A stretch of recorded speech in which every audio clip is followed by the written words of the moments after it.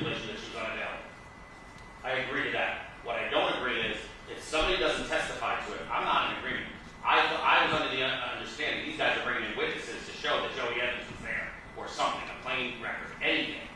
But Were they arrested together? Is that no, he wasn't arrested at all. He was in the video with her at Target. She was arrested. He was not. He bonded her out later that evening.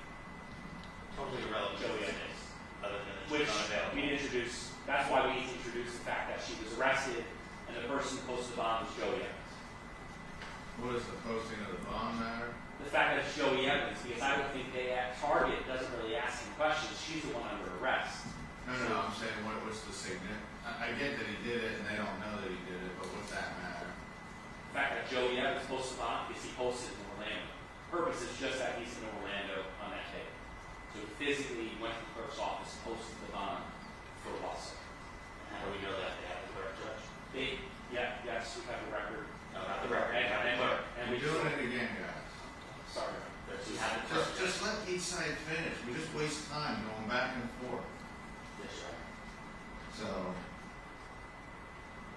what is it the state wants to show? That just that Evans was in Orlando with her? And that Miss Wasso, yes. And the second part of that stipulation is that Miss Wasso was unavailable. I don't remember the exact I think name. he said he agreed to that. I agree to that, Judge. But what they're trying to do, if I may, Judge, is infer that Joey Evans was present when the checks were given to Jaycee, which is not the testimony of Ms. Halfon. And they're trying to infer that by this stipulation, Judge. Now, they have someone, and if you want to bring in a Target rep that says he works at Target and you saw them there together without bringing in the arrest, that's fine, Judge. But the arrest doesn't come in this case, without undue prejudice in any way whatsoever. And I don't know any exception under the laws of the state of Florida that would allow an unrelated arrest to come in without being prejudiced. They come in all the time. But anyway. Okay, they come in all the time. Then go ahead and if that's what you're ruling, that's great. I'll appeal it. I don't understand. I'll say this one last time. I could care less what you appeal. Of course. Okay? So stop mentioning it because I don't care. You guys worry more about arguing than what the law is on a particular issue. So why does it matter that he was arrested, Joey? Joey was not arrested, Your Honor. That was not. She was. Yes, I Your mean, can't you just play the video that shows them together? I can, Your Honor. From Target, the problem is with the Target video, they're walking out and it's pretty quick where you'll see like three guys kind of swarm around them. So, I mean, obviously they could stop it at some point, but to get kind of a clear view of him, It's going to show an arrest about the same place. Exactly, Your Honor. I'll stipulate they were in Target together on that game. What's wrong with that? Yeah, I mean, he just said together in Orlando. No, I'll stipulate they were in Target together. Together in Orlando indicates something that is Was not it Target in Orlando? Yes, that's fine. You're just going to add in the word together in a Target located at... That's fine, Judge, because that doesn't give me the inference that he was present when she received the checks, which there's no evidence of. I don't see an inference here. Well, there's definitely an inference. If they're saying he was with her in Orlando, that's where she got the checks. That's the argument is open. So there's definitely an inference, Judge. What do you want it to say? I just said, we will agree that Joey Evans was present in Target. Just look at the stipulation as it's drafted. I don't have the stipulation in front of me, Judge, nor have I had a chance to review the jury selection. I'll try to pull it up for you. You have the stipulation? I sent it to you email yesterday afternoon. I don't have It's in that jury instructions. Oh, okay, I'll have it. I'll get it for you. I'm framing it just... Oh, by the way, what time do we want it for? We want to speak, we want 10 Victoria Morris subpoena for Friday.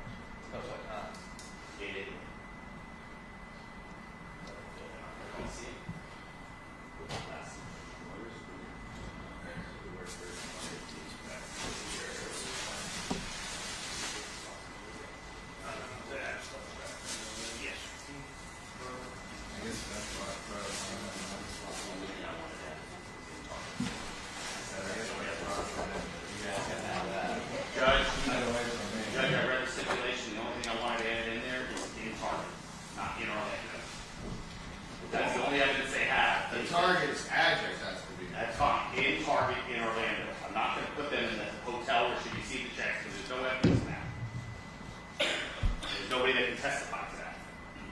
Unless they're calling Joey Evans and flipping him too. In Target, do you need the address state or is Orlando or not? Orlando's fine. The state is with the defense. That they were together at a Target in Orlando is perfectly fine, Judge. Fine.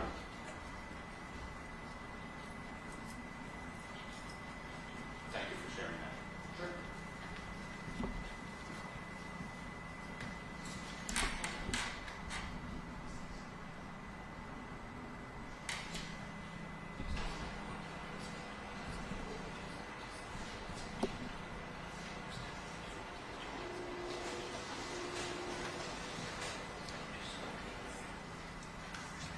Give me your copy and have him read it.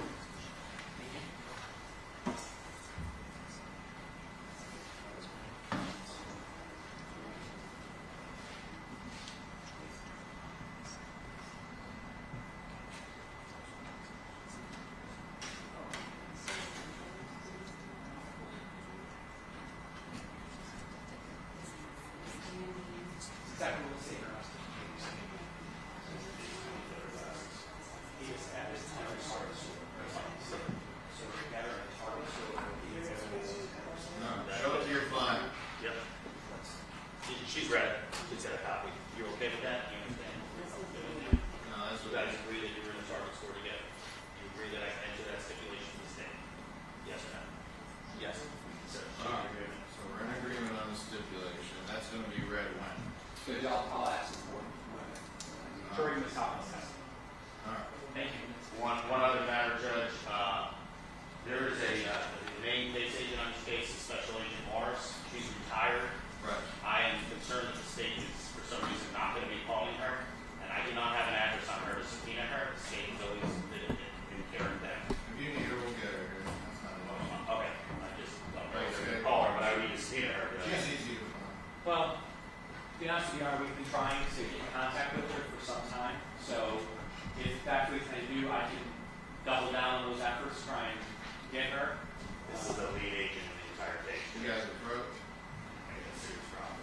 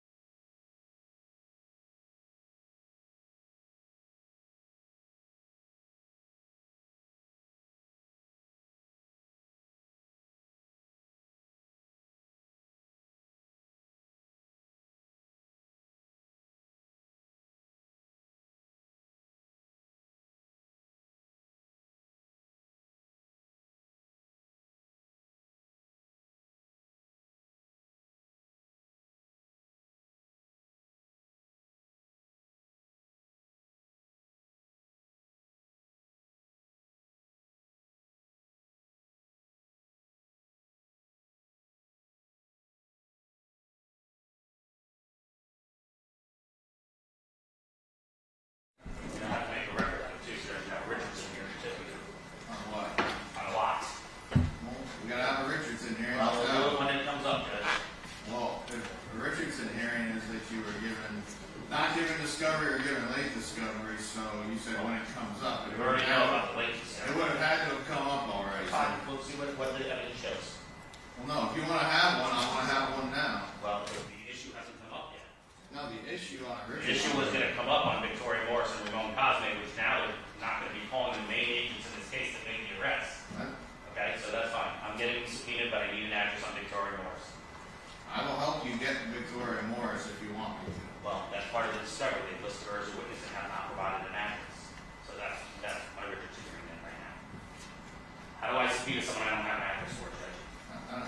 I don't know that qualifies for Richardson. I'll certainly make sure you can locate her and get her. Okay. As long as she's here, you're satisfied? I'm gonna go ahead and subpoena Ramon Cosme to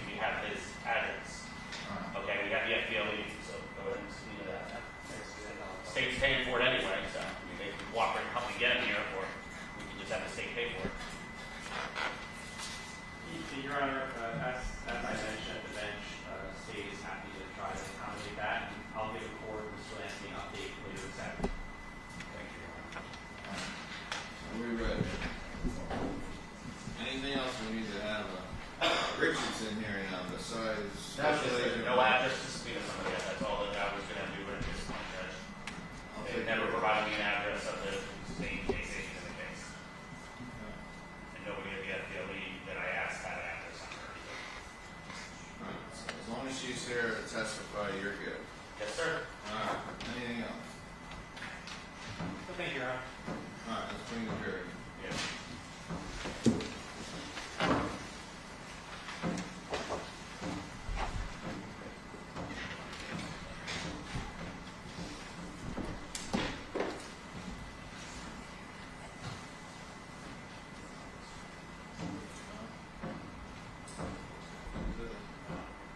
No, it's okay. It's All rise. It's okay. That sounded awesome.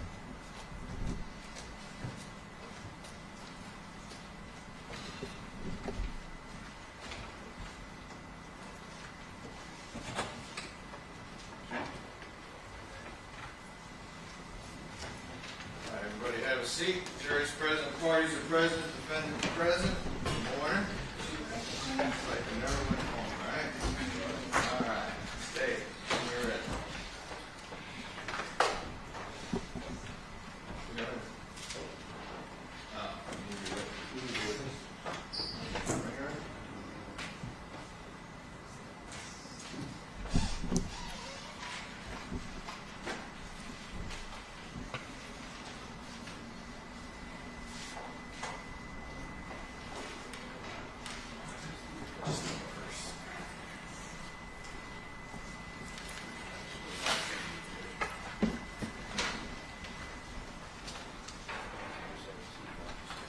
Have a seat, Ms. Halfon. You're still under oath, okay? Yes, okay, thank you. All right, go ahead, Mr. Guest. You good?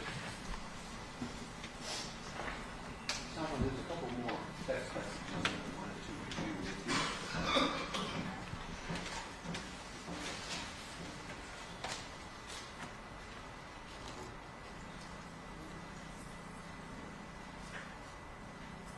On August 26th of 2019,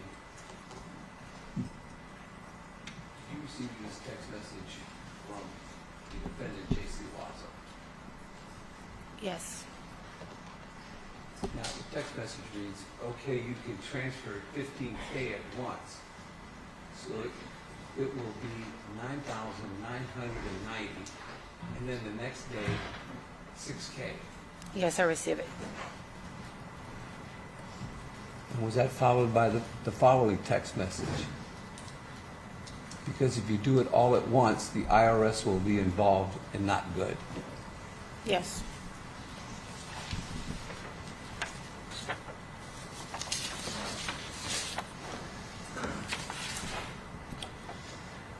Still on August the 26th, 2019, did you receive this text message from Ms. Jaycee Wasso? No, nothing to do with you. They will investigate me. You can't transfer 10K. It's dangerous. yes, And is that what you did? You transferred $9,990? yes, And then later the $6,000? yes,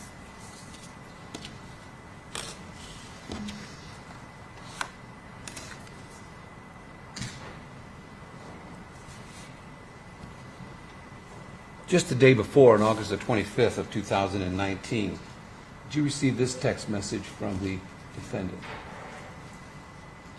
Then I found the perfect apartment for our work, $3K a month, and like $8K, or is that $8,000 yes, to move in?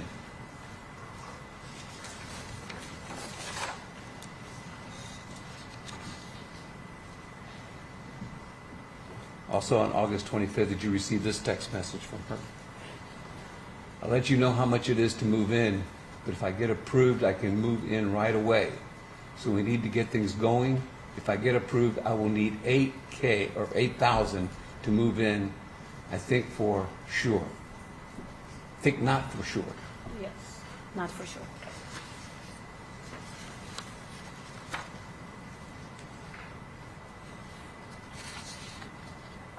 Also on the 26th, the same day as the previous text message regarding the amount of the deposit, she said, did you get this text message from her? Yes. If I get approved, 8K to move in. Yes.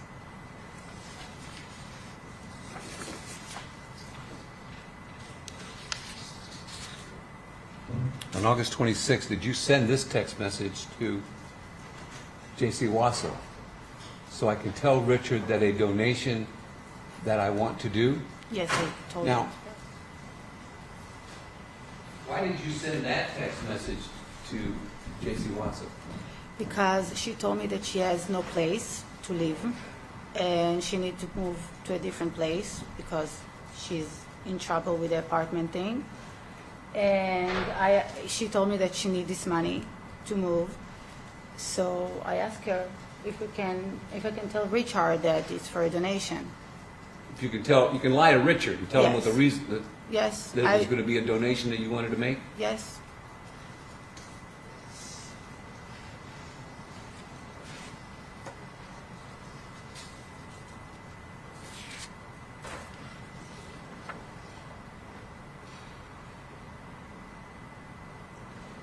Why were you willing to pay for her apartment?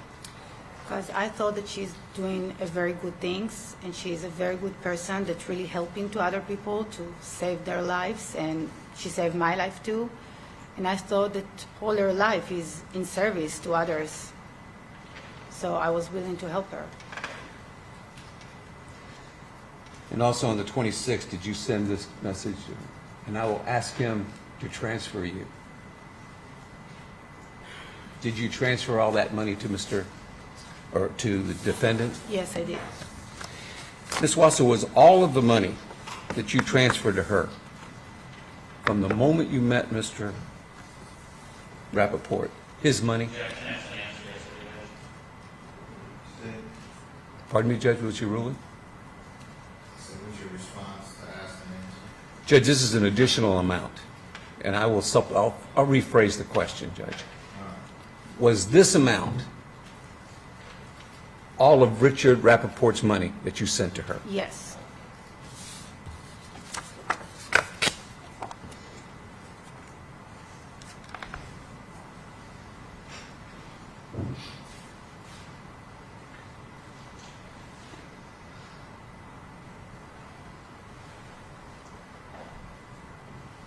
Now, yesterday, Leah may have misspoken on a date. Do you recall when I was asking you some questions and you testified about a delivery to Ms. Wasso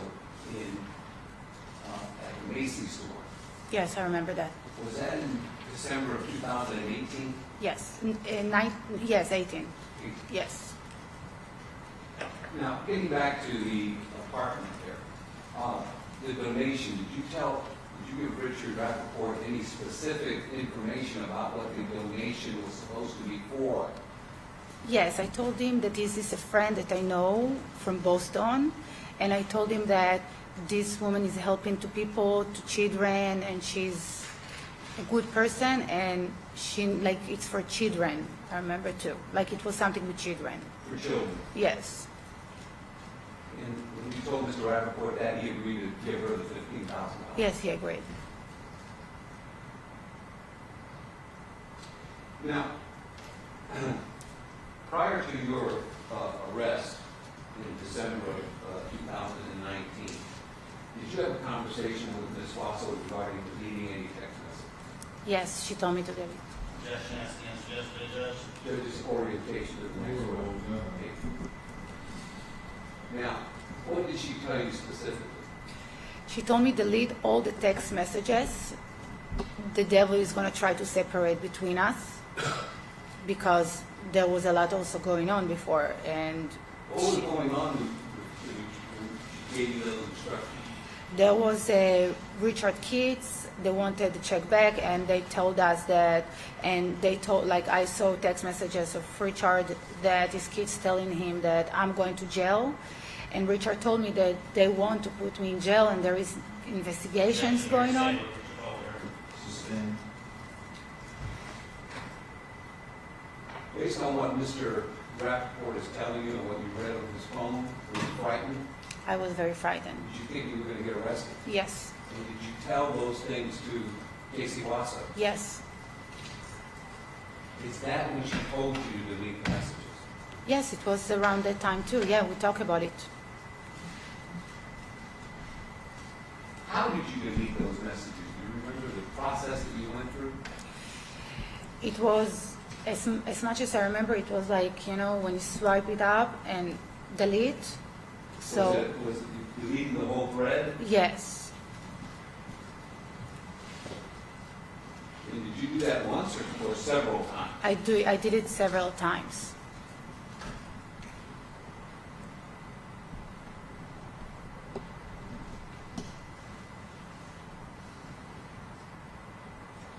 Now, regarding the Rolex watch yesterday, which I think you testified to, what was the purpose of buying the Rolex watch? For a shield, because she told me that the evil spirits are attacking her and they're trying to get to my body, and she's saving me with her body. And to fix this, There's objection, ask and answer, these were all asked yesterday. I was senior on that one. What did you tell Richard the purpose of the Rolex watch was? for our marriage, because we was about to get married.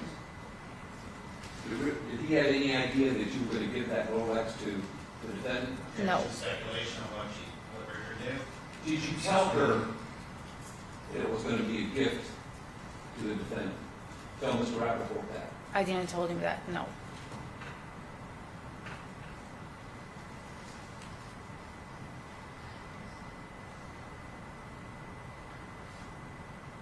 Prior to going to Orlando to get the Rolex watch, did you make any type of deposit on the Rolex watch? I think so, yes, Did you use Mr. Rappaport's credit card for that deposit? yes. Did you do the deposit in person, or did you do it by telephone? By telephone, I think, yeah. At the time that you made the deposit, were you in Hillsborough County? Yes,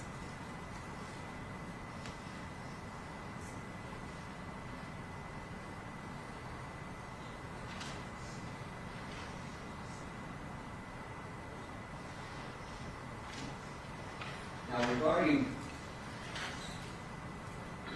the times that you gave Ms. Wasso money, Rappaport's money, was each and every time that you gave her money, except for at the end, in cash? yes. And the transfer that we did for the apartment, Richard transferred her. Or the wire transfer? It was a wire transfer, but it was cash most of the time, yes.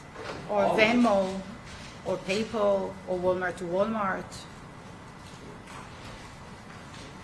Or it was paper money? Excuse me? It was paper money. It was one of those means by which to transfer money, or it was cash. Yes, Did you ever, except until the end, did you ever give Ms. Wasso a check?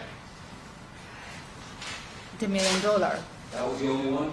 yes, Did Ms. Wasso always insist on getting just cash? yes,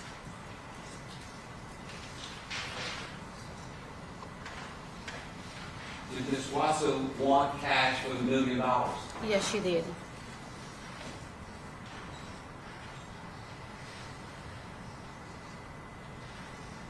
Now, in your presence, did you speak with Ms. Wasso regarding a realtor that was going to speak with Mr. Rappaport? Right. Where was that at?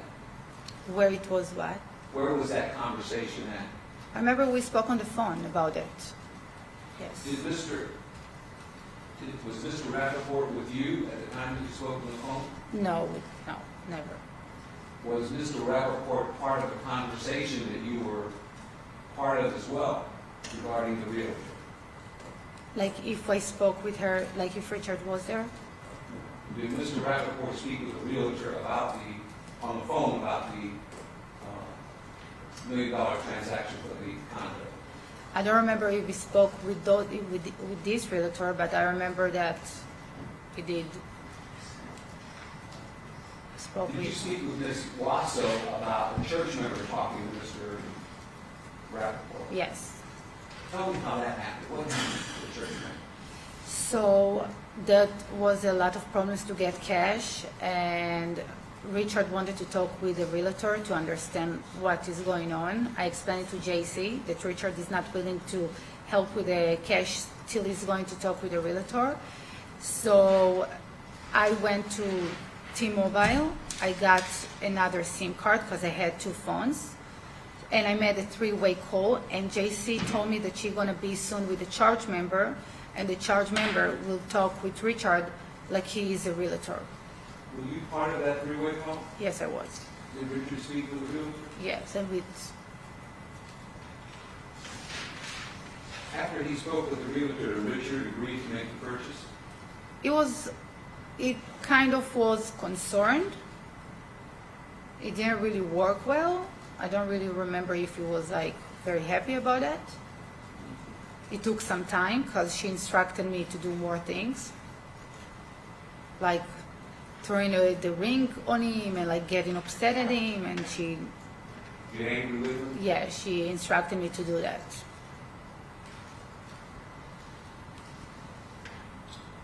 Now, during the time prior to the $1 million check, did you go to Boca Raton to buy a Cartier necklace? Yes, I did. And would that have been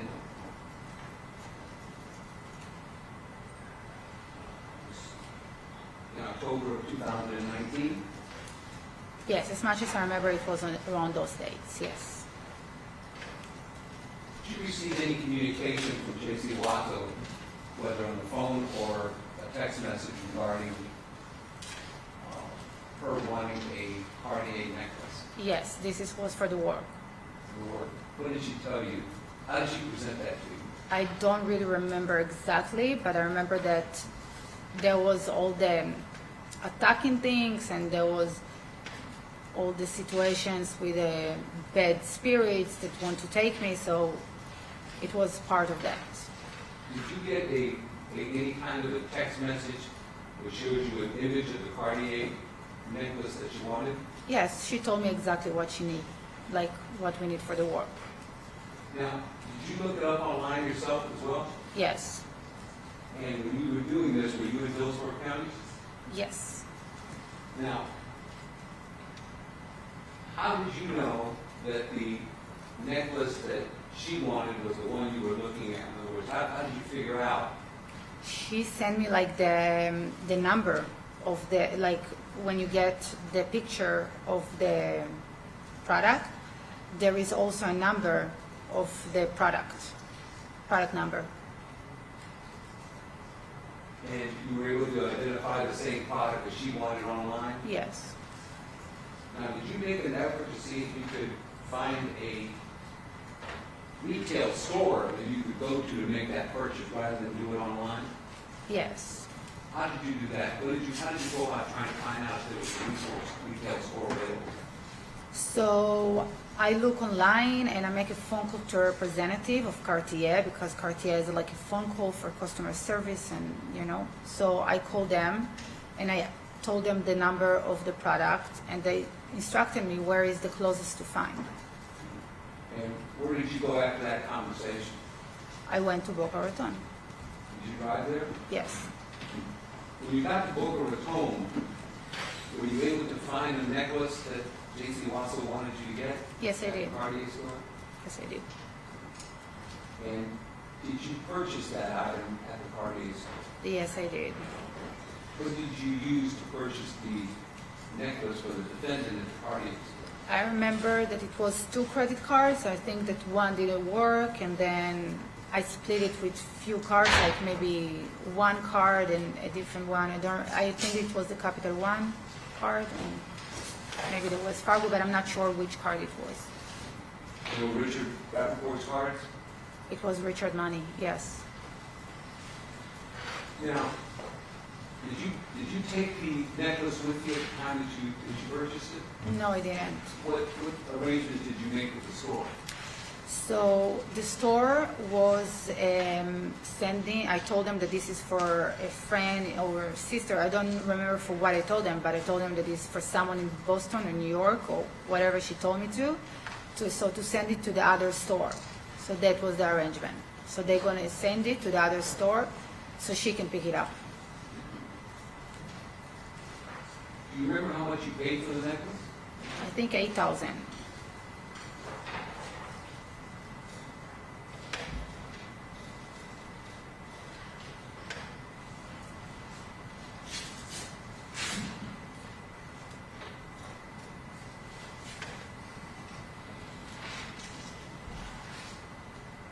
Yesterday, I think we left off and we were discussing the $1 million check.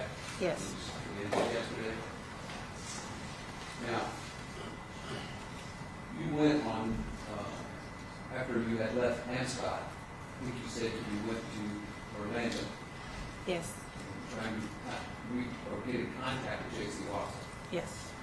You said you were unable to do that. After Amscott? Yes. After Amscott, she did answer the phone. No, that was later in the evening. After Amscott, I went, like, she answered the phone and she told me to go to Orlando. The day before, she didn't answer the phone. When you went to Orlando, were you able to make contact with Jaycee Wasso? But in the day that she told me to go after Amscott, you Yes. mean? Yes. And at that time, did you have the 3 checks? Yes.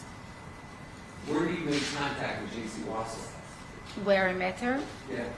In a hotel. In Orlando? Yes. Now, where is it in the hotel that you made contact with her? I remember that in that period, in that time, I went to the lobby. I kind of waited to her there, and then she told me, let's go to the car. And then we set it on the car in the parking garage. Was anybody with her at that time? No. Did you see anybody near her or with her? No, I didn't. What happened when you got to the car? I was very stressed because we need this money for the work, and she told me that she talked with the spirit, and the spirit told her that the mite will get only the checks, so we don't need to cash them. So she will take the checks and she will try to work on them, so the spirit will allow to get only the checks. So she was going to check the spirits. Yes. And is that the way you left it with her then? Yes. Now, when you're having this meeting with her in the car, you're discussing her taking the checks and then check with the spirits, do you have a necklace on yourself? Yes. And tell me about that necklace. Where did you get that necklace? My grandmother gave it to me. Is it a valuable necklace? Yes, and it's right family on the necklace too. Like, it's the name family. Did Jaycee Wasso ask you for that necklace? Yes, she did. Did you give her your grandmother's necklace? Yes, I did. How did you do that? Because she wanted to get, because she was with the checks, and she told me till the spirits will allow me to do that, what I told you with the checks, I need something for protection for now.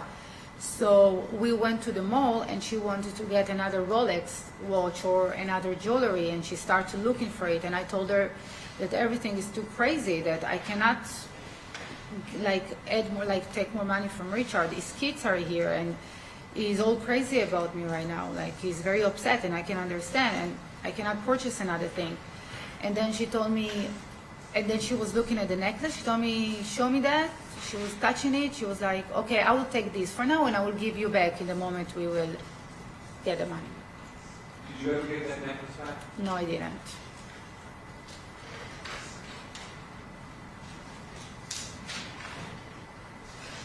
Did you then leave and come back to Tampa? Yes.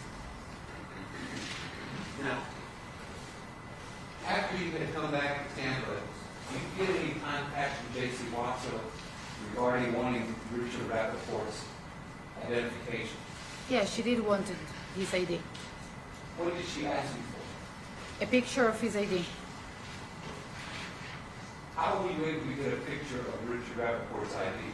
In the beginning, I took it from my phone. Were you with him when you took a picture of it? Yes. How did you get it from? I was with him. I told him, give me your ID. He gave me his ID. I took a picture and I sent it to her. Did you do all that right in front of Mr. Rappaport? Yes. He didn't seem to ask any questions about it? No, he didn't. Don't remember he asked anything about it. Did you receive a second contact from Jaycee Wasso asking you for another picture of Richard Rappaport's ID? Yes, as much as I remember, the picture wasn't good, so she needed another picture because it was kind of blurry. How was that picture taken? Richard sent it to me. He sent it to you? Yes. And what did you do with the picture after Mr. Rappaport sent you another picture of his ID? I sent it to her.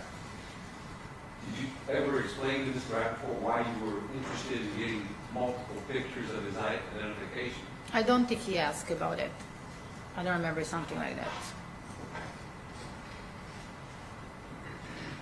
And did you send that one, the second one, to Ms. Wasso as well? Yes, I did. Were you having telephone conversations with Ms. Wasso when she's requesting these items, or was this done on text message? I'm pretty sure it was over the phone because I remember that we talk on the phone and then she told me that. I don't remember exactly if it was on text messages regarding the ID. Not really sure. No, I cannot be sure about it. But maybe. Now,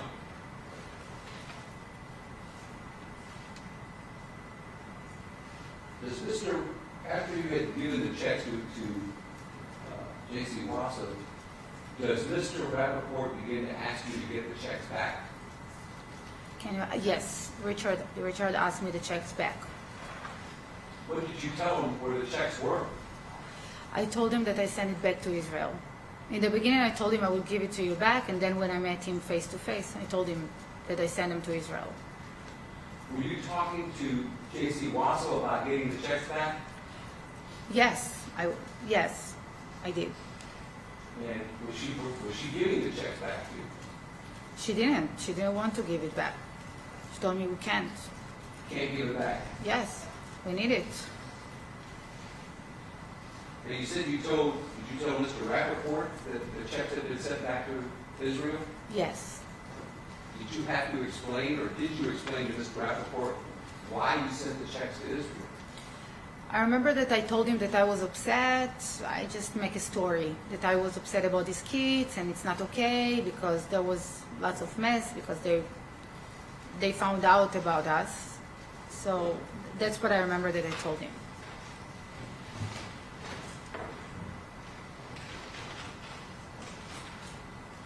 Did you have a conversation with Ms. Wasso that whether or not she had cashed the checks? If I asked her if she cashed the checks, I remember that after she, Okay, you get a time frame, especially we're all being asked for Sure. a time frame.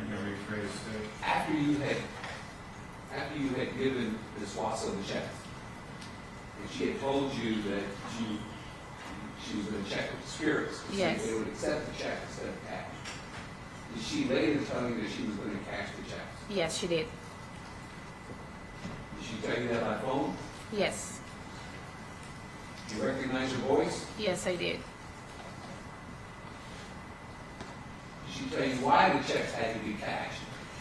That the spirit didn't receive that. It didn't work. She thought it's going to work, but it didn't work.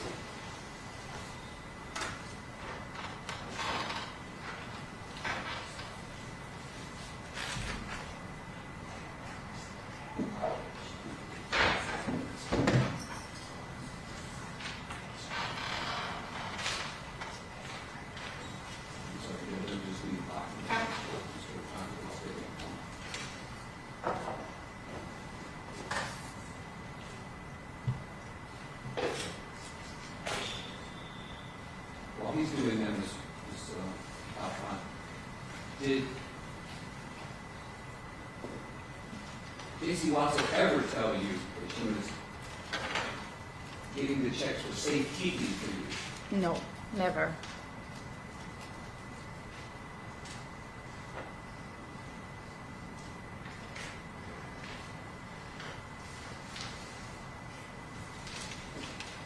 Judge, I would request that this time you read the stipulation in 3 months. Okay.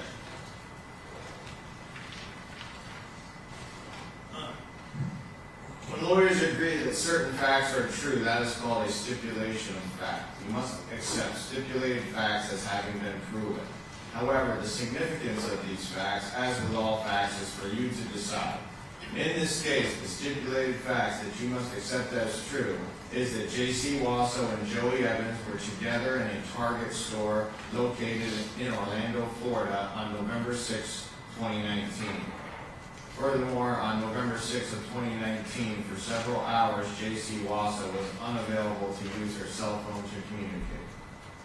Go ahead, Steve. Thank you, Judge.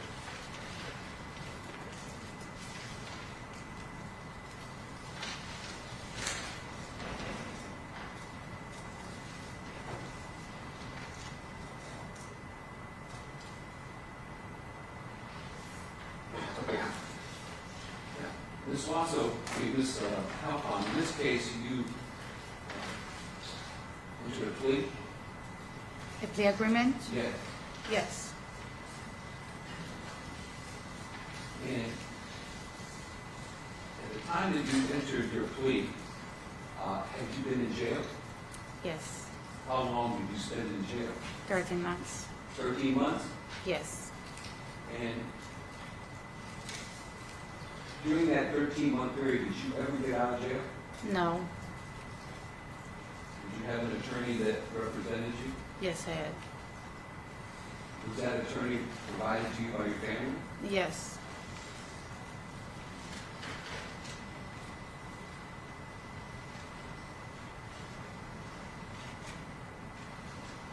Did you have any money to hire an attorney yourself? No.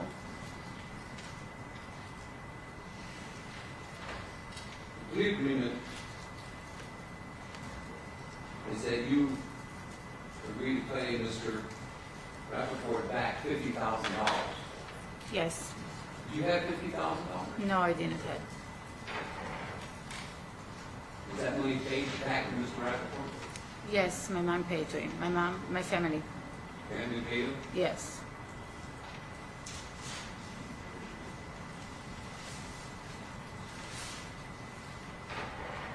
Was part of your plea agreement that you would give truthful testimony, not only in Ms. Wasso's case, but everyone who was charged with stealing Mr. Rappaport's money? Right. And also, as part of the plea agreement, was there any agreement by you to be deported? Yes, I'm deported from America.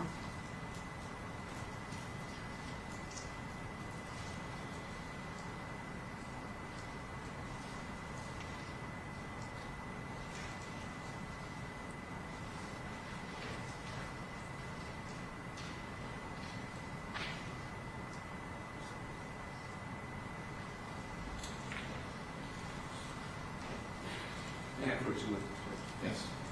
I'm going to hand you what's marked as exhibit number 18. Ms. Halfon, please review all the pages of that document. Indicate whether you recognize it. Yes, this is my plea agreement. Pardon me? This is my plea agreement. And does it have your signature on it? I remember I signed it.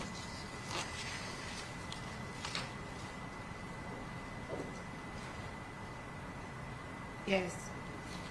And does that plea agreement specifically detail Yes. all of what is being given to you as part of this agreement and what you agreed to do in exchange?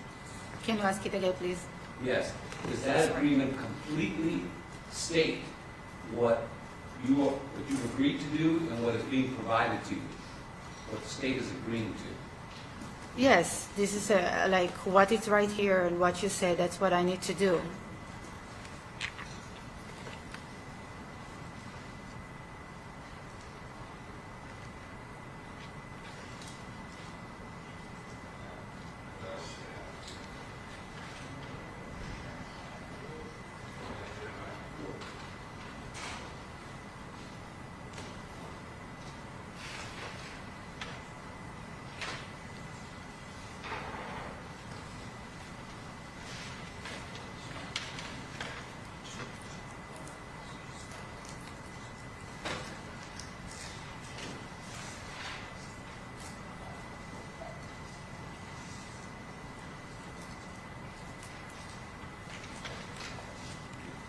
Couple things I want to go over with you, Ms.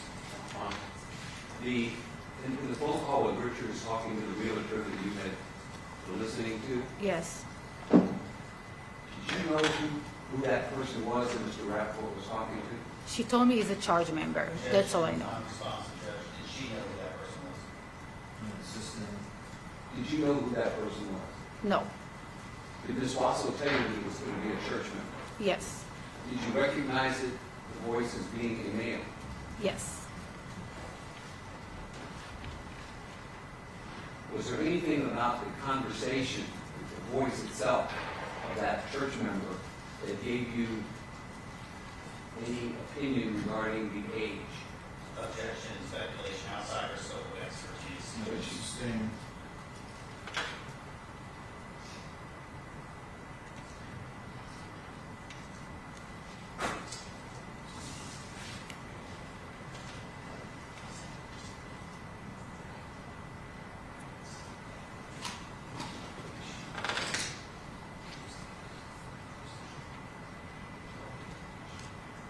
Now, Ms. Halfon, regarding your presence here today, was that arranged with for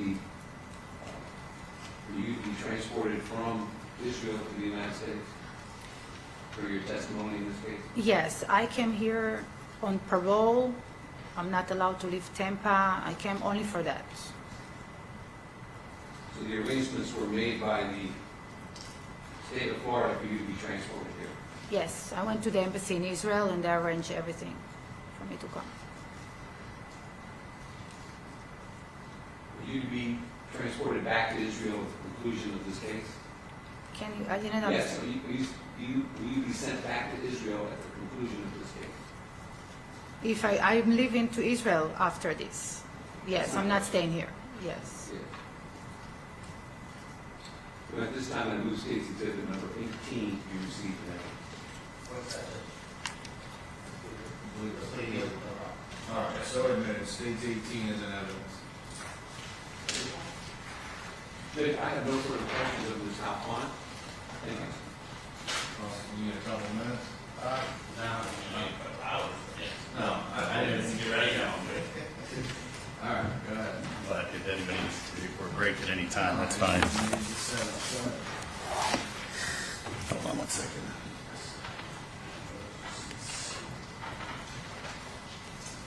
Okay. Ms. Halfon, we talked previously, you and I? Yes, we did. Good morning. Good Shalom. morning. And we talked previously by deposition back in December of last year, right? Yes, I remember. So let's start with your plea deal. So the amount of money that was taken is somewhere between 1.3 and 1.4 million from Richard Rappaport. And you took that money, correct? Correct. Okay. And you were required under your plea deal to pay back just 50,000 of it. Correct. Okay.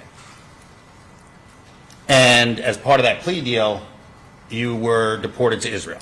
Correct. Isn't it true that you were already on the deportation list prior to that plea deal to be deported previously? Weren't you on a list to go back to Israel? I don't understand the question. Didn't immigration already have a hold on you previously to you When I enter? was in jail, they Yeah. put on all the... So they already had a hold on you. Yes. You were going back to Israel whether this deal was made or not at the end of it. I didn't know how these kind of things work because I knew that I can get a lawyer and try to fix that on that. Right, I one, understand. But You don't- could- I'm not sure. Okay. I don't know how to... Well, what I'm saying is, as soon as you went into jail and you spent 13 months there, by the way, do you know how much time Jaycee Wasso spent in jail? Judge, I'm going to object, please. Sustained. Okay. Miss, so are you in the plea deal, you were required to pay back $50,000 and to give truthful testimony? Correct. Okay, and what happens if you don't give truthful testimony? All this plea deal don't work. So if you are found to not be telling the truth, who did the state tells you determines whether you're telling the truth or not? I don't understand the question. Who determines whether you're telling the truth What or is not? determines? Determines. Who's going to decide whether what you say here today is the truth or not? I think everybody, the jury, the judge, Okay. So if it's determined you're not telling the truth, your understanding is the plea deal is gone. correct, Okay. But you got no probation. correct, You got nothing else but to go home to your homeland of Israel correct. and to pay $50,000 And yes, and to come back here and testify. truthfully, The $1.3 million, that was the totality of your deal. The what- totality meaning that's it. There's nothing else that you have to do after this week. If it's determined you gave truthful testimony, you're done. No, because I have, maybe there is other people, whatever they Okay. would tell me. But if there's no other trials, you're done. You don't have any requirements by the state attorney's office, this court, the courts in Israel, nothing. Correct. Okay, you can move out of your parents' house, you can go to work, and you can do whatever you want to do over in Israel. Yes. You have no limitations whatsoever. Yes, and when I'm in Israel right now, I cannot leave the country. That's part of your plea deal. Yes. But Yeah. after this is over, you can do whatever you want, you can go wherever you want. Correct. Okay.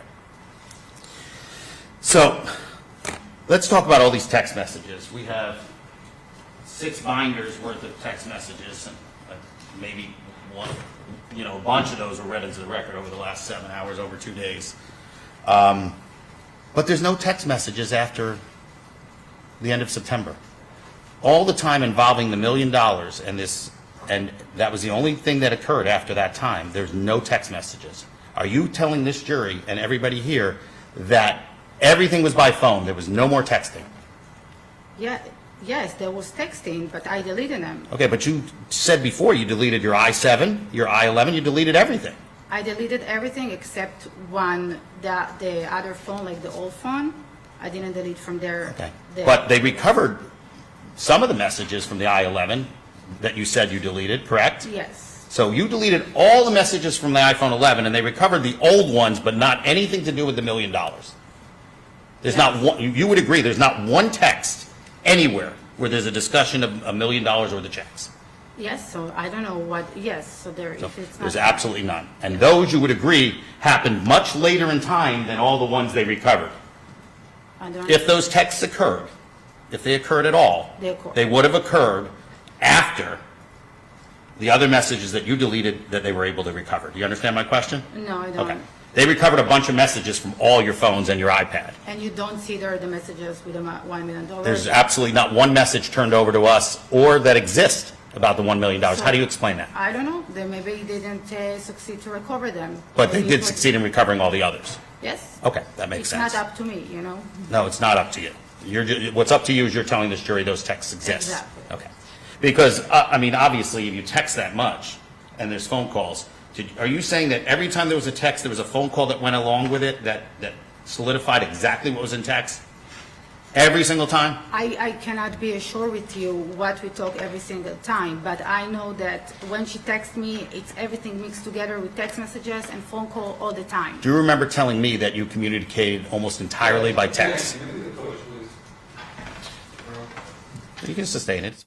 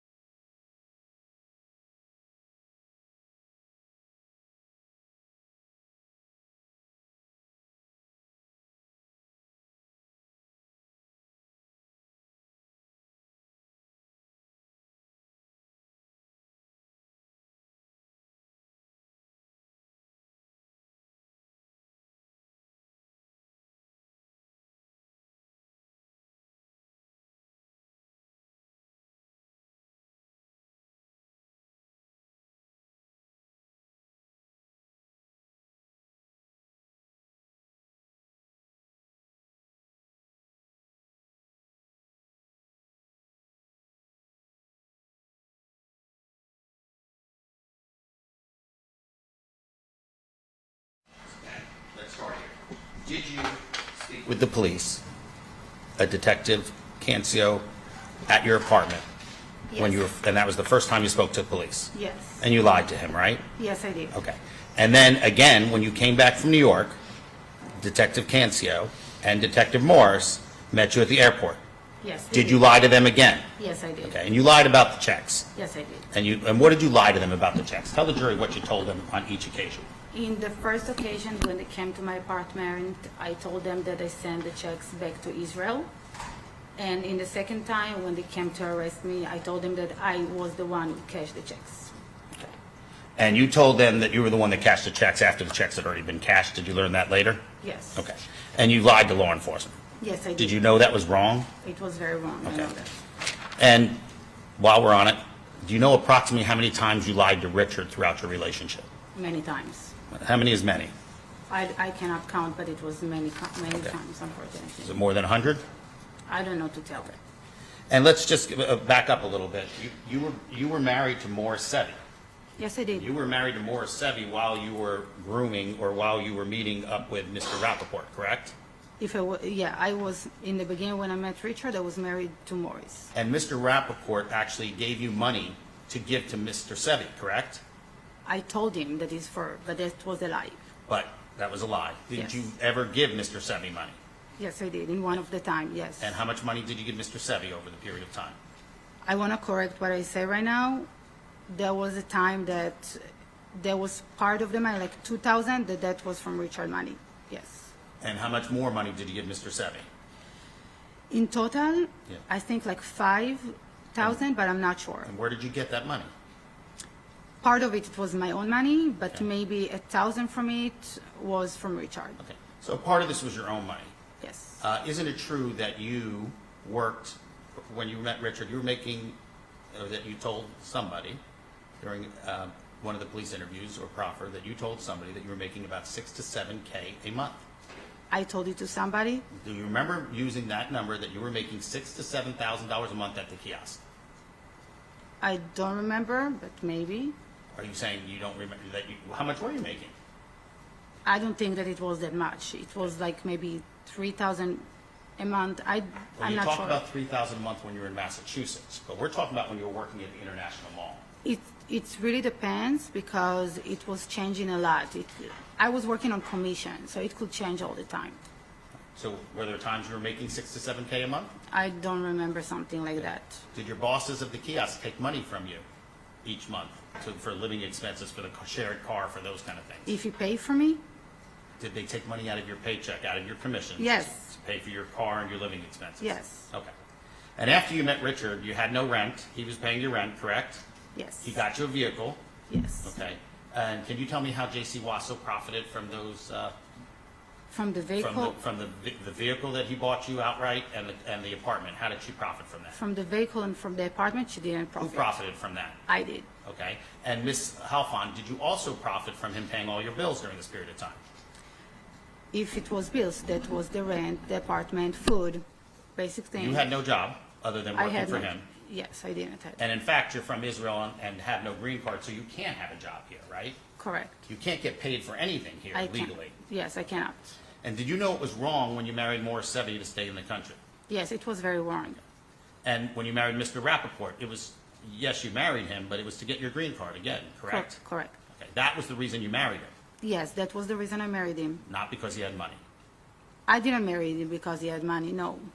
And when you first met Richard at the mall, isn't it true that you got his phone number before you ever called JC?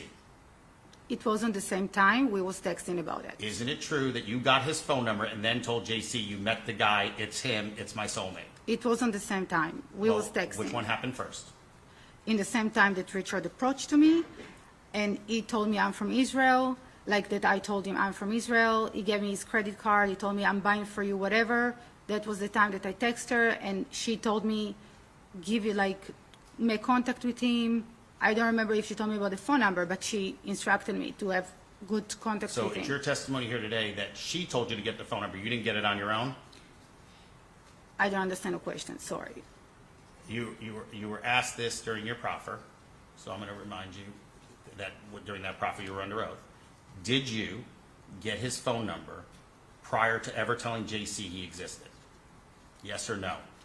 He gave me his phone number after I was talking to Jaycee Okay, about so it. your testimony is that, okay. Because I remember that I texted with her over the phone. We was texting about that. And Jaycee had previously told you that you were going to meet a soulmate, and he was going to be between 65 and 75. Didn't she tell She you that? didn't tell me that my soulmate is going to be Richard, but she did tell me that I'm going to meet an old guy that's going to save my life. So she didn't tell you about Richard. Richard was the guy you chose and you picked, correct? Yes, but she told me that I'm going to meet an old guy that's going to save my life. So she told you that before you ever met Richard. Yes, she did. Okay. So what she told you came true. Yes, You met this man, yes, and he was a wonderful man. yes, Okay. So she was being paid by you at that time to help keep the evil spirits away and tell you what's going to be happening. So she told you what would happen, yes, and it happened. yes. So now you believed her even more. Right now, No, not at this point in at time. this point, yes. Okay. And in fact, during the entire time, you believed her about everything. Yes, I did. And it wasn't until after you lied to the police on 2 different occasions, and you already admitted to lying to Richard so many times you can't count, correct? Yes, I mean, I Okay. lied to Richard many And it times. wasn't until you were actually arrested and sitting in jail and got your attorney that you finally mentioned to someone about Jaycee Wasso. Correct. So all this time, you mentioned to nobody at any time about your beliefs and the spirits and all the stuff that's going on with Jaycee until after you were arrested, you were facing charges, you had $1 million bond, Yes, okay?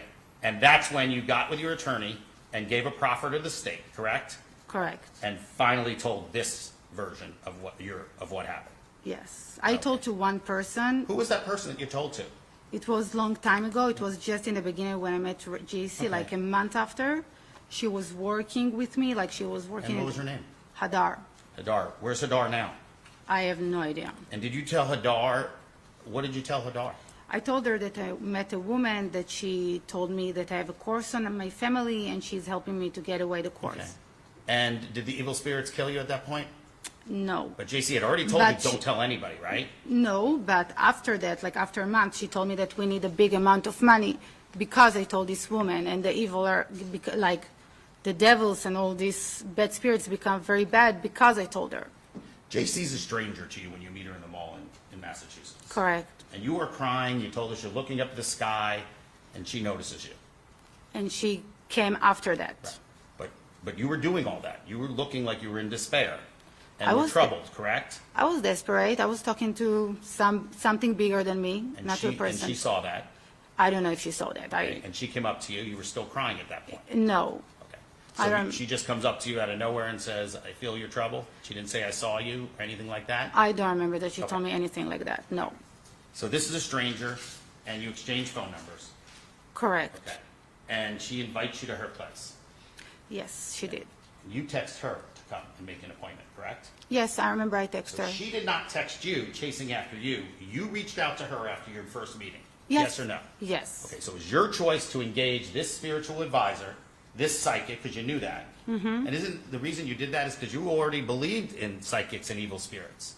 I didn't believe in evil spirit, like Did you maybe. believe in psychics? Yes, the evil spirit wasn't never in my mind. So you believed in psychics, and you actually met with a medium in Israel before. She was a therapist that had abilities to So predict things, like not. Yes. Was, you can was say she yes. considered a medium? Yes. Okay. And Yes. are mediums basically similar to fortune tellers and psychics and things of that nature? Yes. And isn't it true that your mother uses the same medium? And has It's in the not the past? same. No. Okay, but she also uses a medium. She went to a religious person that she take advices from her and stuff. Okay, so we have all that. So we are there, and you are voluntarily giving Jaycee money for her services. Correct. Okay, and she tells you have this curse. I just want to correct you, please. Yes, ma'am. She never told me, like, maybe just in the beginning she told me services, but she didn't use like, she didn't explain to me that on that way. She didn't Okay. tell me it's for this service. But It's She- more. It was more different. Like we need to sacrifice it. We need to bury it. She never Well, told me that. Well, is that a service? Maybe just in the beginning, she told me like the $100 and the $600 in the beginning that she asked. But after that, it wasn't for services. But you paid her for whatever she was doing to keep the evil spirits away. I didn't pay her. I pay her to bury the You money. gave her the money. Yes. Okay.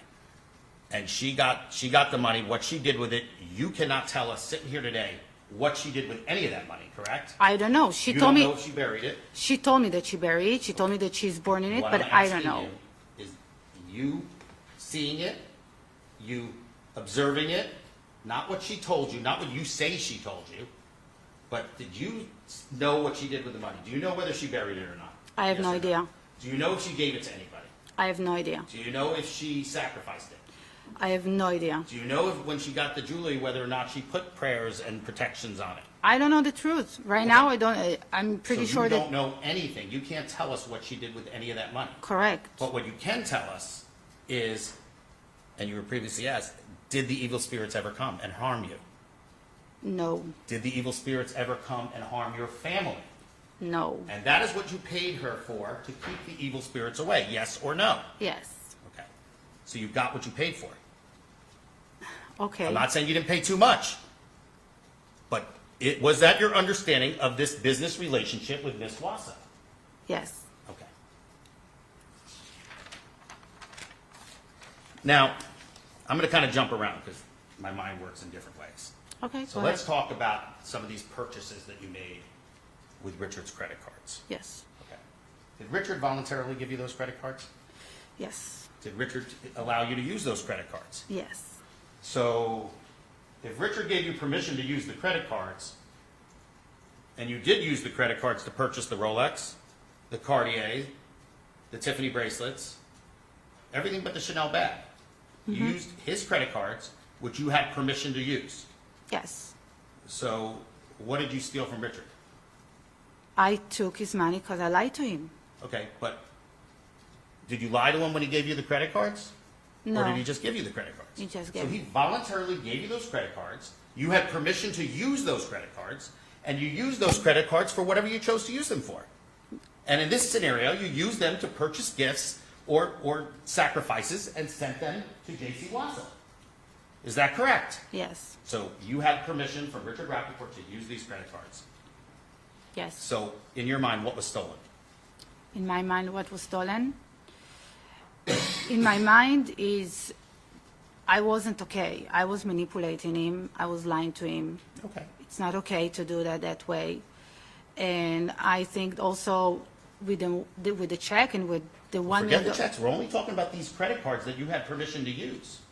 Okay. Okay? All the times you used his credit cards. Did you use his Venmo account? Yes, I did. Did you have permission to use his Venmo account? Yes, but he wasn't happy about it. Okay, he wasn't happy about it, but he didn't shut it off. He didn't take your credit cards back after these purchases, right? Right. So, although he wasn't happy about it, he had knowledge of all these purchases and all these Venmo transfers. Yes. And he was giving you that money. Yes. And you lied to him about what you did with that money, but he voluntarily gave you that money. Yes, and I felt horrible with that. You did feel horrible. Okay? I understand that. And you felt, because this is a wonderful man, he didn't deserve any of this. Correct. Okay? But let's be clear. You took his money. Yes, Okay? You didn't keep it, but you took it. I did. Okay? And you did get some things with his money. You paid more, Sevy a little bit. You got the apartment, you got the car, you got your bills paid. Yes. You got to go to nice events. I'm sure he took you to dinner, things like that, right? Yes. Okay. And there was something where we talked about, did you sleep with Richard? Yes. One time, right? Yes. And you blame Jaycee for that, right? She forced me like Okay. So did she force you to actually sleep with him when she's in the bedroom? Did you hold a knife to your throat? I want to just change the words force, but she manipulated me She to do that. manipulated you. So she manipulated you to sleep with someone. Why couldn't you just call her and say, hey, I did it, without doing it? Because You're the one that chose to do it. I was scared. You were scared? How Yes. would she know if you did it? What? How would she ever know if you had sex with him or not? Why she wanted me to have? No. How would she have ever known if you told her you did? You were lying to everybody else. Why not lie to her? Because she knew everything about me Jaycee is the only one that knew everything about my life. The other people in my life was You everything. considered her a friend. I consider her more than a friend. I thought that she is the angel sent from God to me, and she's the only person I can trust. And the only time you changed that opinion was after you got arrested. Yes, Okay. So during all this time, you thought she was your friend, your angel, whatever you just recommended. yes. Okay. So let's so back up a little bit to Richard Rappaport, the credit cards, you had permission to use them, you used them. When you got married, you signed a prenup. Correct. And in that prenup, you listed the Rolex. You didn't list the Rolex by name, but you said jewelry $47,000, the exact price of the Rolex. Yes. Is that what was intended in that prenup? Yeah, I didn't remember that, but now you remind me. So in the prenup, he gave you the Rolex. Yes, If you got divorced, you were keeping the Rolex. I guess so. So it was yours to give away, right? It was yours. Yes, He had already given it to you. yes. So you didn't steal it. No, He got it for you, and you decided to give it to Miss Wasso. Correct? correct. Okay.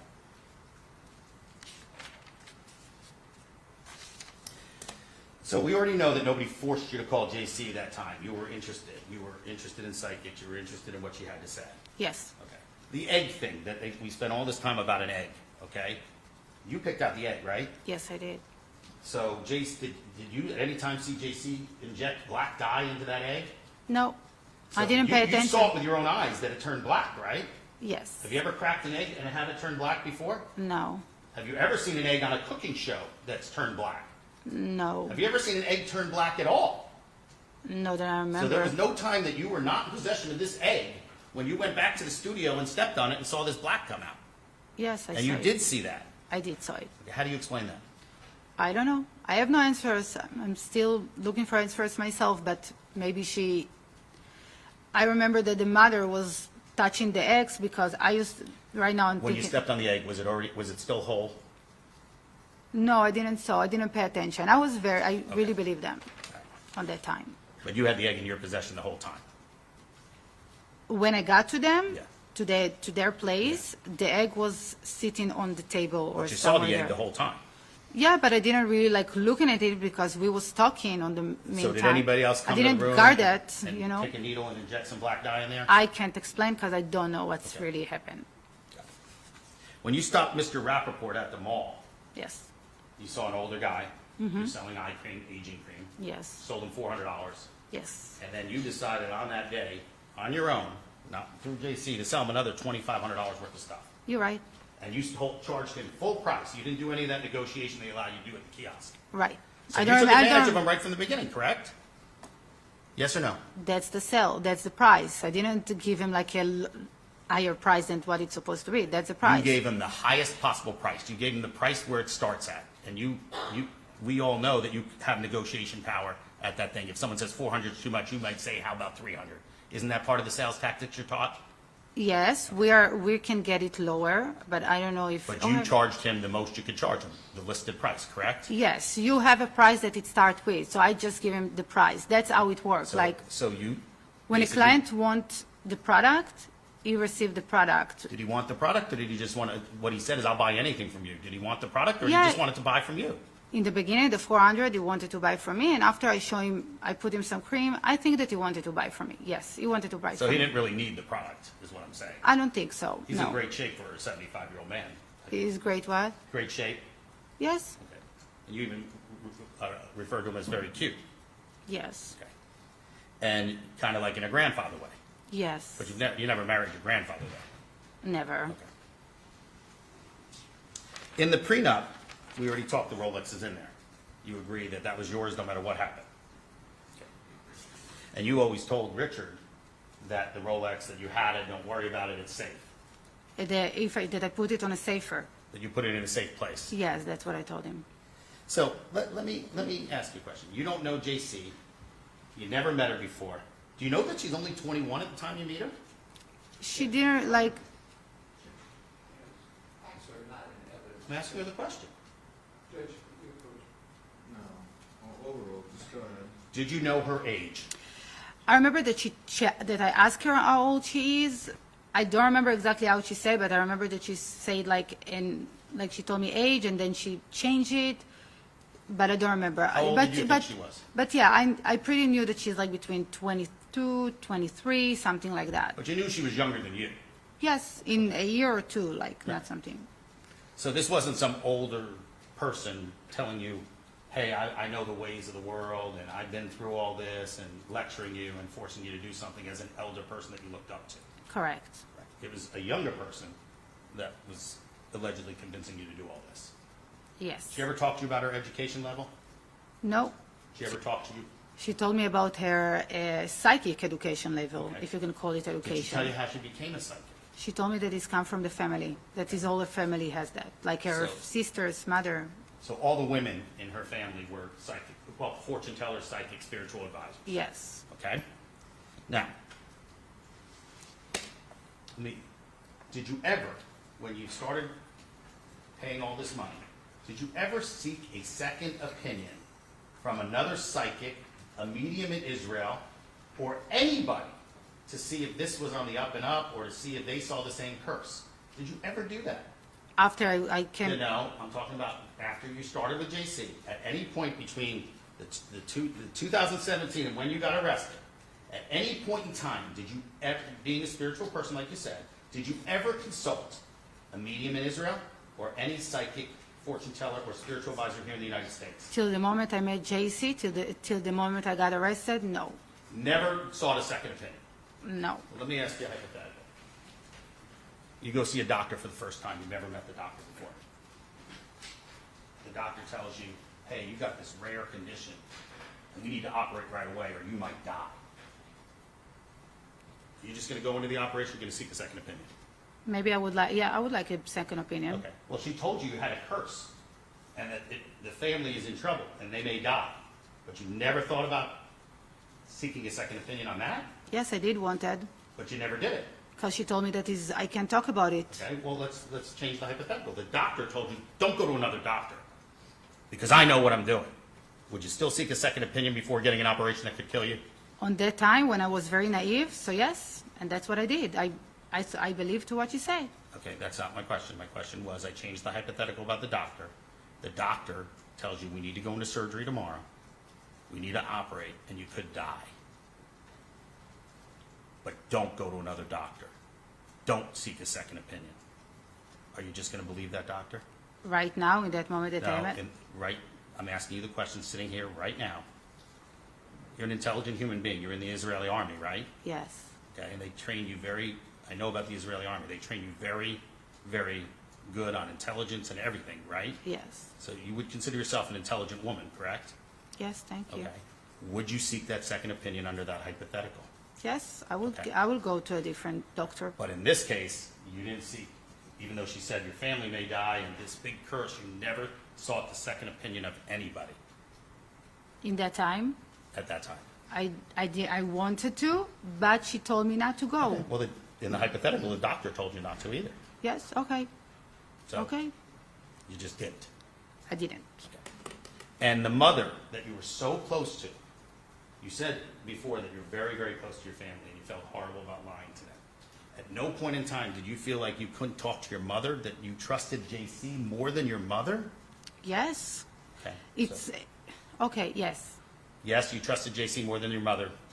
Yes, I trust her more than my mother because my mother didn't have the power to relieve a course. She told me that she had, and she. Okay. That's But what your I mother thought. had met with spiritual advisors before, so why wouldn't you seek her guidance on, is this possible? Is there a possible curse without even telling her that you met with Jaycee? Why didn't you just talk to her? You didn't have to mention Jaycee. I wanted to talk to her Well, I understand that. Why didn't you?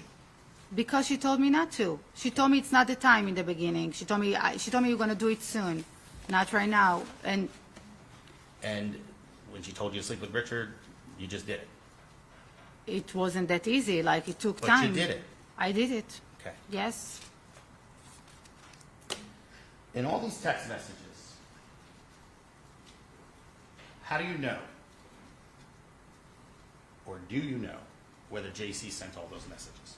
If I know if it's her, Were you there when she was texting them to you? no, I didn't. Was she on FaceTime with you when she was texting you? Do you know if anybody else was present with her telling her what to say? Excuse me again. Do you know, have any knowledge whether anybody else was in the room with her or with her when she was texting, whether her mother was there, whether her mother-in-law was there? Do you have any knowledge of that whatsoever? I don't know who is texting. Like, I know that it's her because she was talking to me on the phone also. Okay, but I asked you before if she talked to you on the phone every single time she made a text. Not every single time, Well, but it was kind of mixed, like every 2 days, 3 days. Well, Like, in general, we used to talk over the phone too. right. Do you know if anybody was next to her or telling her what to say when you were on the telephone?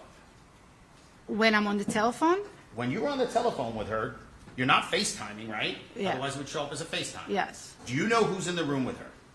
I don't know. Do you know if anybody's telling her what to say? Yes or No, no, but there was sometimes that when she asked me for money, that we was on a rush for money, like it happened a lot.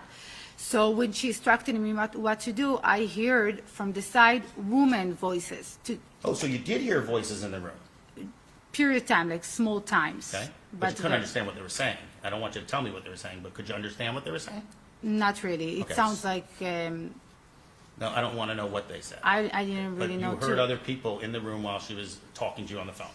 Yes. Okay.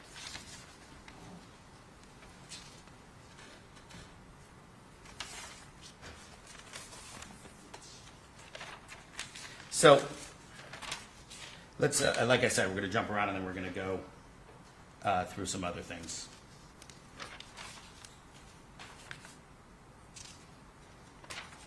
Let's jump around to the $1 million. You get one check for $1 million. I gave her 3 checks of $1 million. You originally get one check for $1 million. I received, yes. Can't get cash. You're saying she told you to go to the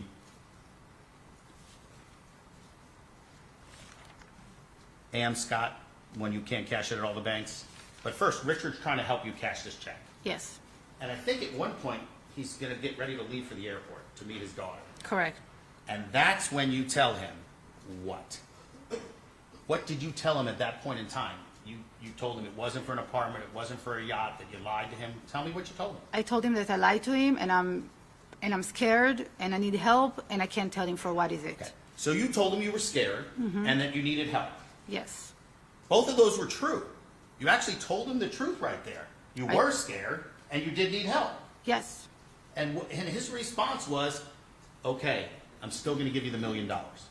yeah, I'm gonna help you. Okay. Yes. And he didn't ask you about anything else. He did ask me, but I didn't ask, I told him I can't tell you. So you told him you can't tell him, and he still voluntarily handed you over the $1 million. Yes, And this $1 million came out of a joint account, correct? correct. And you were aware that you didn't even need him to cash the checks, correct? I wasn't aware that what? That it was an or check, that either one of you could have cashed the check, because it's a I- joint account. I wasn't aware. Okay, did you I become- wasn't aware how can I cash it. Okay. Like, Did you know I the tried to- backs had to be signed to cash a check? I wasn't really sure. You didn't know if it needed to be signed or not? I wasn't really sure about Okay. anything about that. So when you give JC these three, you then go back and break them into 333,000. You said JC told you to do that, although there's no text for that, right? Mm-hmm. That was supposedly over the phone. How long did those conversations last? About the checks? Yeah, about what the checks were on 11/6, right? So how long did those conversations last? Do you know? In what time frame are you talking about? Just when you were when she was telling you when you were at the AMSCOT and she was telling you what to do. It maybe was few minutes, maybe, I can't really remember because maybe we had longer But conversations ultimately, you too. got back and got the $333,000 checks. Can you ask it again, please? Then you went back ultimately and got the $333,333.33, and one check was 34 cents. Yes, well, I got it from Wells Fargo. And you couldn't cash those. You went back to the same AMSCOT that told you they weren't going to cash because they informed you that maybe smaller amounts would be good. Yes. So it was the AMSCOT that informed you, not JC. Informed you about that, not In JC. the beginning, yeah, it was Amscot. So you go and get those checks. Yes. You bring them to JC in Orlando. Yes. When you meet with JC, it's only JC. Only JC. You don't see anybody else with her. I didn't saw anybody. And after you gave JC those checks, do you have any knowledge sitting here, independent knowledge, not what somebody told you, not what the state attorney told you, not what the police told you, not what anybody told you, what happened to those checks afterwards? I have no knowledge Okay. about it. No knowledge about that. You don't know who got the money? Do you have I- any knowledge of who actually got the money? I know that JC got them the checks. JC got the checks. You have no knowledge of whether she was involved with cashing those checks. She told me that she is cashing these checks. And that she got all the money? She told you that too? She told me it's for the work. She told you it's for the work. Did you later learn that other people got the money? As you said before, I learned it from the media. I learned it from the outside world. And are you more. aware that four other people were charged with the same crime? Now I'm aware that there is more people charged Have with you ever that. met Joey Evans? I never did. Have you ever met John Evans? Never did. John Marino? Never did. Fatima Petro? Never did. John Grancer? I saw him once when I was in the office. Didn't talk to him. Just saw him. Okay. That's all. But you never met him? Never met him. Joe Lepresti? Never met him. Brian Rappaport? Never met him. Ever talked to him on the phone? No. Dana Titus? I talked to her on the phone. What did you guys talk about? Don't tell me what she said, but what did you tell her? It was about the check thing. I was talking with Richard, and she was upset, and she got a phone and talked to me.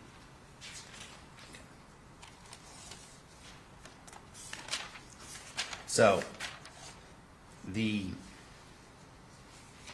I-7 you were using, the I-11 you were using, the iPad you were using, and I Correct. believe when the state asked you on direct examination, after you got the I-11, you were still using the I-7 as well. Yes, I did. You were using both phones, I did. and you were deleting from both phones as you went.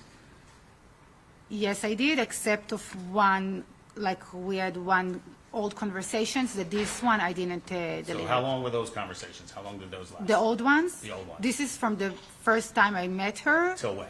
I don't remember, but maybe 3, 4, 5 maybe months? maybe a little bit after I met Richard, like till the moment I bought the iPhone 11, And basically. you met Richard late in 2018, right? Yeah, I'm not sure about the date, but I think so. So after you met Richard, did he buy you that new phone? I bought it from his credit card, yes. From his credit card? Yes. And he didn't have a problem with that? No? And actually, although he got upset, he never once said, "Don't use my credit card anymore," after Yeah. you bought those things. Yes. He never rescinded your use of his credit cards, Yes. all the way up until the very, very end. Till the cash, it has been changed. Like Right. with the checks, it has been changed. Isn't it true that you gave those checks to Lynn because you already knew that Dana Titus was closing in on you and going to expose you? This is not why I gave her the checks. And that you gave her the checks for safekeeping so you can get that money after Richard kicked you out? This is not true. Okay. Then, if you were getting them for JC, why didn't you have the checks made out to JC? Excuse me? Why didn't you go and get the check made out to JC instead of making it out to yourself and Richard? Because needs to be for the work. She need to bury it and sacrifice Okay, it. well, who did it matter who was made out to? Why didn't you go to the bank and request that the bank make the check out to Jaycee Wasso? Because she didn't want to in the What do you mean beginning. she didn't want to? She's told me that we need only cash. That's all. Okay, but once you got the checks, you talked about getting these checks. Did she tell you, hey, make the check out to, this is your joint account, make the check out to Lin Halfon and Richard Rappaport? Is that what she told you to do? Or you did that on your own? They gave it to me. They gave me the checks. Why didn't you go back without Richard? It was a joint account, correct? Why didn't you go back and get the checks made out to Jaycee Wasso? She didn't want to. She wanted cash. I understand she wanted cash. When you realized you couldn't get cash, and you couldn't cash the second checks, why not go back to the bank and get the checks made out to Jaycee Wasso? Because she instructed me to go to Orlando. Okay. Again, so you didn't go back and get checks made out to her. You kept them made out to you, where you would have been able to cash them at any point in time, correct? I don't understand your question. Sorry. You kept the checks made out to you and Richard, okay? This is how they gave it to me. This is how they gave it to you. But JC didn't ask him for it like that. She wanted cash. Yes. And when you That's couldn't what I get understand cash- from her. When you couldn't get cash, you went back to the bank and got 3 checks made out exactly the same way. You didn't get them made out just to you. You didn't get them made out to Jaycee Wasso or any other person that she told you to make them out to. That's correct. Yes. And when you handed her the checks, why didn't you sign the back? If the money was for her, why didn't you sign the back, Lin Halfon, and endorse the check so it could be cashed immediately? I don't remember nothing about it. Because you gave her 3 unsigned checks. Okay. You already testified to that, right? They were unsigned. Okay. And you're telling me that you gave her 3 checks, and they weren't for safekeeping, and she didn't ask you to endorse the back? She probably didn't. I don't know. I don't remember that. She didn't ask me for that. That's because you didn't do it. You didn't endorse the back, Okay. okay? Okay. Do you think a check would have been easier to cash with or without your endorsement on the back? I have no idea about it. I really You've don't. never cashed a check? Maybe I did not cashier checks. I don't really understand in those Were kind you ever of- given a check and went into a bank to cash it? Okay. Yes or no? Can you ask it In again? your entire life, have you ever been given a check and gone into a bank and cashed it or deposited it? I don't remember that I cashed a check before. You've never cashed a check in your entire life. I don't remember. Maybe I did. It's not something that I Do you remember. remember ever having to sign the back of a check? I don't remember. Okay. Tell me about your training in the Israeli army. I've been, Well, hold on, before you start, let me back up. Everybody in Israel, when they turn a certain age, has to serve in the army, correct? correct, This isn't something you volunteered to do. correct, This is something every man, woman does when they turn what age? correct. What age do you turn when you have to enlist in the army? I was 19 almost. And how many years did you do? Almost 2 years, like 2 years. Tell the jury about your training. I was, in the first month, I was in the desert. We were training to do all kind of, like, there was classes. I remember there was shooting classes, like how to shoot, how to, like, sleeping in the desert also for a few days. It was hard. I know, it was a Hard long time training. ago. It was hard training. Helps Yes. you grow up real fast, right? What? Helps you grow up real fast. You realize Yes. the intensity. of it. Maybe. I'm not sure if it makes me grow up really fast. Did you but- learn a lot in your training? Yes, it was hard. Okay. Did you make friends when you were in there? Yes, I did. Okay. So let's go back to the credit cards. Do you know how a credit card works? Yes. You use it. And Were these credit cards or debit cards that you bought all these things with, the Cartier and everything else? I'm pretty sure it was debit cards. Debit, a Discover debit card? Is that what you're I'm saying? not. I'm not sure. Not Okay. sure. Well, the Discover,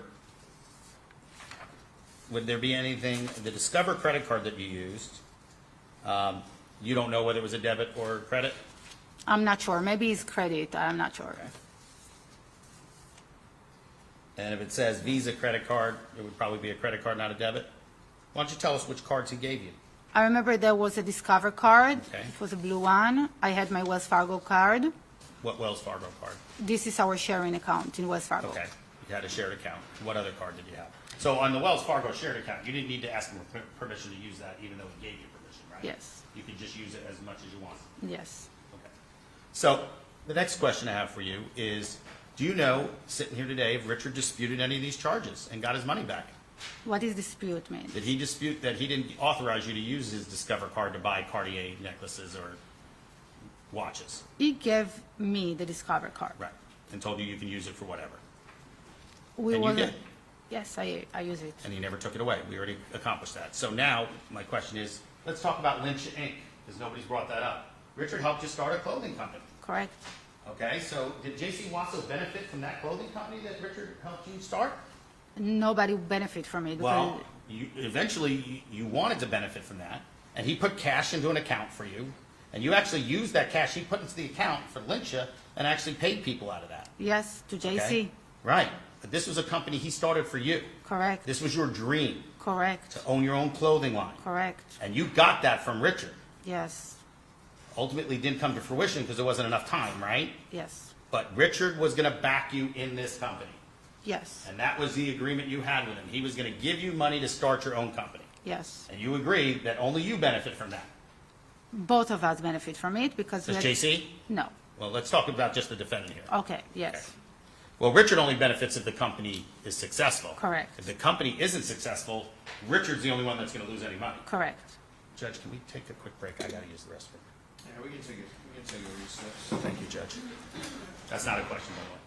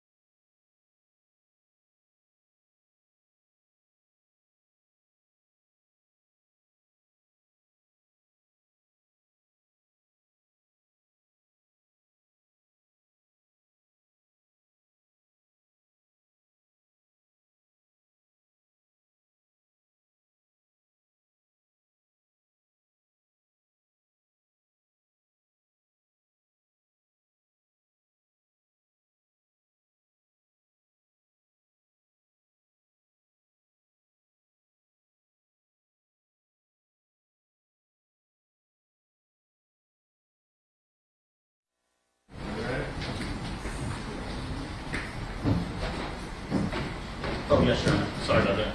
Let's bring the witness in. You don't have to do that. I don't do the all right.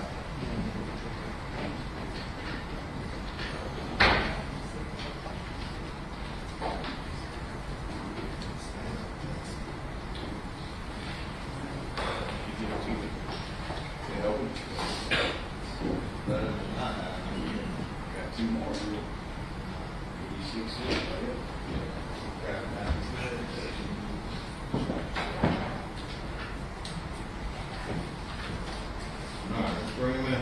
Yes, sir.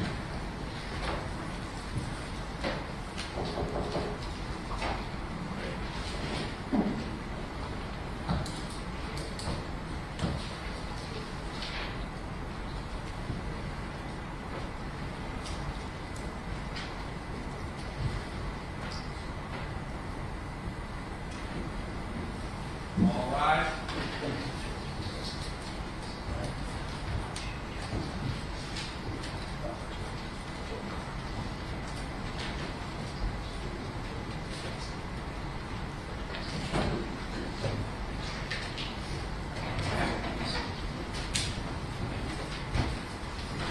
All right, everybody have a seat. Jury's present, parties are present, defendant's present. We may continue, Mr. Ray. Ms. Halfon is still under oath.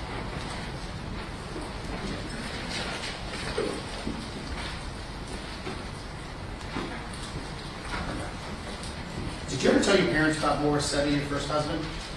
Yes. And when did you tell them? I didn't really told them, I don't remember if I told them the name, not much details, but I did tell them that I got married for green card. So you told your parents that you basically were committing a sham marriage to get married to get your green card? Yeah, they kind of know. And they didn't, they knew, and did you tell them that you didn't love him? I don't think that we was talking about it. Did you tell them that you weren't gonna live with him? They understand that this is another marriage. And without telling me what their words are, were they upset? Were they angry with you?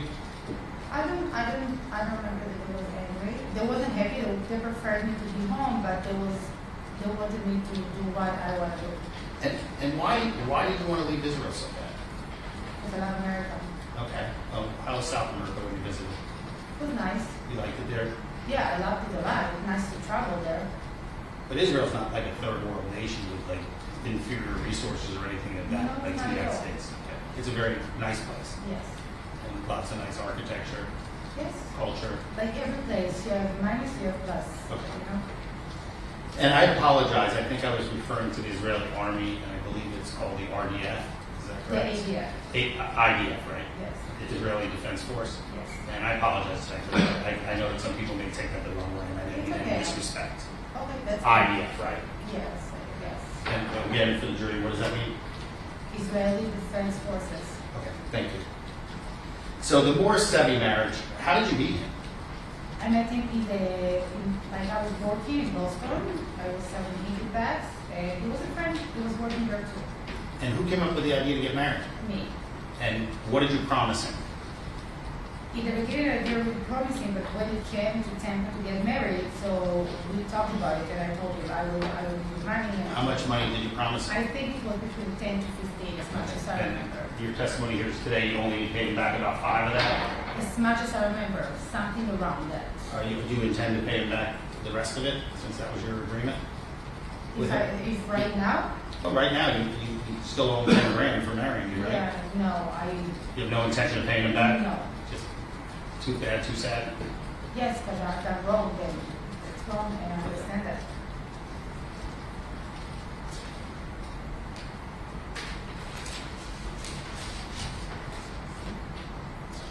So back to the, back to the 3 checks. You handed them to Jaycee. What did she do with them after you handed them to her? She never really told me what she did with them. No, what I'm saying, did she put them in a purse? Did she fold them in half?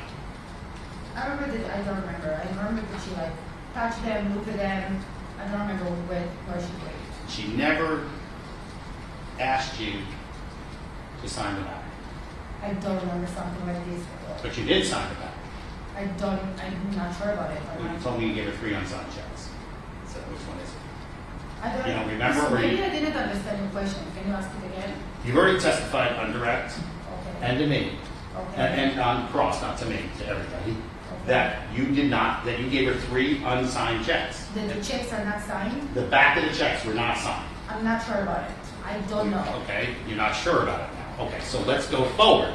When they showed you the same checks and they showed you a signature that purported to be Lin Halfon, it wasn't your signature, right? I'm not sure, because I don't know what you're talking about. Maybe you could show me and I can tell you. Okay.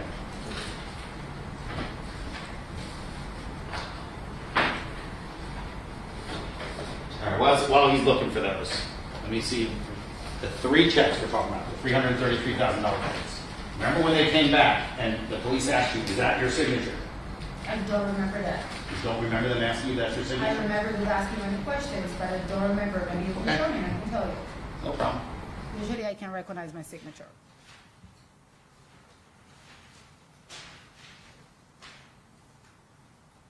Well, maybe this will jog your memory before I show you these. Do you remember signing a fraud affidavit with the bank that was not your signature? I don't know what you're talking about. What do you mean? You don't remember your attorney bringing you a fraud affidavit and the state attorney's office asking you, telling you that you must sign this fraud affidavit? You don't remember signing a fraud affidavit? Please get that out.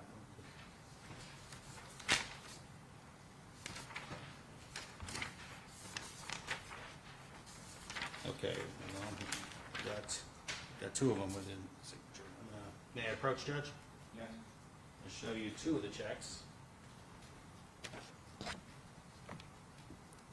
So this is supposed to be mine? That's what you Well, say? that's what I'm asking you. No, So the- on the back. Oh, hold on, let me see what I gave you. That one. Yeah, this signature is supposed to be your signature. If we had this marked as the exhibit, please, so that we have some record as to what you did. I'm not entering it into evidence, but it's a defense Just exhibit. mark for identification. The mark for identification is defense 1. Okay. We'll get it. Is that your signature? You asking if this is my signature? Yeah. This is not my signature. Okay, and you don't remember filling out a fraud affidavit with the Bank of Tampa, What Bank is- of Wells Fargo? What is fraud affidavit? Your attorney Like- would have given you a document saying, hey, this is not my signature, this is fraud. You don't remember signing that? I remember I remember that I signed the plea agreement. All right. So now I'm going to ask you, this is the back of the check of the $333,000. That is not your signature. The one that you just showed The me? 2 that I showed you are not your signatures. No. So is it safe to say, can you answer the question now, did you or did you not sign the back of these checks? So I didn't sign them. Thank you. You can just give us a matter of question, Mark. We'll get that. There's another one, Judge, but the statement, provide the signature. You got the one with the signature, I'm sorry. Yeah.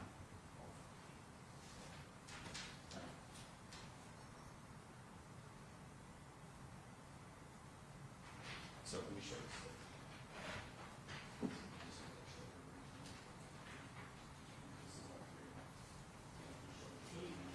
You want me to do that? Show these? All right, Judge, we're gonna go ahead and admit them to the evidence without objection to the state, if you don't mind. Fine, good. I'm gonna show you, Just so the A record better set of says, copy. Defense Exhibit 1. Yes. Composite with 3 checks. there's 3 checks, 3 signatures, and 3 affidavits on the back. So I want you to look at the entire check, the signatures on the back, and then the acknowledgement affidavit on the back of that check. Are any of those your signatures?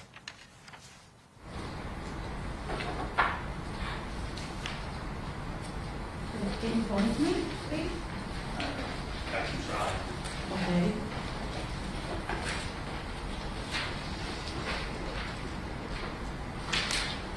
Oh, just the front of the checks, that's Richard's. Just the front of the checks, the 3 signed back checks. None of those 3 signatures are yours, correct? Correct. Okay. Judge, I admit these as defense exhibit 1 since there's no objection. All right, so admitted. Yes. Defense If you can just, Exhibit 1 is admitted take into this back and evidence. give it to the Sure. clerk. You want- Okay, so now we can answer, you gave her 3 unsigned checks and you never signed those checks. Yes, That would be correct. correct. Okay. And your testimony is you don't remember if she asked you to sign those checks. I don't remember, so I'm pretty sure she didn't. If she did, you had done everything else that she asked you to do, you would have signed it, right? Yes. I mean, there would have been no reason for you not to sign it. You're right. Because the money was going to be hers, not yours. We didn't, at that point, we didn't talk about it, but yes. Okay. If she asked me, I will do whatever she asked me. Now, I'm going to go back to a question. The straight-up question is, how did you communicate with Ms. Wasso during this whole period of time? Text messages and phone calls. Okay. How often did you text message with her? I used text messenger every day and to send her messages. I cannot assure to you that she answered to me every day, but I did answer text her every day. Do you remember testifying that it was almost all text messages previously? It was almost all text messages, but she didn't always answer to the phone. She could answer Okay. every 2 days, sometimes. But you would agree that most of your communication took place by text, Most of it, but there were some phone calls.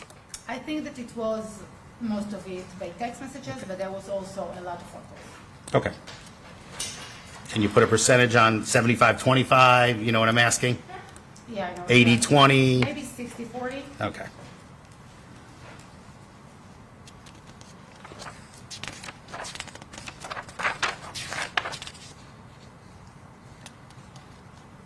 Now, I think we touched on this in part about the sleeping. But I know that you refer to Jaycee threatening you the entire time. Through all your statements after you were arrested, you talk about her threatening you. And by threats, you meant that if you didn't pay her, that bad things would happen, Yes, that evil spirits would come and get you. yes, But as long as you paid her, it wasn't going to happen. yes. And we already agreed it never happened because you kept paying her. She performed what you paid her to do. Yes. Okay. So, at any point did you test the theory? At any point did you not pay her one time or tell your mom or do anything other than exactly what she told you to do? At any point did you test the theory to see early on, hey, you kept saying, I don't want to do this, I don't want to do this, but what did you do to stop? Nothing. Who's the one person that could have put an end to all of this? Me. And all you had to do was what? Block her number? You're right. Stop receiving her text? You're right. And you never tried that. You're right. And if you had done that, correct, and a bad thing started to happen, you could have easily called her back and said, I need you back, right? Yes. But you never even tried that. You just went along with everything she said. I did everything she said. And you took all the money from Richard. Yes, Jaycee did not take one penny from Richard other than through you, correct? correct. She never spoke to Richard. She never spoke to She me. never met Richard. She never met. She never texted Richard. She never met. She never emailed Richard. Never. But you know, one thing that just came to my mind. Yes, what just came to your mind? So she did spoke with Richard once. That The realtor thing? the realtor thing. So she faked a voice to Richard. She did like something like Okay. that, but it didn't work. But you never told Richard about Jaycee. I told him about the donation thing. Okay, so the donation thing was because you knew that Richard was very charitable, and you knew he gave money to charities. Correct. And you were the one that told Jaycee that. She didn't go research it. You I told her. Jaycee that. Yes, you're right. You gave Jaycee information about Richard's finances. Correct. Okay, you did that. Yes. She didn't get that on her own. Correct. She didn't like go into the FBI's database that you know of and pull up his background and know how much money was in his bank's accounts. She asked for me his name and his company name. Okay. I don't know what she did with it. Sure, okay, but you have no knowledge that she did anything with it. Correct. Okay. Now,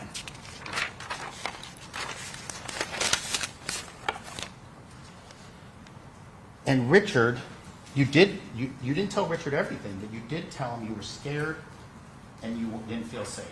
In one point, yes, in the At the end. very end, and he gave you the $1 million, He tried to help me to get cash. and he didn't ask for it back. He told you it's On yours. that point, we didn't talk about who's gonna get what back. But when you got the $1 million made out to you and Richard, Richard knew you took that check. Excuse me, sorry? Richard knew you had the check that was made out to both Yes. of you. He knew and actually was helping you try to get cash. Yes, Okay? So, and then you told him, because Dana was coming to visit, so you finally said, oh no, Dana's coming, right?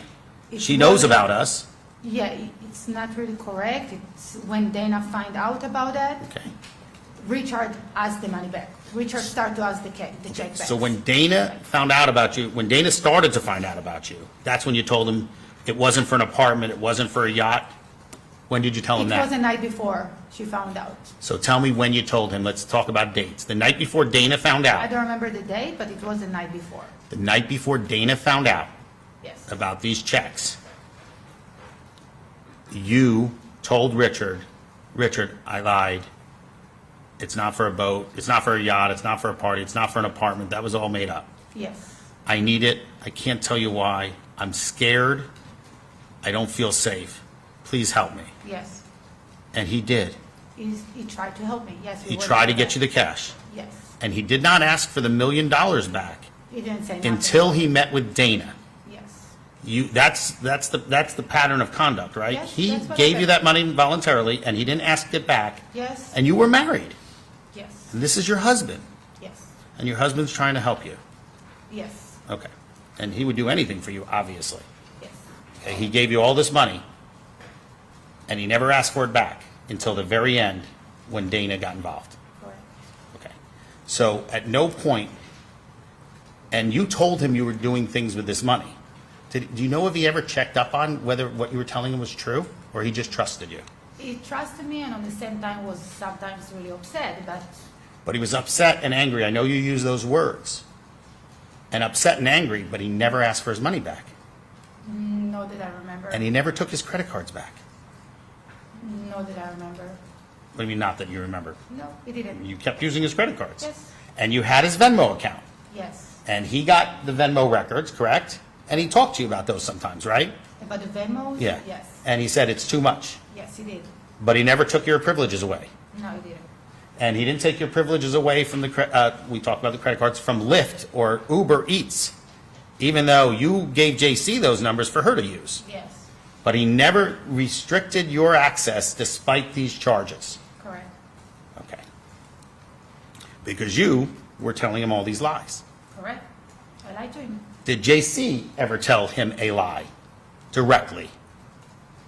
When she faked the realtor thing, yes, but Okay. beside that, no. Well, she wasn't the person that got on the phone. It was a man's voice, right?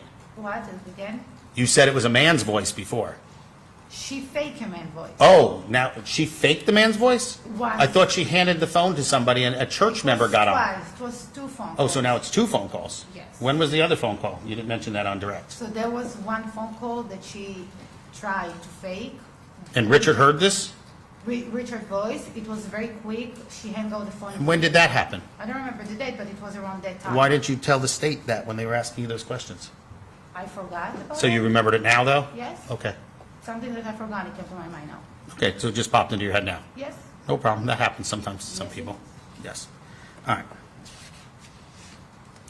And you don't remember signing a fraud affidavit after you were arrested? Maybe I did. I don't know what is it exactly. It would have been something you signed for the bank so Richard could file a claim for fraud. Again? Can I explain it again? And do you have a copy of the? Yeah, okay.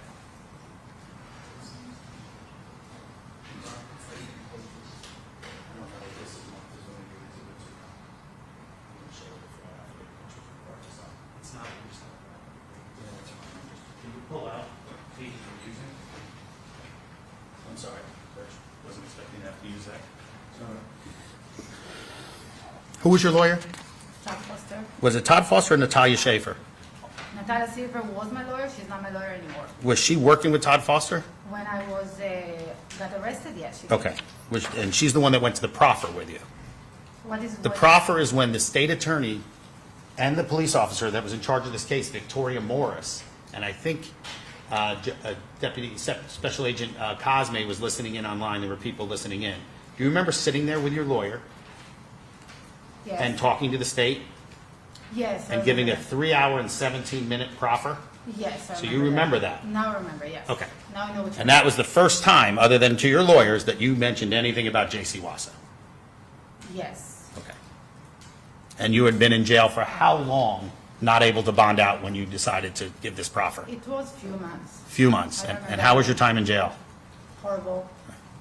So you wanted to get out of there? I wanted to get out, yes, of course.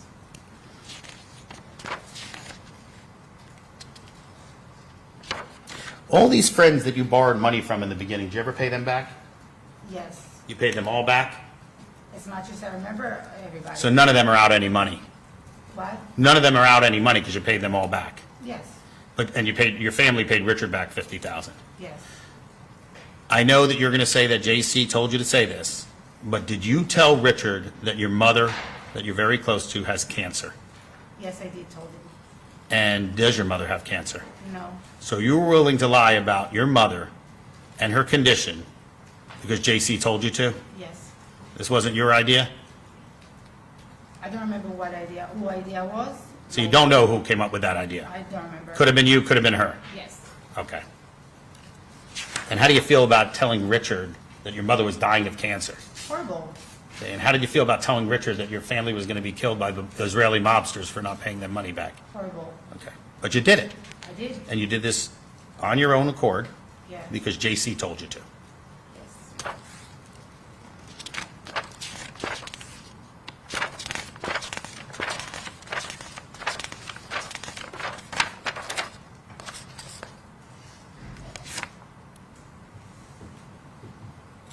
And why did you keep giving Jaycee money? Because I was scared You were scared about what?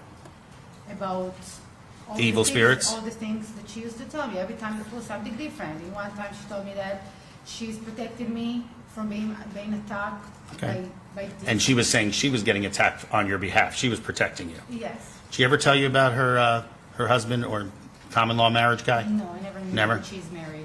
She ever send you pictures of bruises? What is bruisers? Yes, She sent you pictures of bruises? I remember that. Okay. Yes. That was a bad example. A bruise is what results from hitting, not hitting Yes, I yourself, but understand what you mean. hitting people. That was a very bad example. And so all these things that didn't happen, because the bad things didn't happen until you got arrested. Mm-hmm. How do you know Jaycee wasn't the one that prevented all that? How do you know that? How I know it right now? No, how do you know it ever?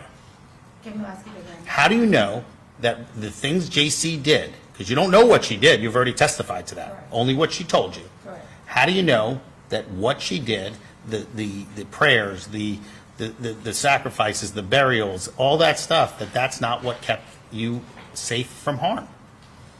I just used my my healthy logic. When I got arrested, I start to read more. I start to get away from all the things she told me. And I understand also, and I saw other things, if I can talk about it. Well, you can't tell about what other things you But saw. I saw other things, like I understand the bad things. But you are very spiritual. Let's be straight. Yes, And your I'm family's still very spiritual. Yes. So, I'm going to ask you, hold on one second, Judge.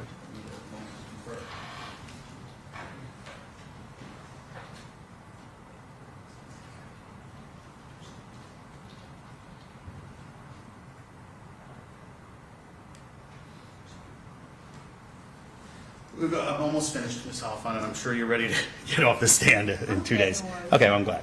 All right, so I'm going to show you what we were referring to as the fraud affidavit. It's 3 pages. I'm going to show the state. Mr. Castillo.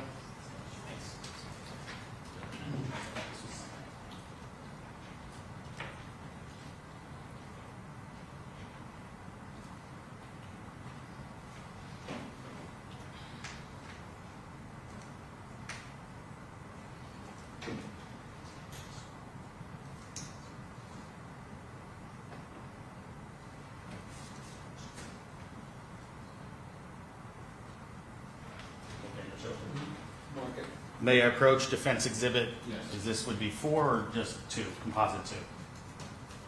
Was the first one 1, 2, and 3, or was it just 1? Composite one. So this will be composite 2, defense exhibit. So this is the fraud affidavit that you don't remember signing, or that you don't remember. Yes, that's my signature. Okay, but look at the document. Tell me what you think that document now I is. start to remember. Okay, what are you starting to remember? That she asked me to, like, my lawyer told me that I am signing. You don't have to discuss private Oh, conversations. no, I'm sorry, I didn't hear her say that. You can just tell me what you think that is. It was about talking about what's happened, like tell to the bank what's happened, like Okay, the. so you're saying that it was fraud? Yes. You went under oath and said it was fraud? Yes. Okay. Judge, I guess if there's no objection, admit this as defense too. Any objection? State? No objection. Right, so admitted states, defense composite 2 is admitted into evidence. Okay, now I'm going to show you what we'll call Defense Exhibit 3. And this is the prenup. You remember signing a prenup? Yes. You remember having your own lawyer? Yes. Was that lawyer Richard Mockler? Yes. And do you remember your husband being represented by Carolyn Black Sikorsky? Yes. Okay, and where was this signed? In the office of Richard's lawyer. And how many days before you got married was this signed? It's signed on July 31st. How many days before you got married was that? Like a few days. What day did you get married? I don't remember. You don't remember your anniversary? Like August 21, I think it was. Okay, well, you would know better than I would. I don't know. Okay, you don't remember your anniversary. No. Okay, so I'm going to show you what's being marked. Show the state. You can see. So this is what's been marked as Defense Exhibit 3. It's a premarital agreement. So Richard, you and Richard believe this to be a real marriage since he's doing a prenup, right? Yes. And that was your understanding, that he always believed it was a real marriage, right? Yes, we was talking about the reasons of this marriage, but But you got along great. He was a wonderful man. yes. Okay. Can you look at page 11 of that document, please? Do you recognize that document, first of all? Yeah, it's the prenup. And can you turn to the last page, and do you recognize the signatures on that prenup? Yeah, this is my initial, his initial. Okay, those are the initials. Can you check the last page and tell me if those are your signatures? In the last page, this is Well, initial. try the page before, maybe. Okay. Just a second. This is his lawyer's signature. I think there's 2 pages of lawyer's signature, and your signature should be And somewhere. This is my lawyer's signature. Richard's signature. Do you recognize Richard's signature? Yeah, I think it is. but- Okay, Yes. And this is my signature. okay. And on page 11, does it refer to the $47,000 piece of jewelry? I'm going to move it into evidence, yes, if there's no objection. All right, so admitted, Defense Exhibit 3 is admitted into evidence. Go ahead. On page 11, do you see where it says that you get to keep the car he bought you and the $47,000, which we already determined was the Rolex? What section in page 11, sorry? Let me double check, I'm sorry. Sorry. Maybe someone told me the wrong page. What page? No, that's from the financial affidavit. Oh, okay, hold on. It is page 11.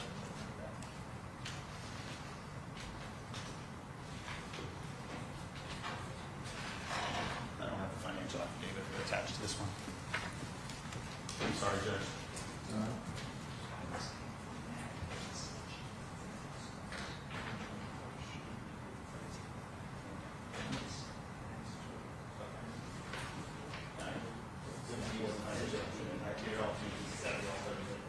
Okay, so the exhibit B that's attached is the financial affidavit. That's the problem. That's that. Exhibit B versus the financial affidavit. You withdrawing the previous? No, I think he's. No, I'm making it complete. So Judge, I'm making the exhibit number 3 complete. The exhibit wasn't attached to that. And Judge, we don't have an objection at this point. I don't know that this is actually complete because there's other documents, but no objection to these documents. I mean, there's more, that's what I'm happy to get. This is what you're gonna see. If there's something else, just let me know. Yep.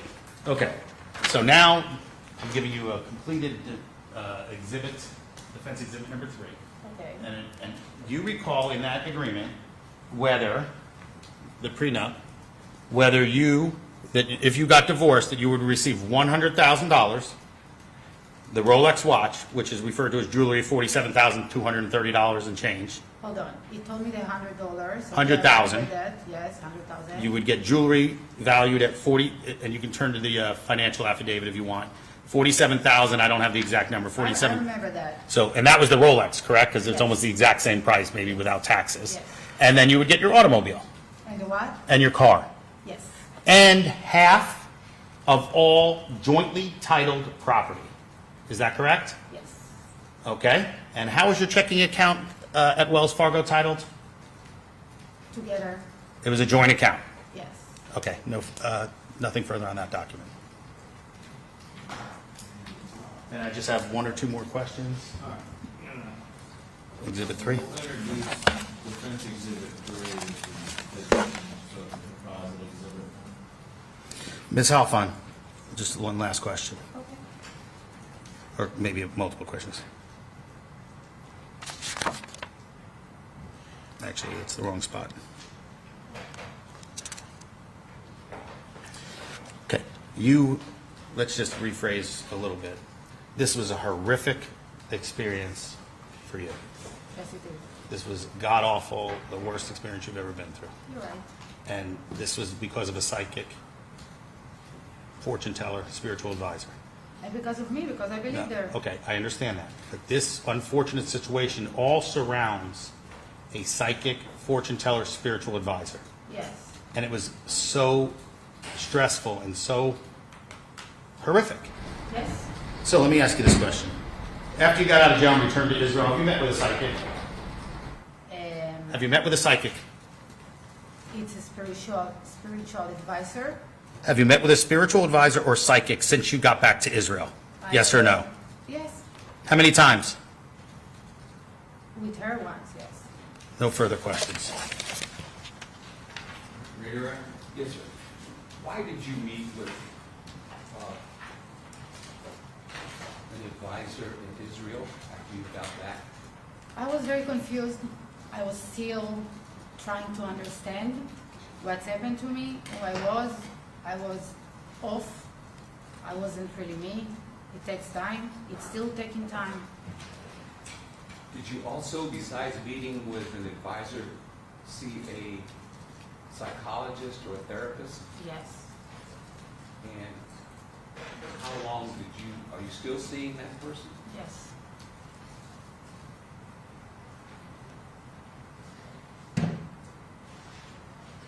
The therapist that you're seeing, what are they treating you for? This is a center, an Israeli center for cult victims. So they help for people that has been victims of any kind of manipulation. It's usually cults or one-on-one. When you say cold, you go cult? Cults, yes. How often do you see the therapist? Once in a while, because I can't afford it. I would like to see her every week, but it's once in a while. So sometimes it's every week and sometimes it's every few months. You have to pay for this yourself. Yes. Does your family help you with those payments? No, not really. They can't afford it.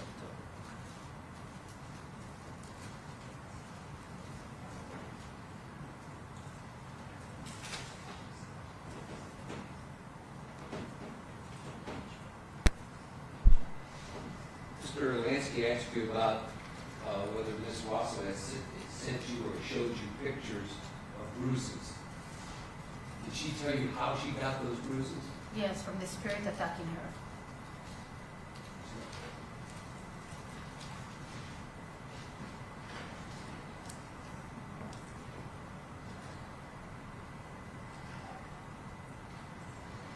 Mr. Lansky also asked you about you telling Richard that your mother has cancer. Yes. What was the reason that you told Richard about that? I remember that that was after he wanted the check back, and Jaycee told me that we cannot get the check back, and I need to come up with a really good story why I need this money now, because that was after all the lies, and then I told him that I'm in danger and I need this money, and he helped me to cash it. Then Dana, the daughter, find out, and also the brother, so I told him that, so he will give me the cash. Was that the reason? Did you tell Richard that the checks had been sent to Israel Yes, I did. and that your mother had cancer? Yes, I told him that. Where did you get that idea from? Or that explanation to Richard? Or that lie to Richard? My memory is a bit blurry about it, but I think that we was talking about it together over the phone.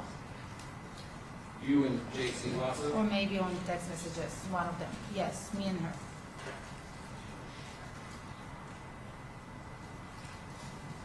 Now, when telling Richard that the checks had been sent to Israel and that your mother had cancer, was that before or after Ms. Wasso told you that she had to cash the checks? Before, she didn't tell me that she needed to cash the checks when I told him this lie.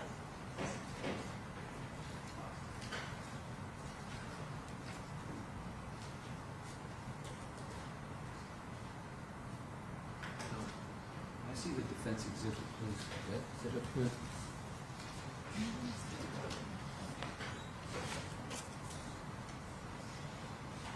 Also, I want to hand you what's smart, this defense exhibit 1, A through C.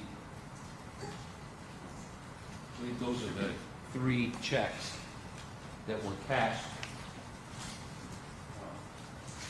3 cashier's checks that were $1 million total. Yes, Now, the checks, if you look at the check, I think you had said earlier that the signature on the back of that check was not yours. no, it's not me. Mine, It's not your signature. not my signature. You did not sign that. No, I didn't. Do you know who did sign it? I don't know who signed it.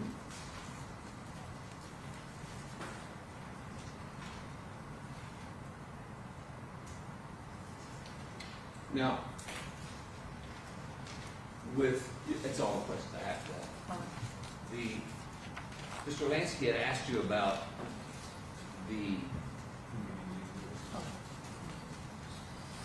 situation where you're speaking with Richard, and you tell him that you lied and there was no condo to be bought, and there was no yacht. Correct. Remember that conversation? yeah, Where did that conversation take place? it took place for me, from my side. I just was very panicked. No, I understand, but where physically, where were you at? I was at the mall, I just got out of Wells Fargo with the checks in my hands. And you're with Richard? On that moment, I was on the phone telling him that. You were on the phone telling him. And then he came.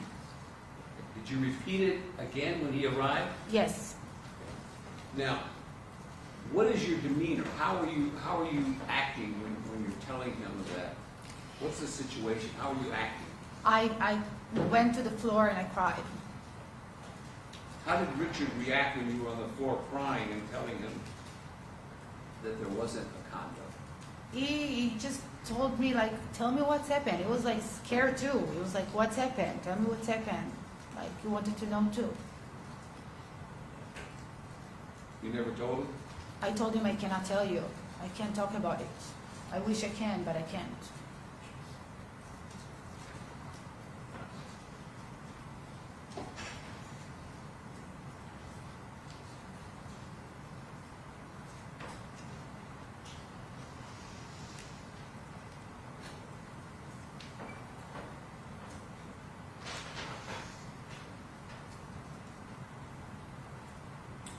Now, when you signed the prenup, we had a meeting in the prenup, and the prenup reflected that you had Rolex as part of the arrangement that you had with Mr. Rappaport. Did you physically have the Rolex at that time, or had you already given it to Ms. Wasso? I'm pretty sure that I already sent it to her because I had the Rolex like only like a day or two with me, so it's It was already gone already. It's already gone. Yes.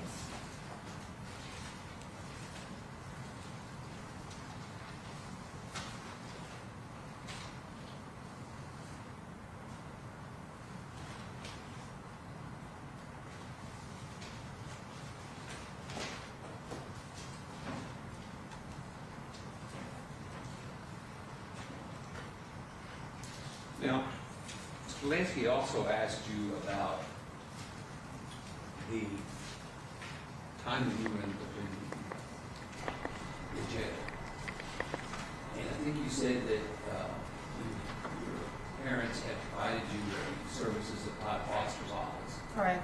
which included one of his associates by the name of Natalia Silver. Correct.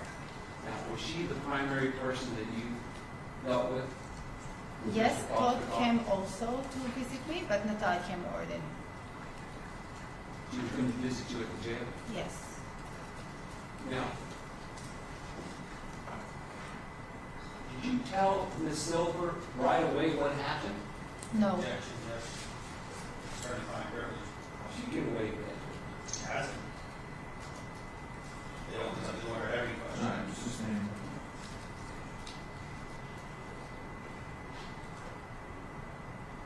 Did you hesitate in saying anything to your lawyer? Yes, I did, very much. How long a period of time went by before you revealed to your lawyer what was really going on? It took a time. Took time, like few visits of her. Did Natalia Silver get you a psychiatrist to be able to talk with you? Yes. Objection, Your Honor, Mr. Judge.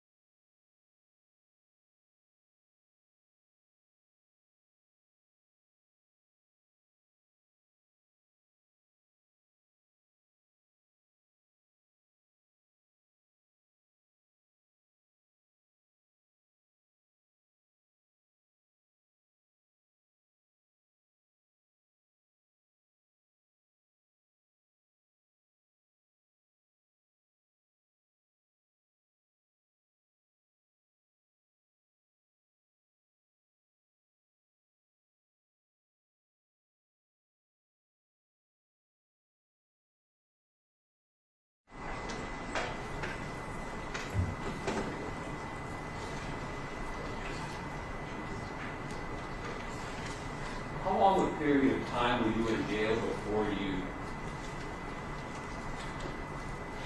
admitted what had happened with Jaycee Wasso? As I say, it took few meetings to I told her the whole story.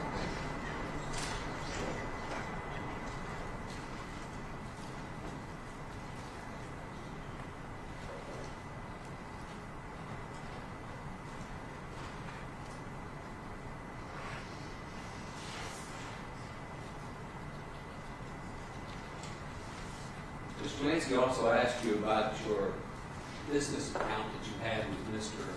Rappaport. Yes. Was that a business that you and Mr. Rappaport were trying to get started? Yes. What was the name of the business? Lincha. And what type of business was it? It was a clothing line. And were you the one that was supposed to run the business? Yes. Did that business ever produce any money? No. Did you ever actually do anything, any retail sales at all? No. Did all of the money that went into that account that you and Mr. Rappaport shared, was it provided by Mr. Rappaport? Yes. Did you use the money that was in that account and give it to the defendant? Yes. Did you tell Mr. Rappaport that you were giving the money that he put into that business account? Did you tell him that you were giving it to the defendant? No.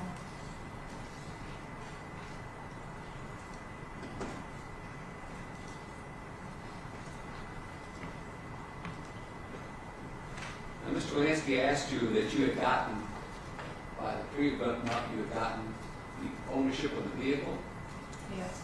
and that you were given a Rolex watch Yes. that you didn't have. I did not have. Yes. And that when you got a divorce, and you knew that you would at some point, that Yeah. what you were going to get out of that whole thing was $100,000. Yes. You you knew Mr. Rappaport had a lot more than that, didn't you? Yes.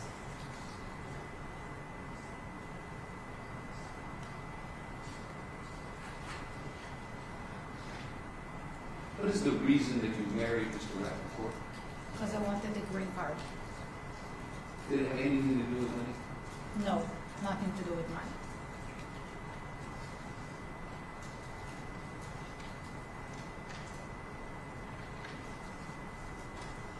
Now, Ms. Halfon, in your plea agreement and your, why did you plead guilty? Because I've done wrong. Do you think that you had stolen Mr. Rappaport's money? Yes, I did. Do you think by taking Mr. Rappaport's money and giving it to the defendant, that that was a crime? Yes.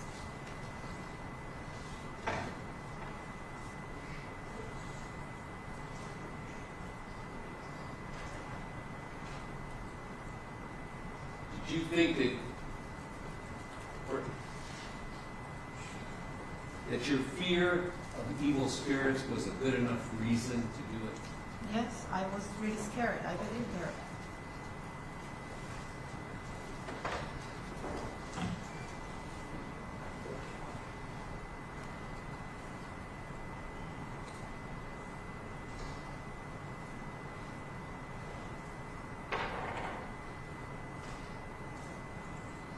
Now, I think Mr. Lansky had asked you about the number of phone calls versus the number of text messages. Did I hear you say correctly that you thought that it was about maybe 60% text messages and 40% phone calls? Correct. And is that an assessment of the entire time period? Yes. Now, when we're dealing with the checks at the very end, Mm-hmm. was that ratio the same, or was there more text messages or more phone calls? I remember that in the end, like in the way end, she almost didn't answer the phones already. Like, but when I was with all the things with the checks, when I went to Amscot and everything, it was 50-50. 50-50? Yes.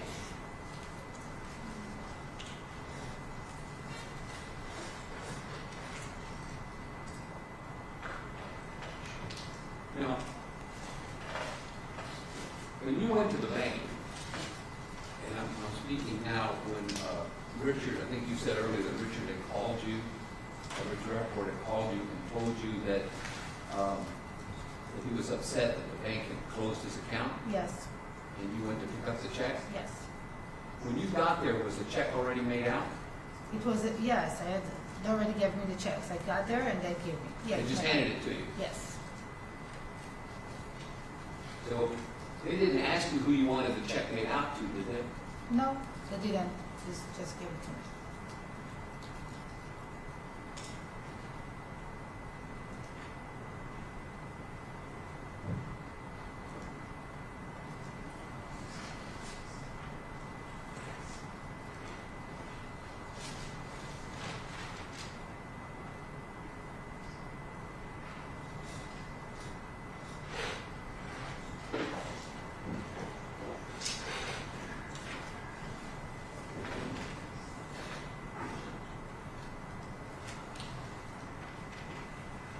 Ms. Halfon, do you believe that you manipulated Richard Rappaport? Yes, I did. Do you believe that you deceived him, that you lied to him? What is the seal? Lied to him? Yes, I lied to him a lot.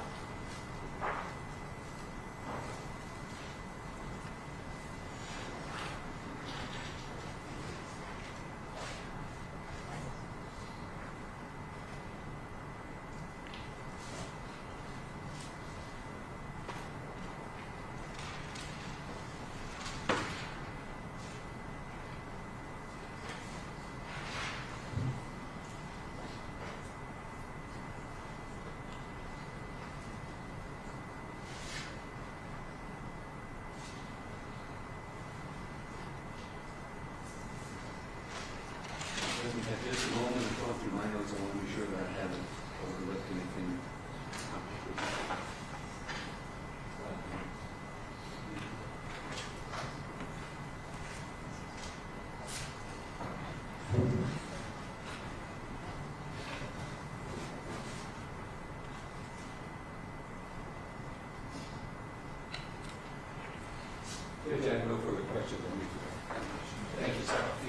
No, Judge, I checked, we approached him.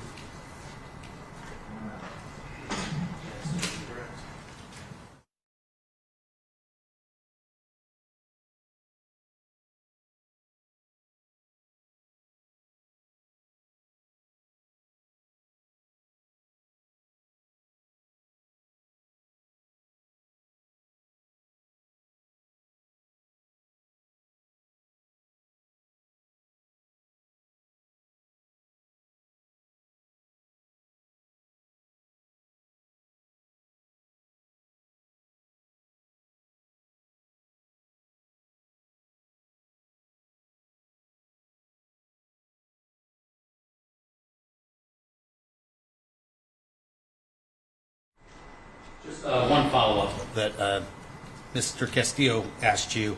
You were going to get from the divorce $100K, a Rolex, a car, and then just stop there. You were also going to get half of any money in any joint accounts, correct? Yes. No further questions. Excuse? Yeah. I mean, you're on, Okay. All right, you can step down. rebuttal witnesses. Come on, man. Oh, I'm leaving. Judge, we have 2 witnesses available. I don't expect it to be extremely long. Well, start on the doings. I don't think it'll be very long at all. It's up to your honor. Let's call him. All right, call your next witness. State would call Sarah McGregor.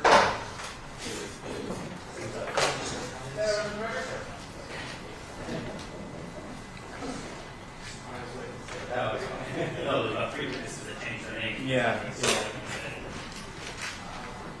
Follow me again.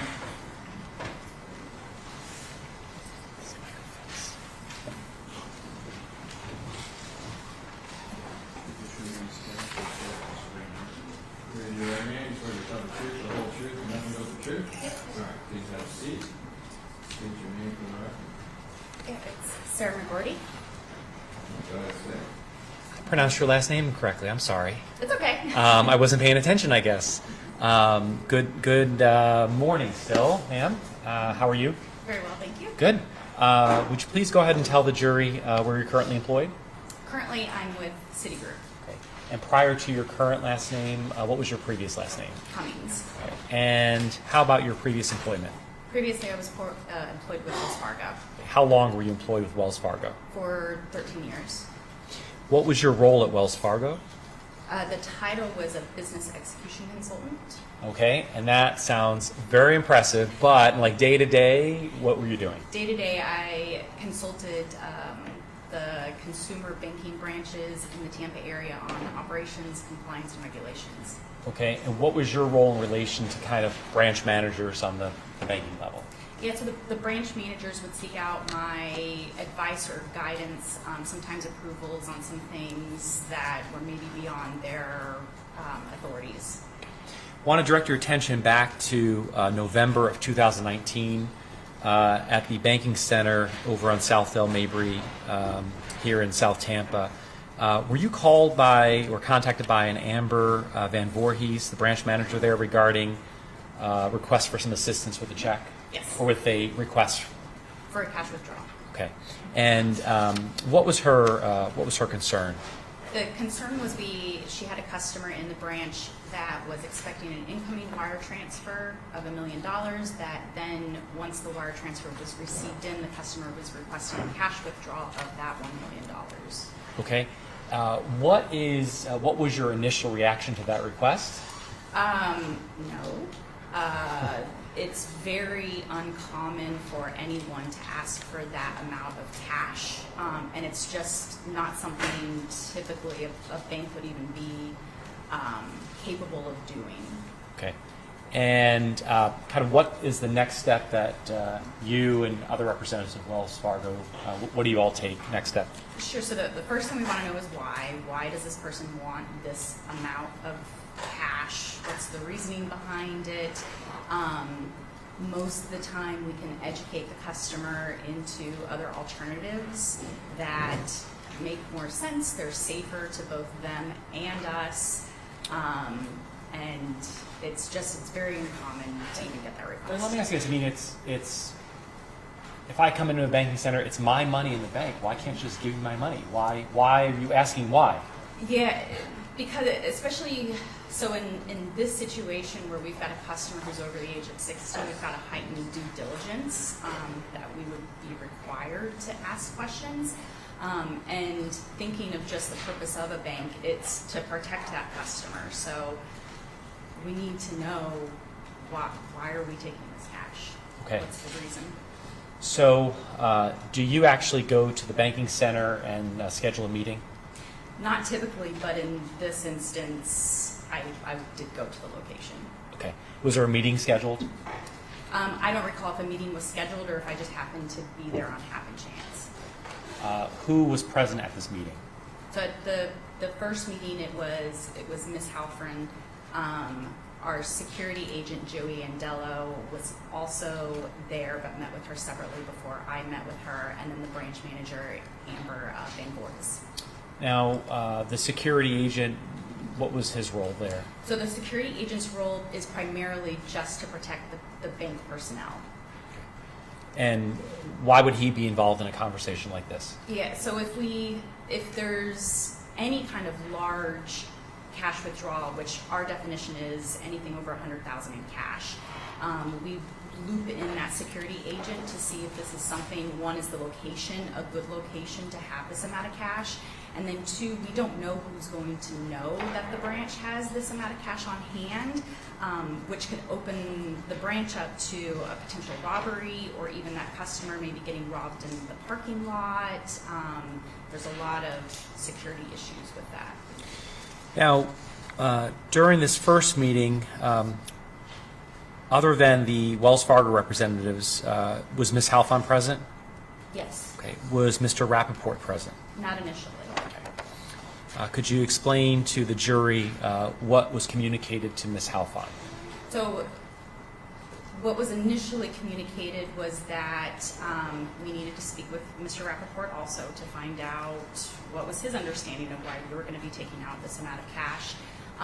We also let Ms. Halfon know that if we were going to approve this transaction, there is a time frame of what we say is 7 to 10 days where we would have to order it. The branch, it just won't have this on hand. And typically what we would do is also break it down into multiple locations for the safety of the branch. So we also let her know that if we did approve it, she would get a 24-hour notice to let her know which locations she would then have to go and pick it up from. Did Ms. Halfon comply and make Mr. Rappaport available to you all? She actually brought him in. My intention was to communicate to him by the phone, and so she actually brought him to the location to speak to us. Okay. And did you speak with Mr. Rappaport and Ms. Halfon separately? Yes. Why? We want to see if there's any inconsistencies in the reasons as to why the transaction. Were there inconsistencies? Yes.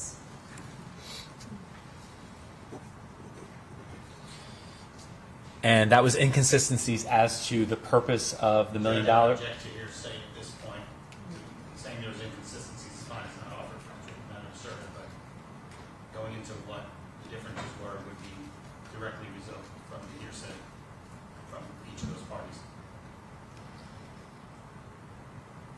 The only way she got that knowledge is that. Approach to them,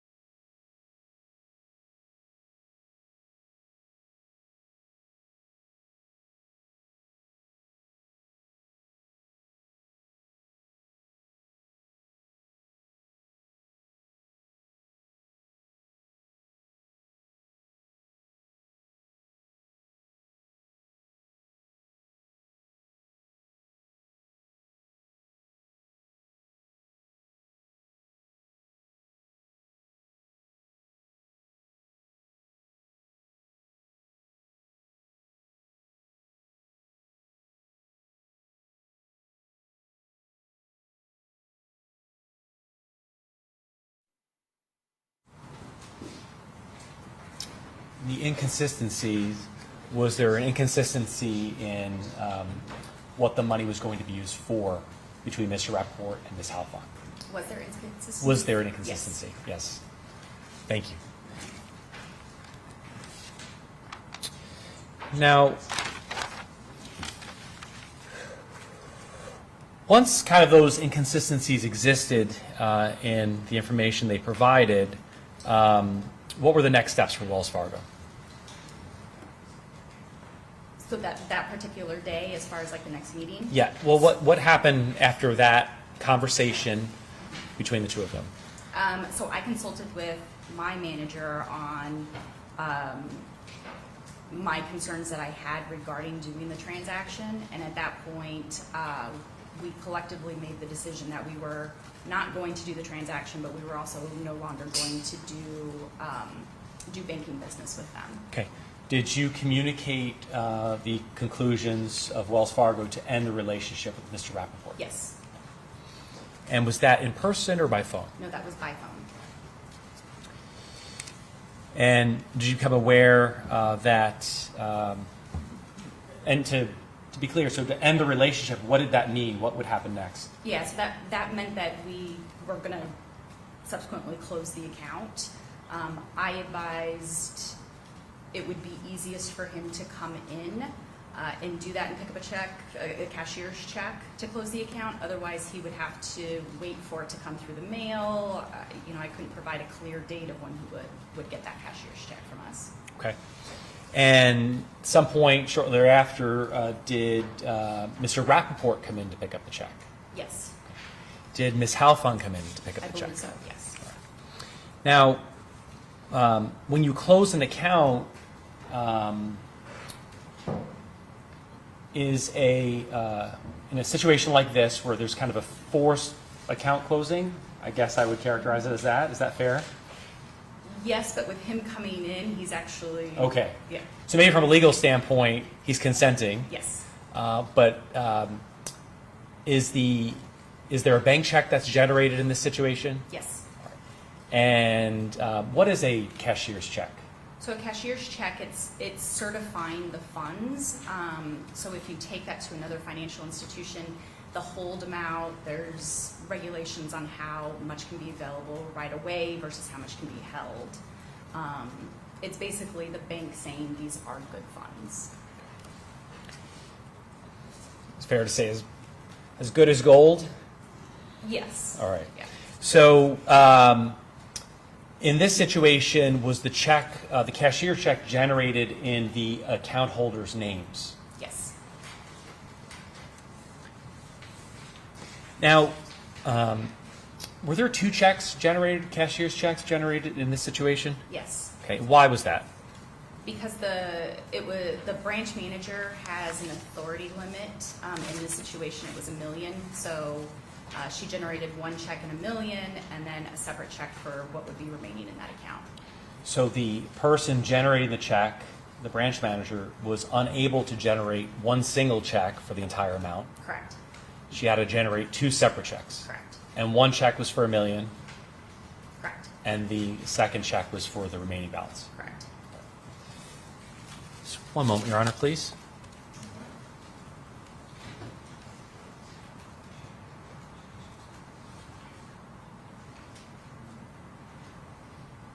That's all I have, Your Honor. Thank you. Thank you.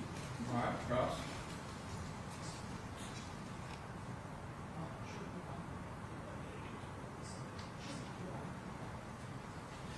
Good morning. It's not Ms. Cummings. What is it again? McGroarty. Okay, we've had at least 3 or 4 witnesses' names change, including several from your, at least 2 from your bank alone. So, good morning. Good morning. My name is Glenn Lansky. Okay, I'm going to show you a copy of what will be Defense Exhibit 4. Yes. Let me give you a copy of, it's folded in half because there's some other writing on it that's in material. Can you look at that check, please? Mm-hmm. Do you recognize that check? Yes. And was that the check that was generated for Mr. Richard Rappaport and Ms. Halfon? I would assume so. Yeah. An accurate I copy can't- of it? Yeah, I Okay. can't certify that. Okay, 'cause but I does didn't that look like a certify check from your bank? Yes. And would that have been the type of check that you requested to close out the account. Yes, this is a cashier's check from Wells Okay. Fargo. And a cashier's check, when he says good as gold, Mm-hmm. let me ask you a question. A cashier's check, the money is set aside by the bank to verify those funds for if and when that check is cashed. Yes, correct? it's a negotiable item at that point. Right. The money's held aside, but you can't cash a cashier's check without an endorsement on the back, correct?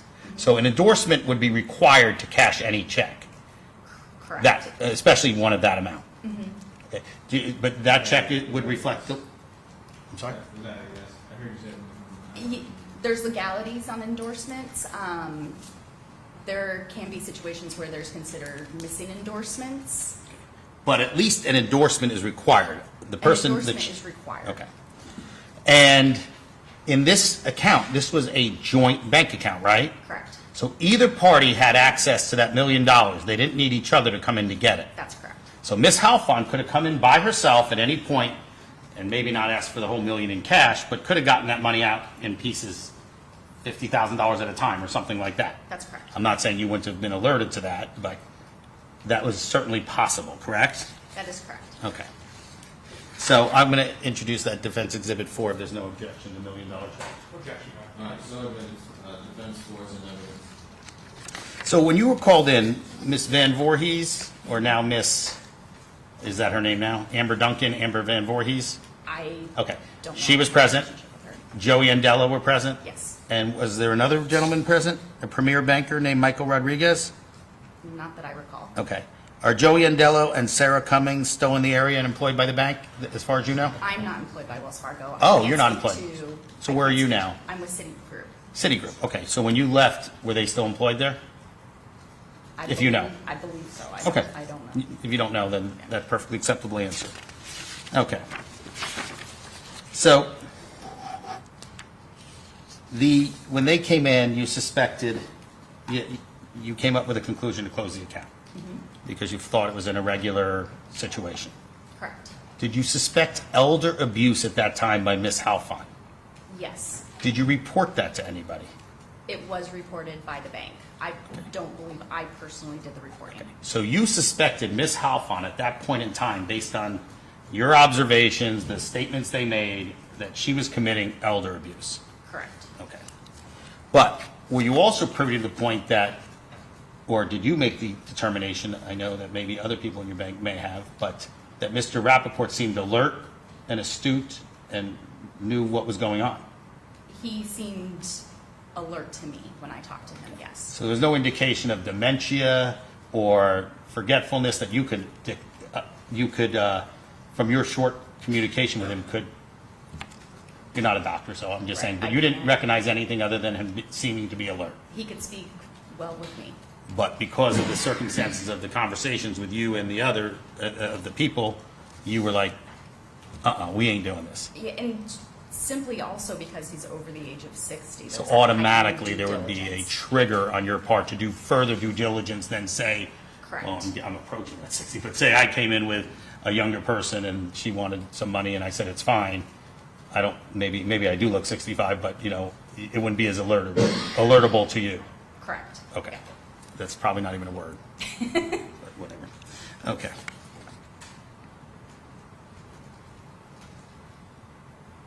Was there any point in time were you present when Richard Rappaport became very angry that you were questioning Ms. Halfon? No. So in front of your presence, there was never a time where he became angry or made a complaint to the bank, or No. did you receive any complaints from anybody else that worked for the bank since you were the branch manager or above the branch manager? Did you receive any complaints of him acting unruly or aggressive or angry in any manner? No. Okay. What further action did you have in this matter other than making the report? Obviously, the special agents from the FDLE came out and talked to you, Yeah, I believe I talked to him over the phone, and was that a brief conversation? from what I remember. And did you say anything other than what you said here today? No. Was there anything that was left out that you said to them that you have not told us here today through questioning? I don't believe so. And were you present when Ms. Halfon, or did you learn that Ms. Halfon came back with the $1 million check and asked for 3 additional checks of $333,000.333, comma 333, comma the .33 and .34 in the last check. I don't recall. You don't remember, you had nothing to do with that, if you, probably, right? Okay. But 100%, this was a joint account, and it was open that way? It was a joint account, yes. And did you, from your conversations with the parties, Mr. Rappaport and Ms. Halfon, did they understand the significance of a joint account? Did they understand what a joint account was? I never Can't asked answer. them that to, Okay. yeah, So there was no questioning on that at all? yeah. Was Ms. Halfon instructed, or Mr. Rappaport instructed by you or any other bank member in your presence that either one of them could get money from this account, either one of them could cash that check? I don't believe that I did, but I couldn't speak on, But other people Yeah, may have told them parties. that? Who would have been the one dealing with it the most? Amber at the time? Amber at the time, but I can't say what she. You would can't have say what said she heard, or- but Amber would be the person to ask if she explained to them what the joint account was or how this check could be negotiated. That wouldn't be you. Yeah, it would be me, And who would be the next person best to ask? Amber? sure. Okay. No further questions, Chair. Rear. Tim, why did you and Wells Fargo suspect elder abuse here? Because we had it was either a relatively new account or a relatively new owner added to an account. And because Mr. Rappaport was of the age, and then we have a significant amount of funds coming into the account with an immediate request to remove those funds. Okay, so it was for all of those reasons. Is that yes? Yes. Perfect. In a situation like this where you assuming that the person, I know you weren't privy to this, but assuming the person comes back with the $1 million check, cashier's check issued by the branch, and they want to have that $1 million check broken down into smaller checks, what is the procedure in breaking down that check? Specifically, the names, who it's payable to. So there's two ways that could have been done. One is they could have voided the initial check and then recreated 3 other checks. Okay. Or they could have endorsed that check as not used for purposes intended, be endorsed, and then 3 new checks generated off of that old check. And that would be in the same names as the original check. Correct. Okay. Thank you. Thank you, Your Honor. All right. She excused? Yes, Your Honor. Yes, Your Honor. All right, thank you. All right, one more question, sir? Mr. Lansky, please, to be quick for you. Who is it? I think so. I mean, it's probably, Might be a little bit longer than, a little bit longer than that, Your Honor. so it's up to you. Do you think it's a good time to break for lunch? Want to break or do one more? One more. All right, okay. We'll go with the jury. State calls Eileen Vasquez. No democracy.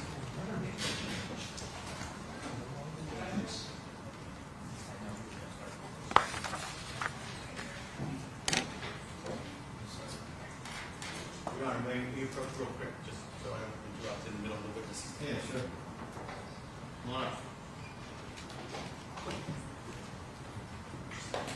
Yes.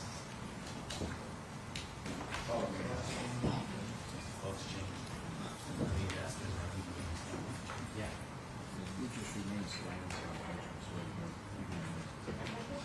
Yes, please.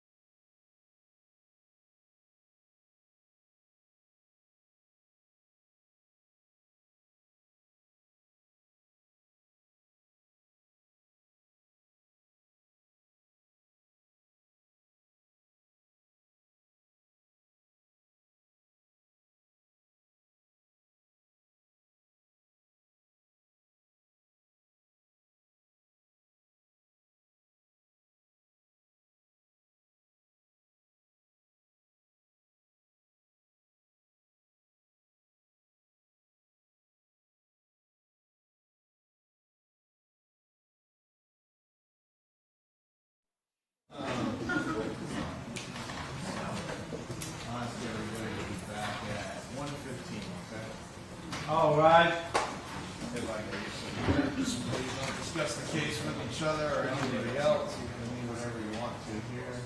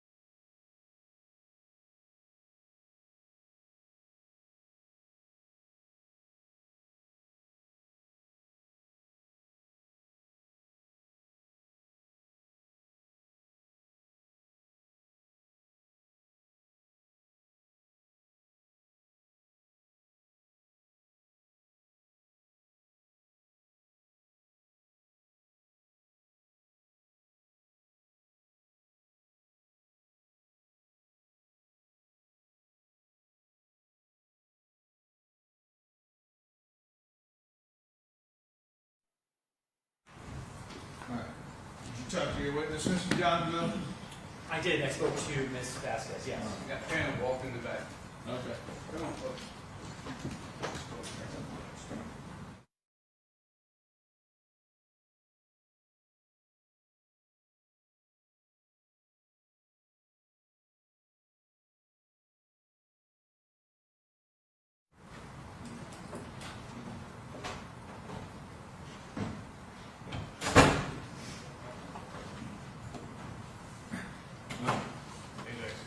Carrie's exited. All right, anything that the witness did differently? Your Honor, it's my understanding there wasn't anything other than the fact that she was alerted to be expecting someone. There's no steps that she took with respect to that phone call. But what I can tell the court, and I'd argue two bases to admit this statement. One is the fact that the defendant here is charged in count 12 with conspiracy to commit grand theft for a person 65 years of age or older.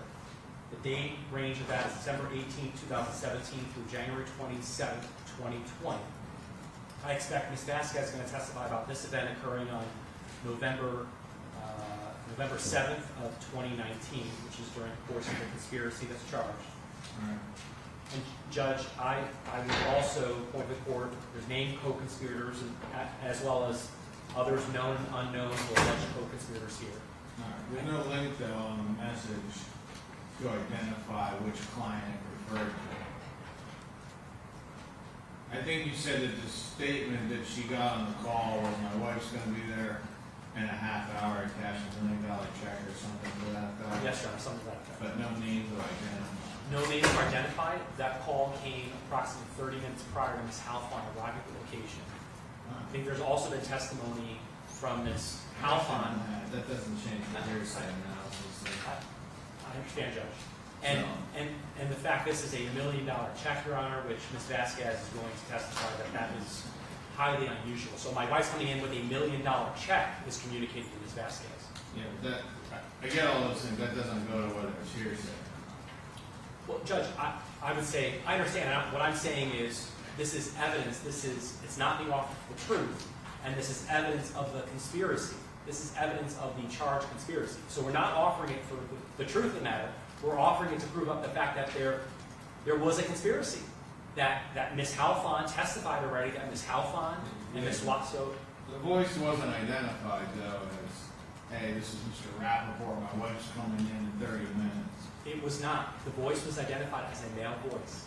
Ms. Halfon testified during direct examination two things. One, there was a previous phone call. And Judge, if you don't, I'm happy to zip it if you want me to, but I'm just trying to. I know what you're going to say. Okay. I don't think it's anything new, but I'm just saying that doesn't. Well, and the fact that Ms. Halfon says. Let's say it is part of the conspiracy. Does that say that all hearsay comes in then? No, Your Honor. But we have the state's position is that we should be able to prove up the fact that there's a conspiracy here. Just because Ms. Halfon and Ms. Wasso are in a conspiracy doesn't limit us from proving out the fact that there are other co-conspirators. I don't disagree with that. And so it's evidence. It's offered not for the truth. So that's our first position, not for the truth of the matter. So I don't know that I agree with that part, but go ahead. And to prove up the fact that there's conspiracy. The alternative to that. How would it not be for the proof of the matter? It wouldn't show any conspiracy then. It wouldn't be evidence of a conspiracy. Well, the fact that there's a phone call placed. So you're saying the content would need to come in to prove up the fact that there was a conspiracy in terms of the truth. All right. And Judge, the What are you alternative. shaking your head about, Mr. Castillo? You can jump in if you want. No, Judge, this is totally Mr. Donaville's. And the judge, the alternative argument to that is the fact that, as the court knows, the co-conspirator exception is. The problem is that on the phone call, nothing's linked. I understand the circumstantial aspects of it. I'm not naive to that. I'm just saying it's not identified. Hey, this is Mr. Rappaport. My wife's coming in, or hey, my wife Lin Halfon's coming in. And Judge, the other piece of evidence which we're going to introduce later, which frankly we can call this witness later after we've introduced the phone records, but the phone record's going to indicate that on this date. I understand that part. So I think they can testify. I got a call, such and such date from a male caller. I don't know, to what extent that's permissible. If you wanna link that up with toll records, I don't know how frequently they get calls, or this witness gets calls, or maybe 1 or 2,000 that day, I don't know. So, I think she can testify she got a call from somebody with a male voice with the contents, or, I don't see how it's not here, so. And Your Honor, just so I'm clear, is the court's position that this would not fall under the co-conspirator exception where there's evidence that conspiracy existed, is the argument based on Ms. Halfon's testimony. The defendant or co-conspirator, the defendant against whom the statement's being offered is member of the conspiracy or co-conspirator. Right, you don't have anything on the, unless I'm wrong, the part where it fails is that identifies anything that links it to Halfon or Rappaport. The judge, it's linked to Wasso because there's a phone call from Wasso's telephone number to the AMSCOP. So the state's position is that a conspiracy is existing at this point between Halfon and Wasso. Now, maybe that's Wasso, maybe it's a co-conspirator call. We don't know. But I certainly think there's evidence of a conspiracy, and we should have the ability to offer the statement against a co-conspirator, whether that be Wasso or an unknown individual. I understand what you're saying. I don't really know what I'm granting or denying at this point, but I'm not I don't know how it was posed to me, but I'm not permitting the contents of the call. But if you want to trace it. It was a premature objection from me, so the question. We'll call a motion in. Motion to major.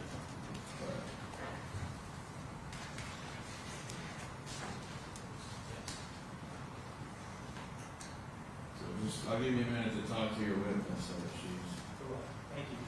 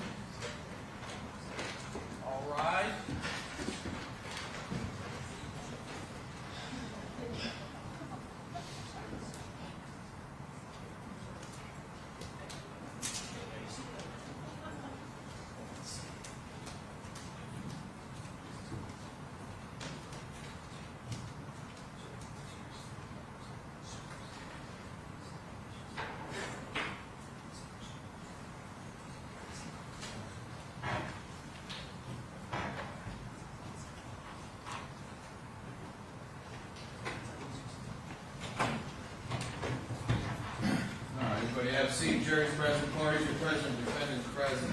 All right, next witness, please. Your Honor, the state calls Eileen Vasquez. Again, I guess. Ma'am, if you just remain standing, so the judge can swear you. Raise your right hand, swear to tell the truth, the whole truth, and nothing but the truth. All right, please have a seat.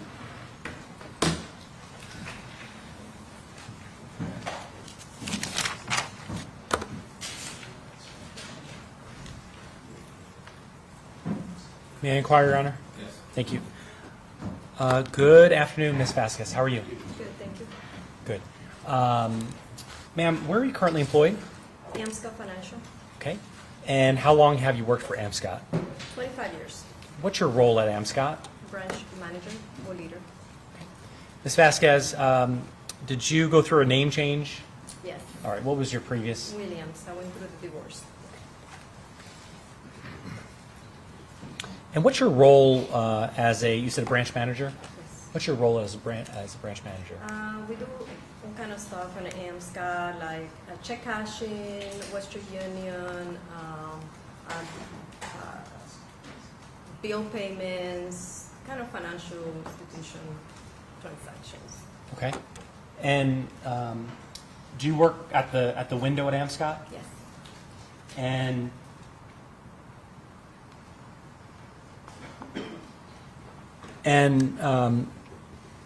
I want to direct your attention back to November 7th of 2019.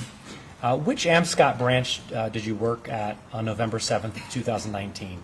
At the North Armenia location. North Armenia? Yes. I believe it's 6901. I can't remember the address, but it's on North Armenia. And at that location, do you all have video equipment, video cameras at the location?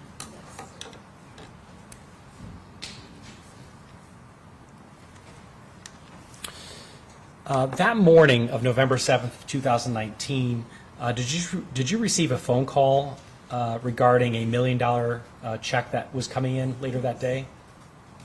Yes. Okay. Now, without telling me what the person said on the phone, could you just explain to the jury what you recall about the phone call? Can you explain? Yeah. So when the call came in, Okay. did you speak to the individual? Yes. Okay. And did they ask you some questions? Yes. All right. Now, did you determine, in your view, whether or not it was a male or a female on the line? Yeah, it was a male. Now, any thought about whether it sounded like an older or younger? Objection, Your Honor, beyond your scope to identify a phone, voice by phone, age. All right, sustained. Ma'am, you interact with a lot of customers. Yes. All right. How many customers have you interacted with over the years? A lot. I put a wild number on it for I us. don't know. I don't know, a lot of customers. All I right. work different locations, some of them are busier than other ones, so it's a lot. I don't know a number. You interact with old customers, Oh, yeah. younger customers, and everything in between? Yes. All right. And did you form an opinion based upon those experience with your customers over the years as to Same objection, Judge. Finish the question. as to whether that particular customer on the phone sounded more like an older customer or more like a younger customer? Sustained.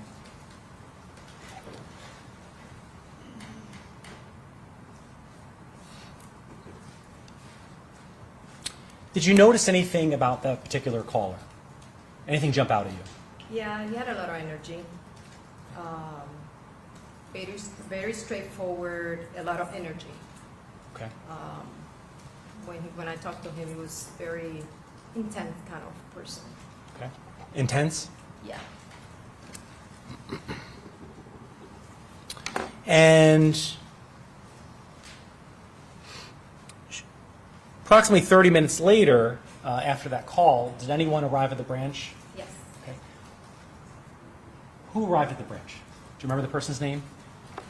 Halfman, Miss Halfman? I can't remember. Miss her Halfon? name. Yeah, yeah. Okay. And what did Ms. Halfon present at the branch? She brought a $1 million check. It was a cashier check from Wells Fargo, I think it was. When Ms. Halfon arrived at that branch with $1 million check, I want to understand, how was that call related to Ms. Halfon's arrival at the branch? Objection, speculation, Judge. Calls for hearsay. Was that call that you had earlier, before Ms. Halfon's arrival, related at all Yes. to Ms. Halfon? Same objection, Yes. Judge. What was your answer? Yes. It was.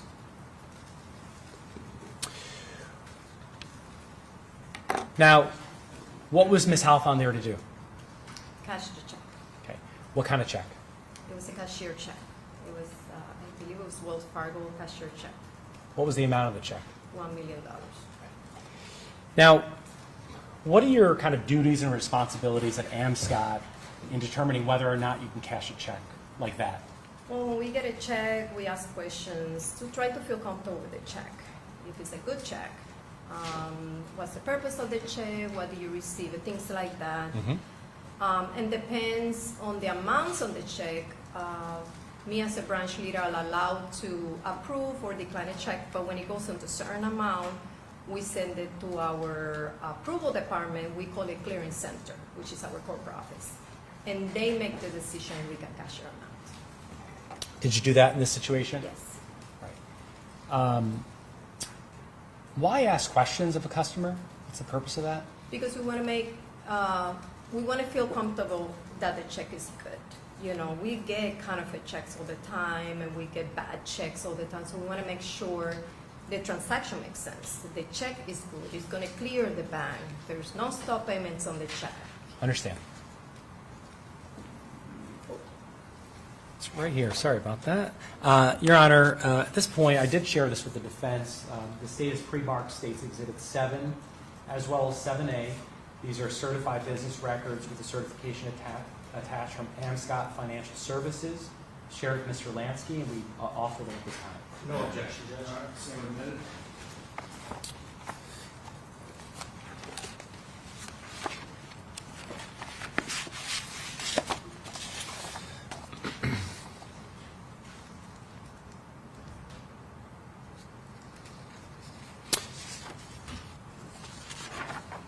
I want to kind of walk you through. This is State 7. It's going to be on the TV screen right next to you. All right. What are we looking at on the first page of this document? This is how we put the customers in the system. Here has their names, their addresses, the personal information, birthdays, the work information. Normally there's nothing in them that's basically the personal information and the work information. Ms. Vasquez, do you also ask for identification when you're cashing a check? Yes. Right. Did you ask for identification here? Yes. Show you the third page. Appears to be a visa for Lin Halfon. Is that right? Yes. And the fourth page appears to be a passport for Lin Halfon. Yes. And this is the woman that came to you on November 7th of 2019. Yes. Showing you page 2, just generally tell us what this document is, please. That's the form whenever they're not on our system. That's the form that they filled out that we go ahead and type the information. All the information that you saw on the first page. Understand.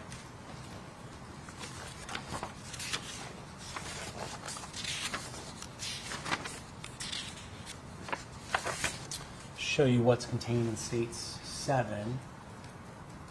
What are we looking at here? That's the check, the cashier check. Now, this is the cashier's check that Ms. Halfon presented. Is that yes? Yes, I'm sorry. Sorry, ma'am, Yeah, yes. that- no. We're used to Yeah, mhm. yeah. Sorry. I'll get in trouble if I don't do that, so Yeah, sorry. no problem. Now, there's some notes on the bottom here. That's me. What are those notes Okay, so indicate? this is the form that we use to send a picture to our corporate office. So if you look on the left, it tells you question that we have to answer about a check. If the check is counterfeit, if we feel like it's counterfeit, looks counterfeit, we would know if the check scans, if it scans through the machine. The VPCI is that we can see a picture of the check if we have ever cashed it before. if it's in sequence. All these questions help us to figure it out if the check is good. Then, if we have any additional comments to help the corporate office to decide if they want to cash it, we'll handwrite it on the right side. So I let them know that the check matched the VPCI. VPCI is a picture of other checks that we have cashed. Right. It was a new maker and from her account. So obviously, we never cashed checks from her before because it was the first time. That's what I put new maker. And that the check, the purpose, it was from her account. Okay, so Ms. Halfon, the woman that presented herself on this date, she was a new customer to AMSCOT. Correct. Had never been there before. No, that's why you have that form.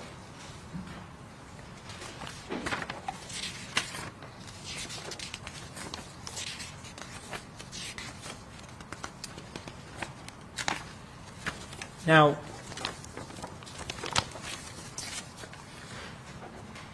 after some back office communications about the $1 million check, some questioning Ms. Halfon, making some observations during the course of her visit, what was the ultimate determination regarding cashing this $1 million check? It got refused. Did you inform Ms. Halfon of the refusal? Yes. And what did Ms. Halfon do? She, obviously, we asked her a lot of questions about the check. She said, if I pay you 100, Hold on one second. Just wait for the next question, okay? Okay. All right.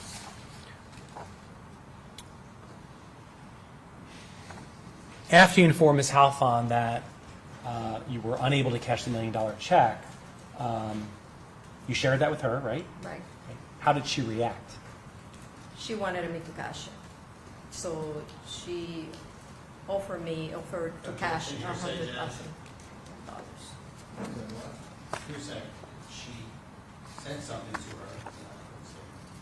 I also saying to the extent she said,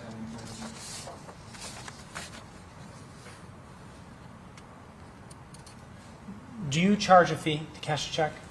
Okay. What is that fee? 4.9%. Was there any offer by Ms. Halfon for more money than that fee? Same objection, Judge. I'm sorry? Same objection. Any offer would have to be hearsay made by Ms. Halfon. Your Honor, it's not being offered. I'm sorry. No, go ahead. Did she make an offer to you to pay more than that 4.9%? Yes. Did you agree? No. Okay. Probably wouldn't be there. You'd probably be over there. Okay. That's a red flag. All right. So, ma'am, let me ask you this. So, did Ms. Halfon eventually leave? Yes. All right. Now, when she left, did she indicate to you that she would be returning? No, as far as I remember. Okay. Did she return that day? Yes. When she returned, did she have any additional checks? Yes. What did she have? She had the same kind of check, but three of $333,000 each. Okay.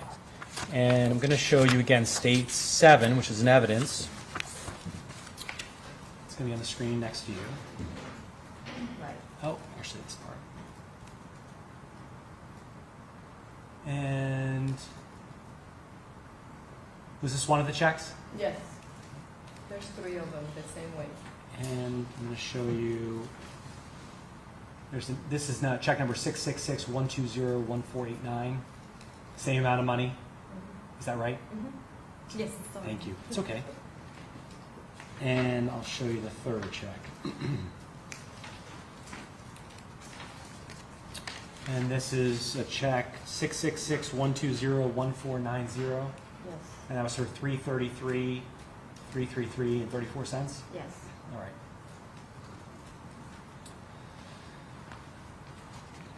Now, when Ms. Halfon returned with 3 checks for $333,000, did you cash those checks? No. Why not? It was already a red flag. We sent it back to corporate office because she obviously thought the way she said to me that she thought that if she split it in smaller amounts, we'll be able to cash the smaller amounts. Send it to my approval department clearing center, and they all got refused. Okay. And this was on the same day, November 7th of 2019? Yes.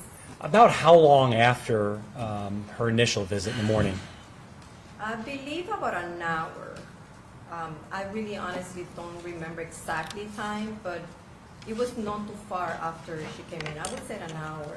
Okay. I want to show you States Exhibit 7A. These are some still photographs from the video that you all have there at AMSCOT in Armenia. I want to show you a couple of these photos. Probably going to zoom out. Let's see here.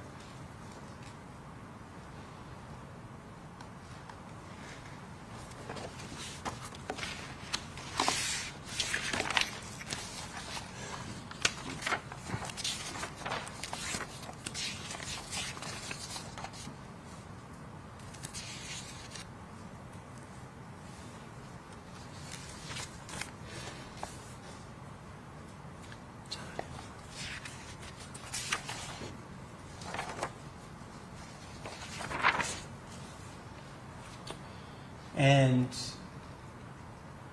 I'm going to show you the image here. This appears to be Ms. Halfon. Yes. And then this was dated November 7th, 10:45 a.m. Okay. Is that correct? Yes. This is the parking lot of the AMSCOT there in Armenia. Is that correct? Yes. And I'm going to show you the next photograph. I'm kind of zoom in on this one a little bit. It's very hard to tell the date and time on this one. So this would have been November 7th, 10:45 a.m. And this is the interior entryway of the AMSCOT store where you were working at. Yes. Right. Ms. Halfon coming in the door. Yes. A sign there says, "We cash almost any check." Yes. Okay. This is one of those that falls into the, okay. Almost. All right, so this was what the almost was for. Yeah. All right. And then same date at 10:47, Ms. Halfon at the window. Yes. Who's this young lady? That's me. All right. Different hairstyle here? Yes. All right.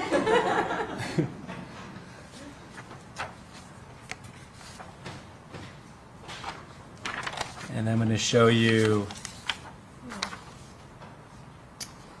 it's 11:20. Ms. Halfon's still at the window with you. Is that right? Yes. 11:23. Ms. Halfon kind of walking away in the lobby there. Yes.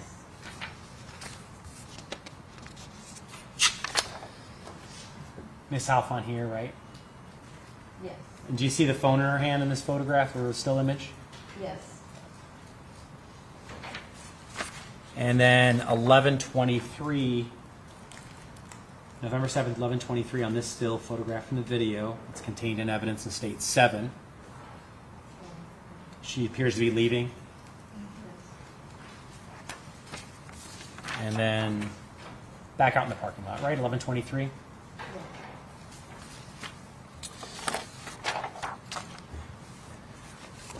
Now, is there any kind of document generated when you refuse to cash a check? You mean the time? Let me show you the State's Exhibit 7. Let me show you an exhibit that's contained in State 7. What is this? Oh, yes. That is a report where it shows the time that it was refused. This is the second time. Right. With 3 checks. All right, This is not the first one, the second time. I understand. And so my question about the first one, was there a document generated like this for the first time? No, we Why did not? not refuse it because the check, and the system that we had at that time, it did not allow it when the check was too high to refuse it on the system. I'm sure there's notes that she came in, but we did not be able to refuse them. Now, when she came back, the checks are smaller, so the system allowed them to Okay. refuse. So this type of report, this customer transaction report, was not generated when you refused to cash the $1 million check. That I'm not sure. And if it was not contained in the record, is it fair to say it wasn't generated? I'm not understanding the question, I'm If- sorry. That's okay. If it's not contained in the record that AMSCOT provided, is it fair to say that it's unlikely that it was generated, that this report was created? I mean, it comes out from the system. We can't make the report. I mean, it comes, like if you pull the report, it will come up. I understand. Is that what you're asking? Well, I'm asking you. Confused with the question. No, that's okay. So you see this document for the 3 checks? Okay. Do you have a document like this for the $1 million check? No, Why not? because we could not refuse it. The system didn't allow us. It was the amount. I guess the system was older system. Okay. Would not allow us to. So too many zeros. Too many. Yeah, too big. Too big of a. Okay. Yeah. Understand. Thank you. Now in this document, this indicates 11/7 says time 2:37 p.m. Is that correct? That's correct. Right. So would this document have been generated at the end of your interaction with Ms. Halfon? Correct.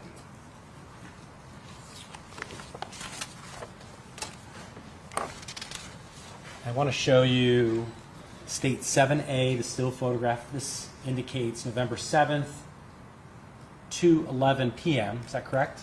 Correct. Okay, this appears to be Ms. Halfon here. And then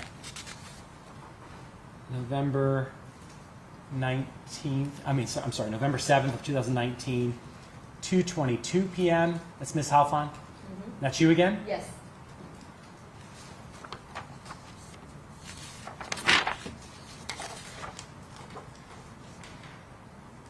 And shortly thereafter, it's Ms. Halfon. Yes. And you're on the phone in this Yes, still? with my corporate office. Yeah.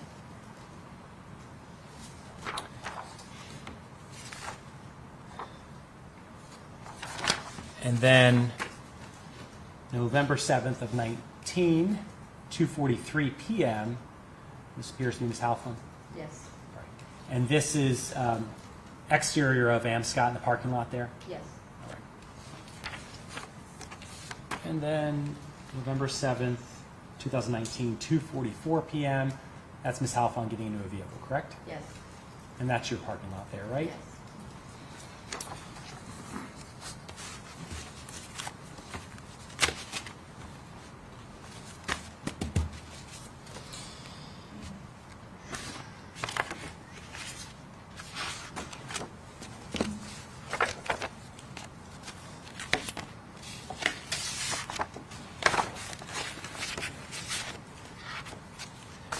Ms. Vasquez, does Amscott, or did Amscott back in 2019, record either incoming or outgoing phone calls made to the financial center, more specifically the one you were working at on November 7th of 2019? If we record, Record the calls. Do you record the call of anyone calling into the branch? Did you record the call of anyone calling out from the branch?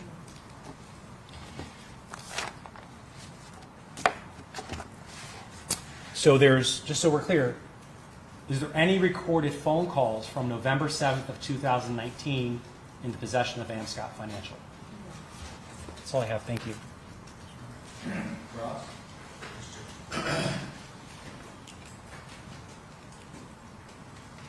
Ms. Vasquez now, right? yeah. Ms. Vasquez, just out of curiosity, did you have $1 million at Amscott to cash these checks at that moment? Do you keep $1 million at the Armenian store to cash the checks? I cannot tell you how much we keep at the branch because every day is different. Do you ever keep $1 million on hand at any one time at that Armenia branch? I can't tell you that. You can't or you won't? I just don't know. Okay.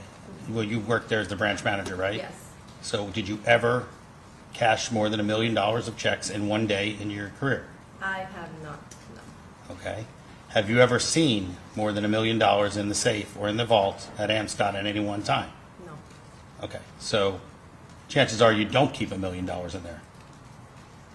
I mean, I'm not going to say yes or no because that's something internal for the company. We don't disclose the money that we keep. Okay. So you're not answering my question, but you do know the answer. I just can't say how much money we keep. It's just they don't allow us to say it. Judge, I would ask for the purpose of this trial that you instruct the witness to answer if she knows the answer. Are you saying it's a company policy? Right, we can't disclose how much money we keep at the branch. Is it set No, not a set amount, but we can't disclose. Like if somebody, for example, call us and say, hey, can you cash this? We can't tell them for security reasons how much money. We just tell them, come in and we'll see what we can do. But we can't disclose how much for security reasons, how much we have at the company. Limited to the date. Would you have been able to cash that $1 million check on 11/7 of 19? If we can cash it, yes, but we have different ways to provide income. Not necessarily has to be all cash. Okay, that's the question I'm But we asking. can cash, yeah. Can you cash it all in cash, because that's what this woman wanted? All cash at that moment, when she came in, the $1 million check, did you have the ability on November 7th, 2019 to cash that check in complete cash of $1 million? I don't recall how much money we had that date, so I don't know. Okay, well, would it be noted anywhere in your report? If you had approved the check, what were you going to do? Cash the check. Okay, and hand her $1 million cash? Well, it's not all cash, depends on how much she wanted it. Well, that's what I just asked you. If she wanted it all in cash, which we believe she specified to you, or at least that's what she told us. Okay. If she wanted $1 million in cash, could you have given her all cash on November 7th, 2019? Objection, speculation. She's working, Judge. Do you just not want to answer me, or? I'm not sure, I don't remember how much cash we had at that moment at the branch. I mean, we're talking about 2019, I don't remember. Well, I'm also talking about $1 million. Yes. So, do you remember any time that you've ever worked where you had more than $1 million on hand in your career? No, we never had to cash that bigger check. That was my first time I seen it. So you never held $1 million at your branch at any time, including November 7th? As far as I remember, no. Okay, that's all we were trying to get at. Thank you. Did you tell Ms. Halfon to go back and get 3 smaller checks? You never informed her of that? No. Okay. And she came back 2 times, and it looks like, based on the timestamps, it's almost 3 hours apart. Would that be more accurate? Yeah, most likely. Okay. And did you, he asked you if you saw the phone in your hand. Did you see her texting on the phone, or did you pay any attention to it whatsoever? I don't recall that. Who was she talking to? I don't. You? Oh, well, she was talking to me, Okay. but if she was on the phone, I don't recall that. So it didn't stand out to you that she was on the phone Yeah, talking to no, anybody? I was focusing more on the check and, yeah, And the check was declined, it declined. and the other checks were declined the second time around, right?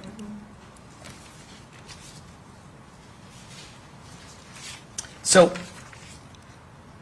I added up 35 minutes the first time, from the time she walked in until the time she walked out. She spent 35 minutes at the window with you. And you described more or less what was going on during that period of time to Mr. Dontonville, okay? So, when you asked her for ID, what was the purpose of asking her for her ID? Because the check, we have to make sure we cash it to or we're trying to cash it to the right person. They have to provide identification. And why didn't you have her endorse the check? I don't recall that part. Would it be procedure for them to endorse the check before you get approval, so you can make sure the signatures match? It's not really procedures, as long as, sometimes customers sign it right in front of us, and sometimes they wait at the end and see if we're gonna cash it. Okay, but at no time did she attempt to sign the check, nor did you ask her to sign the back of the check? I don't recall. Okay, well, the back of the check wasn't signed. Okay, so most Okay. likely. Can you cash a check that's unsigned? No, Can you cash a cashier's check that's unsigned? no, So it must be signed, correct, the identification has to match the person, correct, and you have to verify the signature. correct, Those are all steps that you have to take that someone would have to do before cashing the check. correct. And in those 35 minutes you spent with her, at no time did she attempt to sign the check. If it's not signed, no, she didn't sign it. Okay, no further questions, Judge.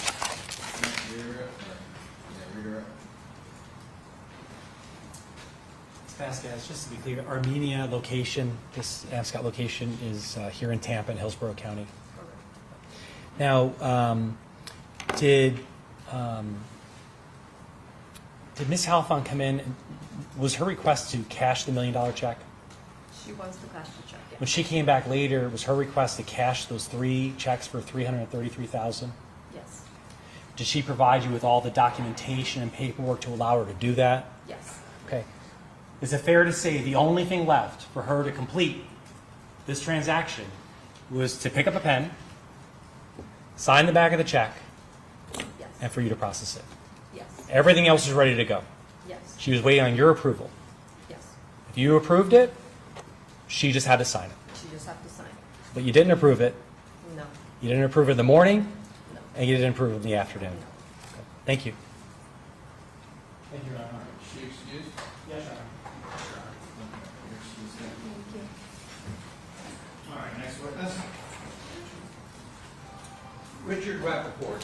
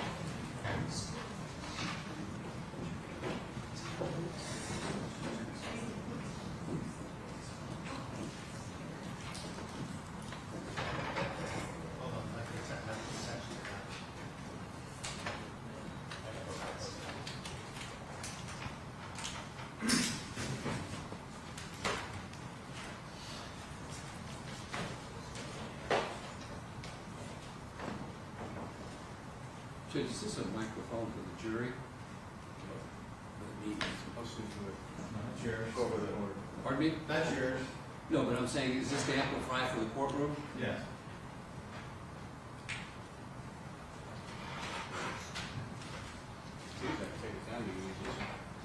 Yeah, I'm old school, man. I grew up with a podium. She just can't see us, all we have to do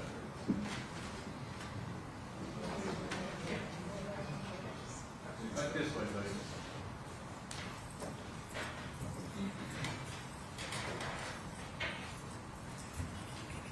Could just remain standing so the judge can swear you in. Raise your right hand, swear to tell the truth, the whole truth, and nothing but the truth. I do. All right, please have a seat, state your name for the record. Richard Rappaport. Go ahead and state. Thank you. Mr. Rappaport, you live here in Tampa? Yes, I do. How long have you lived in Tampa? Since 1990. Since 1990. Mr. Rappaport, do you presently work? I have a business which my son runs, And what's the name of your business? Panther Medical. And how long have you owned that business? Well, we incorporated Panther in the early 90s. And what type of business is it? We distribute medical devices. And does your son, is that business here in Tampa? We're here in Tampa, and he runs it out of the New Jersey office, our New Jersey office. Now, Mr. Rappaport, what is your son's name?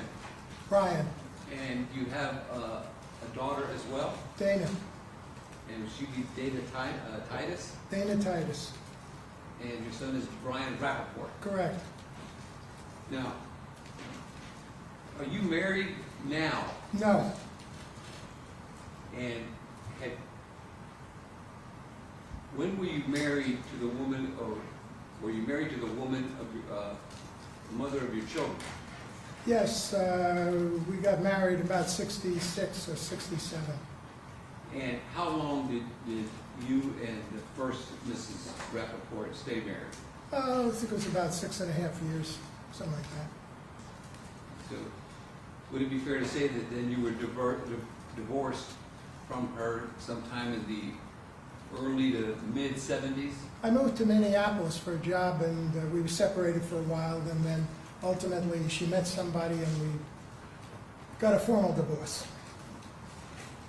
Now, since the divorce, was that time period though in the mid-70s, maybe early 80s? Yeah, I would say mid-70s, early 80s. But you separated sooner than that? I'm sorry? You separated sooner than when your final divorce took place? Yeah. Now, between the time of your divorce and, say, December of 2019, did you marry anyone during No. that time period? Did you live alone? Yes.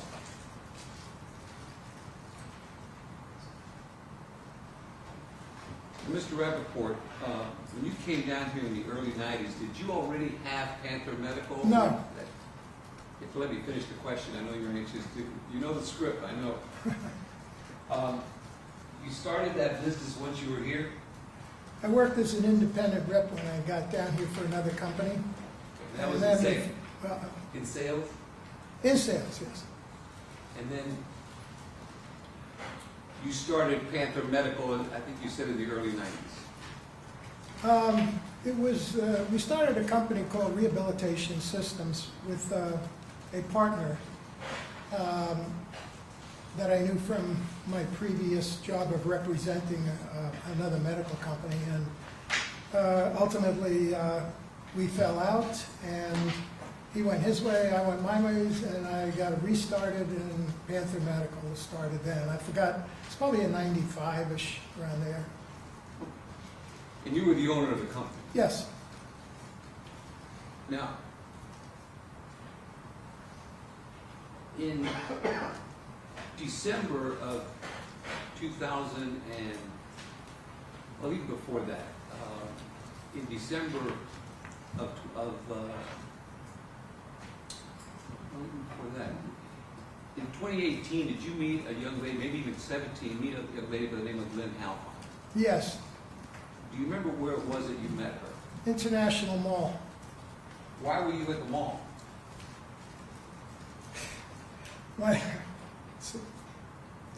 My cell phone was down, and I was there to go to the Apple Store.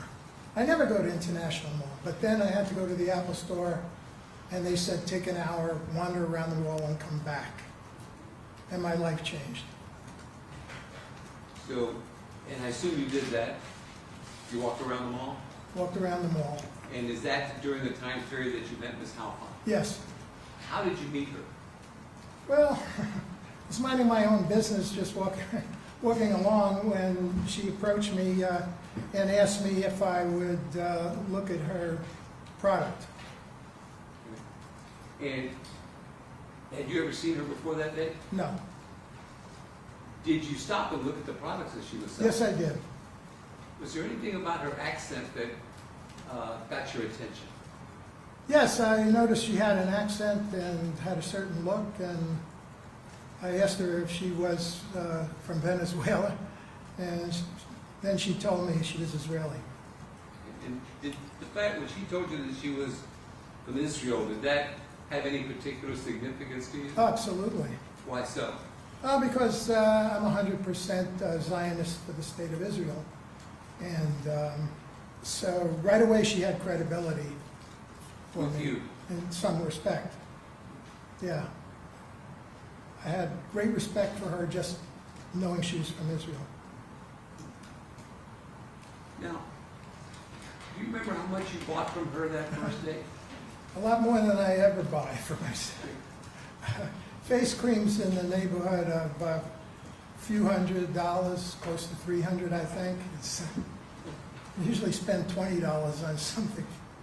That wasn't a typical sales. No, it wasn't. I wasn't. I was leaning towards helping her out, even then.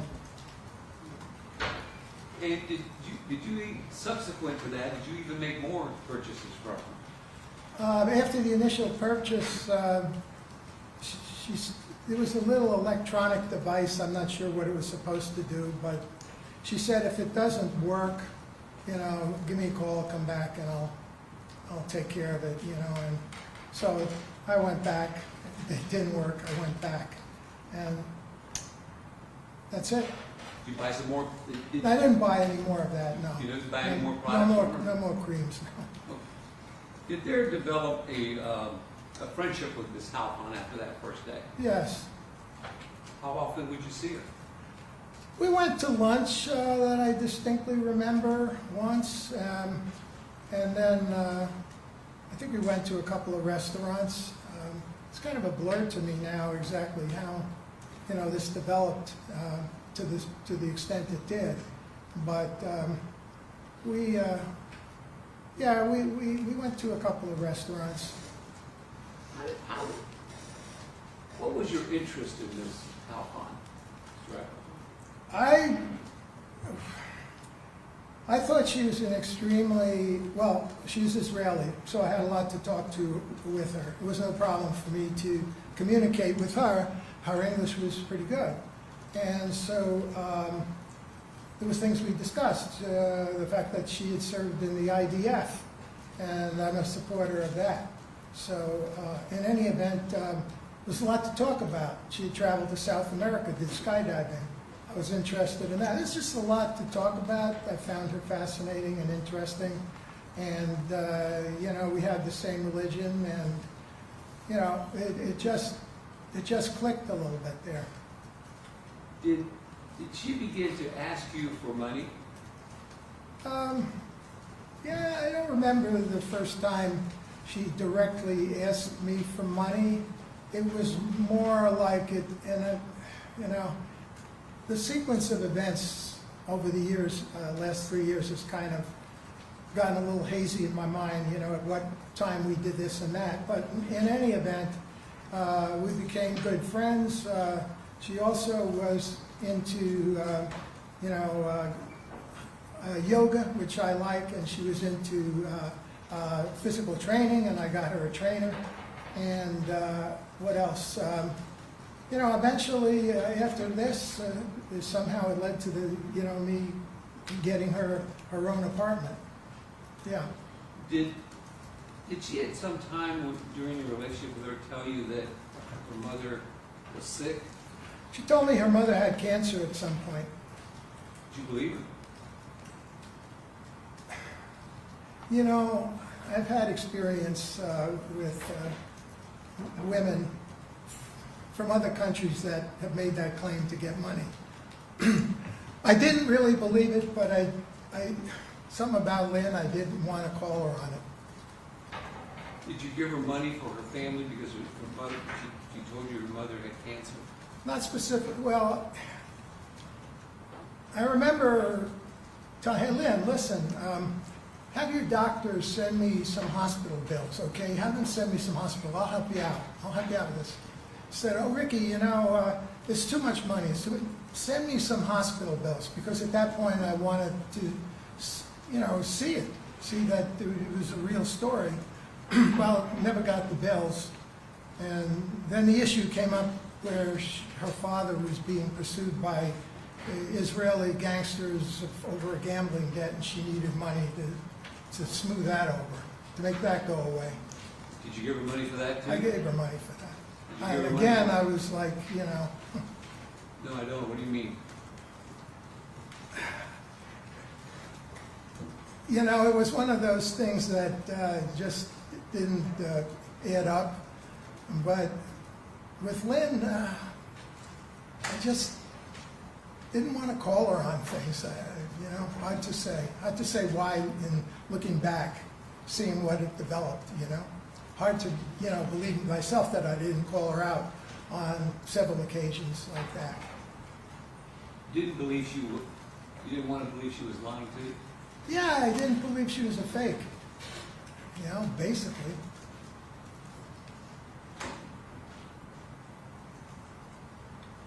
Now, did you give Lin Halfon any credit cards that she could use?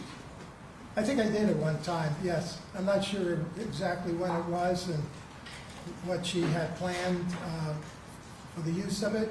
It might have been once to pay for her physical training or the yoga, the heated yoga that she was doing.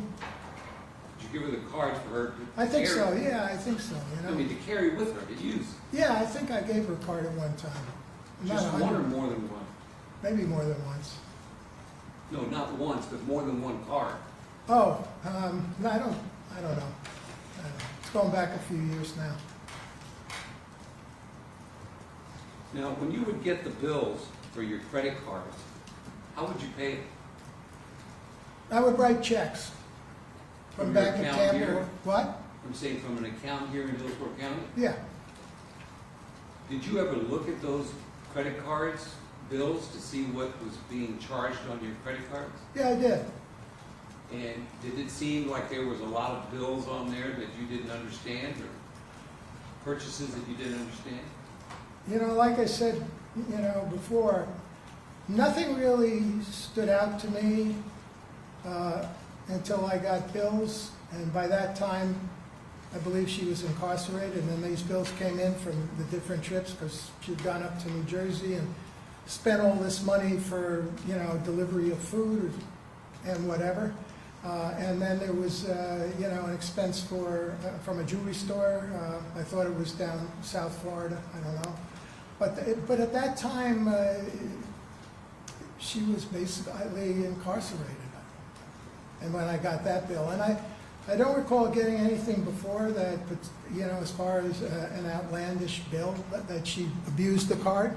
Quite honestly, I don't remember that. I don't think she did abuse the card before that.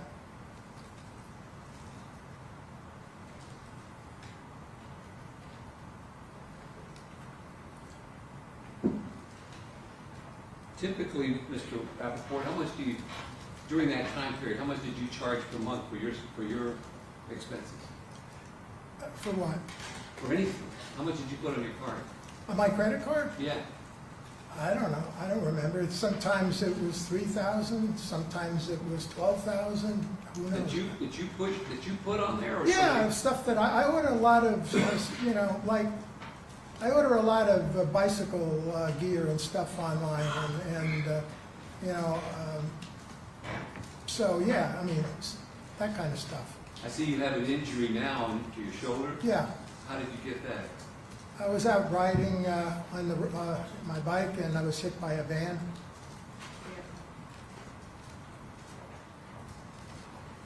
How long ago was that? That was just a couple of weeks ago.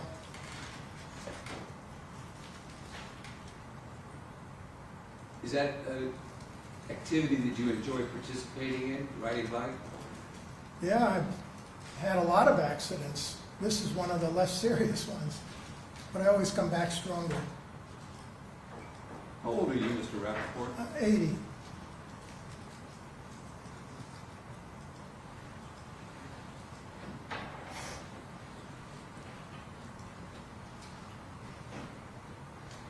Did you and Mrs. or you and Miss Halfon open up a business account or business? We opened up a joint account. Yeah. For what purpose? Well, yeah.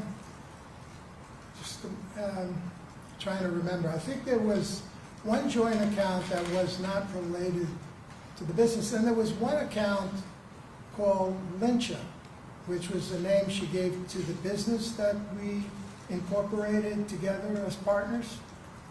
Because that was what her dream was to own a business of her own that was in the fashion industry, and I wanted to help her. You know, I wanted to help her realize her goal in that area, and she did a lot of research. We hired a market research company in New York, and we had a consultant here, you know, about the clothing industry. I don't know. She had some unique ideas for leggings that she thought was revolutionary.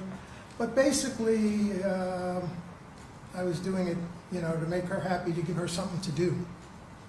Did you fund this entire enterprise of this business? Yes.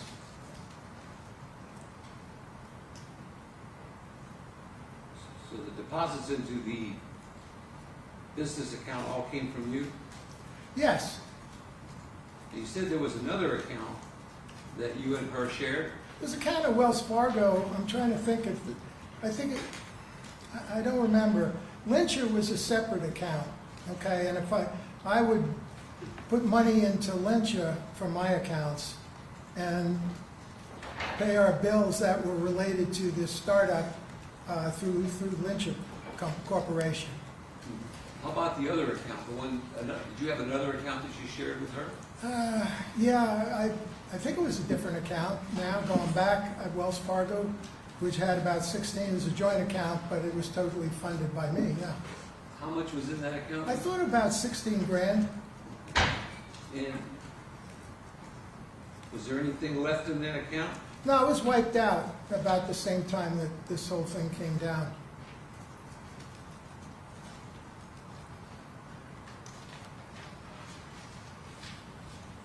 Did you have any other accounts with Ms. Halfon? Not with her, no. So the accounts that Ms. Halfon had access to was the business account, this joint account? And the joint account, right. And your credit cards?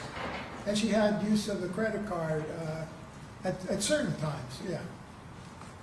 Now, Mr. Rappaport, do you contribute to charitable organizations? Yeah. Can you give the jury some understanding of the organizations that you contribute to? Where? Who? Yeah, who are they? The Florida Holocaust Museum, the United States Holocaust Museum, the Jewish National Fund, Tikva Children's Home in Odessa, Ukraine, and American Friends of Kyiv Jewish Community, and yada, yada, yada. I mean, there's a lot. Even more than that. Yeah, there's the humane societies on a different level.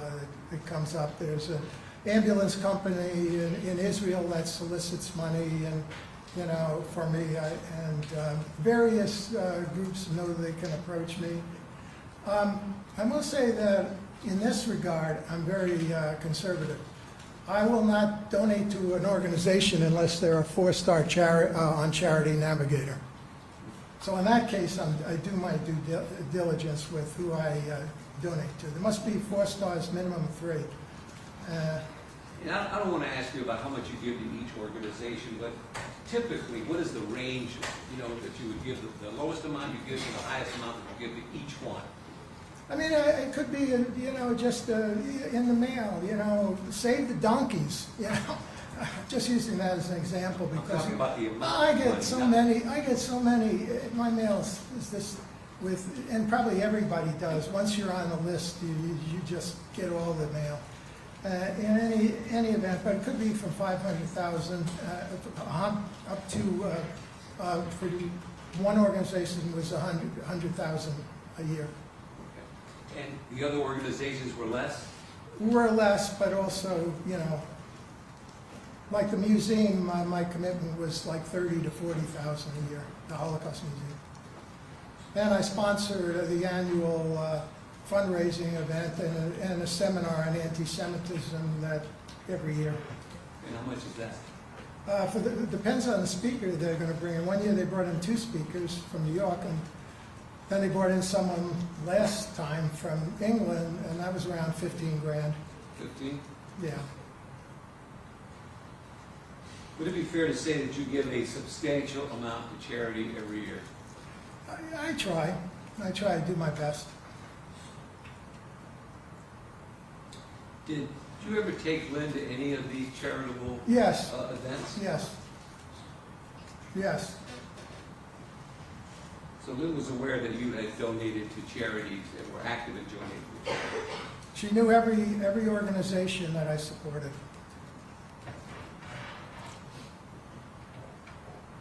Now, in 2019, did you marry Lin Halfon? Yes.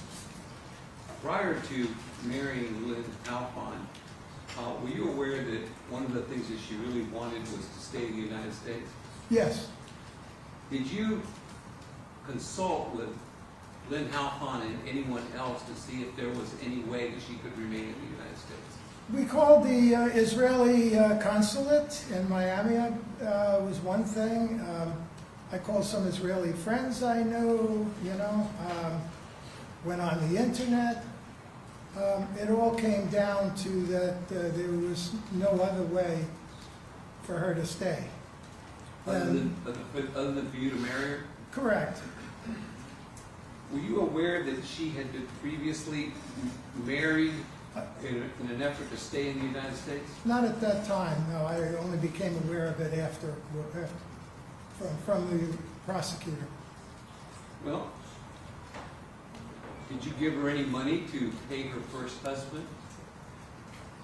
I gave her money that she alleged was to, because he was holding back the divorce papers until he got paid 10 grand.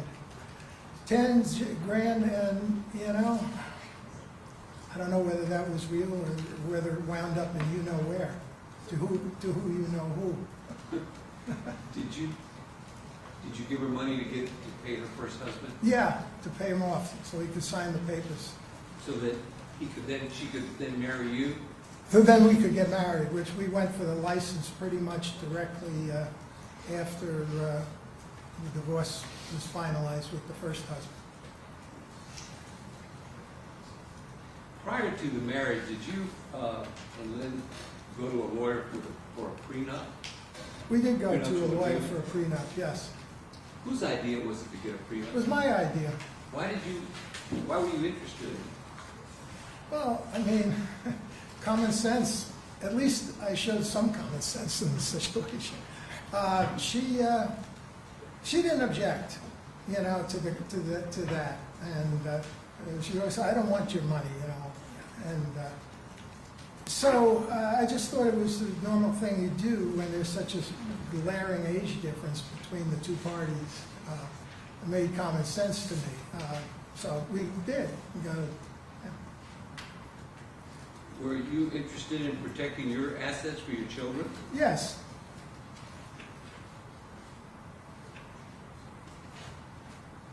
And I think you said earlier that Lin Halfon didn't appear to be concerned about the prenup. No, she didn't object to that. We went to a lawyer together. Did you want to get married? You know, you see all the difference in age, of course, and she would also, and when I brought that subject up, she would say, you worry too much what other people think. You worry too much what other people think, you know. We have a lot in common, you know. We care about each other. Did I want to get married? I would have liked to kept the arrangement as it was, where we were just good friends, and I helped her out, and this business took off, and she had something to do and a place to go and a career. But again, I wasn't willing to take the chance that she'd get booted out of the country because she didn't have it, because I essentially didn't want to lose her to be deported.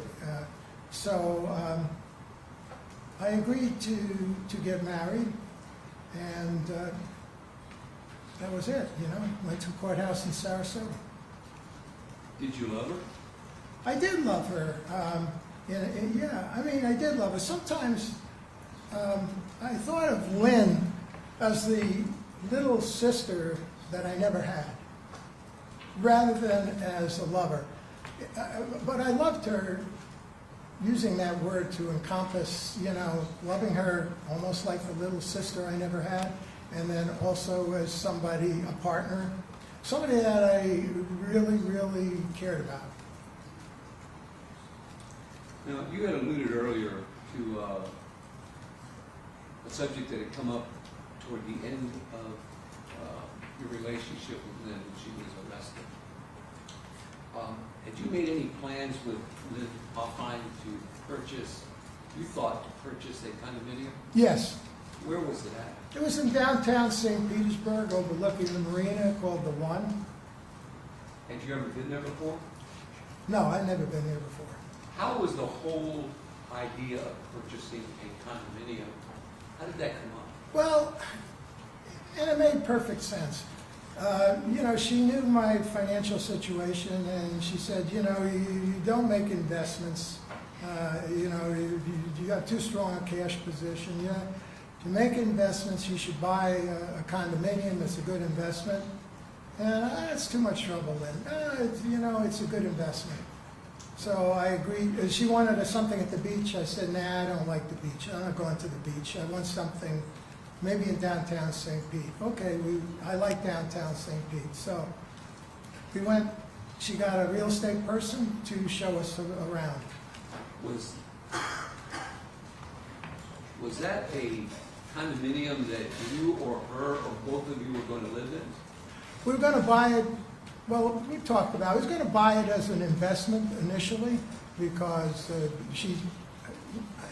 what she said makes sense, even in retrospect. Even if it had been a real deal, it would have been a good deal. Because you know, the thing is subsequently appreciated tremendously. But in any event, I began to get very enthusiastic about it as I thought about it, and when I saw the property. Was it nice? What? Was it a nice piece of property? Oh, it was gorgeous, Condominium? yeah, it was 30, yeah, beautiful. It was You a remember how fantastic building, yeah. You know how much it was? How much the condominium cost? Well, they were asking 1.125 or 1.130, something like that, yeah. Million? Yeah, And did you agree to buy it at that price? well, I was prepared to buy it at that price, but again, you've heard it before, but you know, she made a deal that would save me $250,000 on the purchase price. What did she tell you the deal was? She said I think it was like 1.1, and we saved like 250,000 on the purchase price if we did a cash deal. And I didn't think of it as like green baseball cards, you know, you're gonna pass out. I thought of it kind of like as you know, wiring money or you know, something like that. So you thought you could wire the money for the purchase? I thought that was would have been a cash deal and kind That was of a normal. cash deal. To you, that was a cash deal. Yeah, for me You that wired the would money. meet the definition of a cash deal. Yeah. I never met the seller. Now, when did you find out that a cash deal was actually cash, not a wire transfer? Well, Lin was trying to drag me around to different banks to see if you could get the actual, you know, cash. I thought it was insane, and I told her that. You don't do business like that, maybe in your country, but not here. And then it came down to deciding on doing, that the bank checks would work instead of, you know, Brinks truck showing up with, it was absurd. Even I knew, you know, that Did you go to that the wasn't bank? gonna happen. Did you go to the bank with her to try and get the cash? I did. I just knew it wasn't going to happen. I just went to humor her because I knew there's no way. There's no way they don't have that kind of dough on hand, and they weren't going to do something fishy like that. Did Wells Fargo close your account? Eventually, yeah. Why? Did they tell you why they closed Well, it? I closed the account after all this came down. She had cleaned out the joint account, and, you know, all this stuff came down. They closed it out. Did they call you to tell you that they were closing your account? Yeah, they told me, which I don't really like Wells Fargo anyway, so they can close their accounts.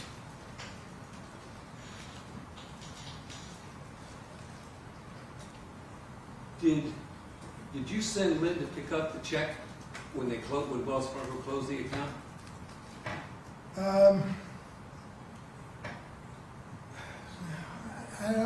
I just don't remember, sorry.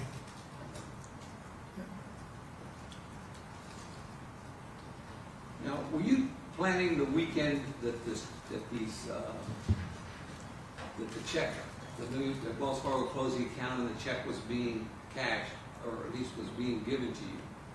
And Ms. Halfon, were you planning a trip with your daughter to New York? Yes, I was. And did you abort that trip, not go on that trip? We were sitting by the gate. The plane was announced to leave, and we pulled the plug. Why is that? She called me. Well, she didn't want me to go on. She didn't want me to go on the trip, and then she called me while I was sitting there crying and don't go, please don't go. You love me, don't go, don't go. It was a tough decision for me, you know, to abandon. I was looking forward to. We were going to the World Jewish Congress and going to meet Nikki Haley, and it was, you know, something I was looking forward to. And she knew I had this trip planned for a month, and I pulled the plug, and you know, just because she sounded like so desperate. Was your daughter with you? She was across from me. Did you go to where Lin Halfon was? What? After you didn't get on the plane and you left, did you go to where she was? Where did we go? I'm drawing a little bit of a blanket. When I went to see her, and what the reason she explained for why she didn't want me to go. She had begged me not to go when I gave her some money at TD Bank, and then I told her, I gotta go, we're meeting at the plane, you know, so, and she was hysterical, basically. How much money did you give her at TD Bank? $80,000, 80,000? correct, Was that in cash? yes. Why did you give her $80,000 in cash? Why did I give her $80,000? Now it's easy to reflect on that and not understand, you know, why I did that. And again, why I didn't call her on things. But, you know, she kept talking about her father being in deep doo-doo as a result of having bad gambling debts, and this was going to bail him out. And again, you know, she was kind of hysterical. And you fell for it? Yes, I fell for it. Hook, line, and sinker.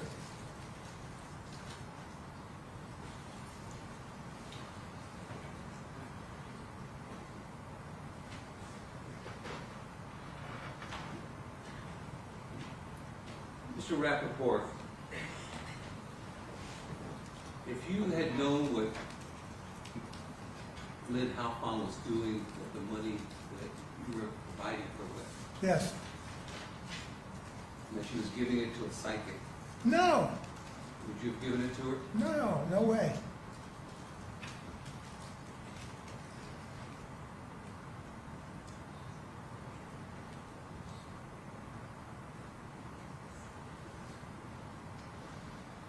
Mr. Rappaport, now looking back on your experience Yes. in this entire matter, did you feel that you were defrauded? Oh, absolutely. Did you feel that you were manipulated? Yes, absolutely. Did you feel that you were lied to? Yes.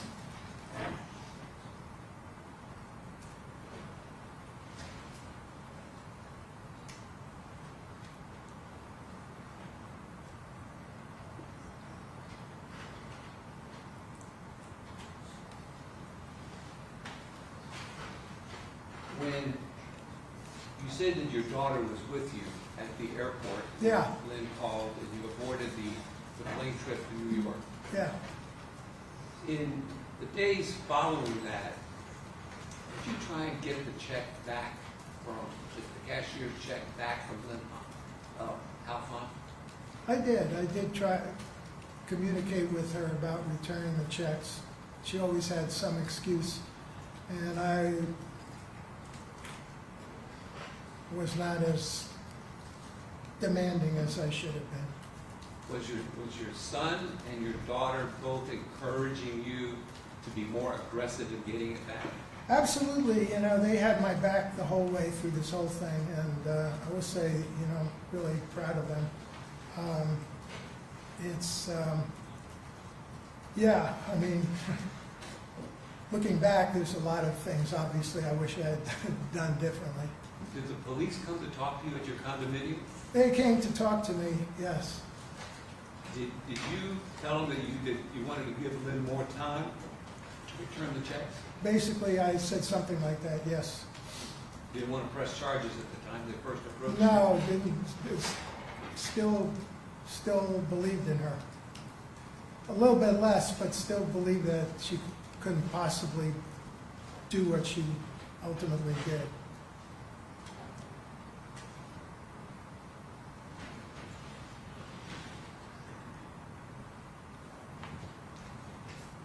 Following that initial time that the police came to talk to you, did you continue to want to give Lynn Halfon more time to produce the check? I guess I did.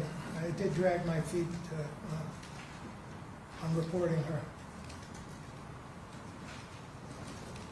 When you discovered through the police that the checks had actually been cashed, was it at that point that you decided to? I'll never forget. I was called by my state attorney to come to our office. She said there were a couple of investigators that wanted to talk to me. When you said state attorney, you talking about your estate planning attorney? Estate planning attorney, yeah. And it was just a question. She said there were two gentlemen that wanted to meet with me, and I got there and was introduced to Vicky and Willie, the detectives, and I remember, like he said, do you think that she'll still come true and bring the checks back? And I kind of, yeah. He said, well, what would you think if I showed you this? And he showed me the checks, copy of the checks, and that they were endorsed and cashed. The air went out of me. You knew at that point That was the lowest point. Up to then. what your son and daughter were warning you about was true. Yeah, and that, that I misjudged this person so badly. Did you agree at that time to pursue criminal charges? Yes, I did.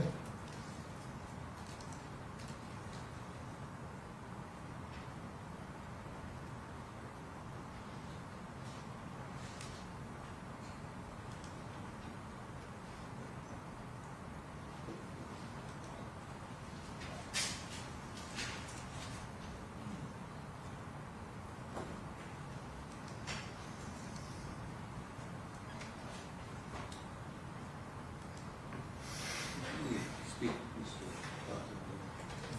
Tell you what, I'm kind of, I don't think I can really.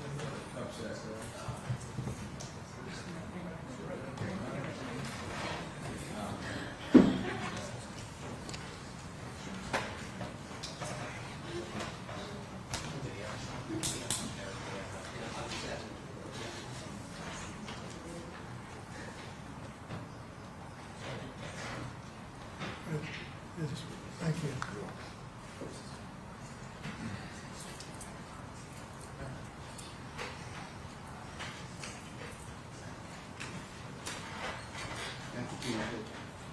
Mr. Rappaport, bills that came into you through the credit cards, was those bills paid exclusively by Yes. your money? Yes.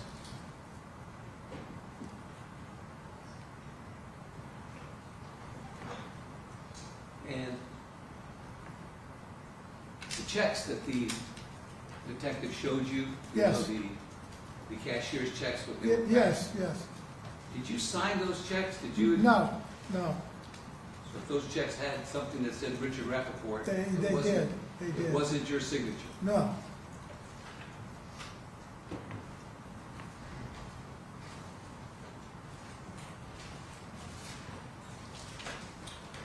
Please, I don't have any other questions of Mr. Rappaport. Thank you. Ross? Yes, Your Honor.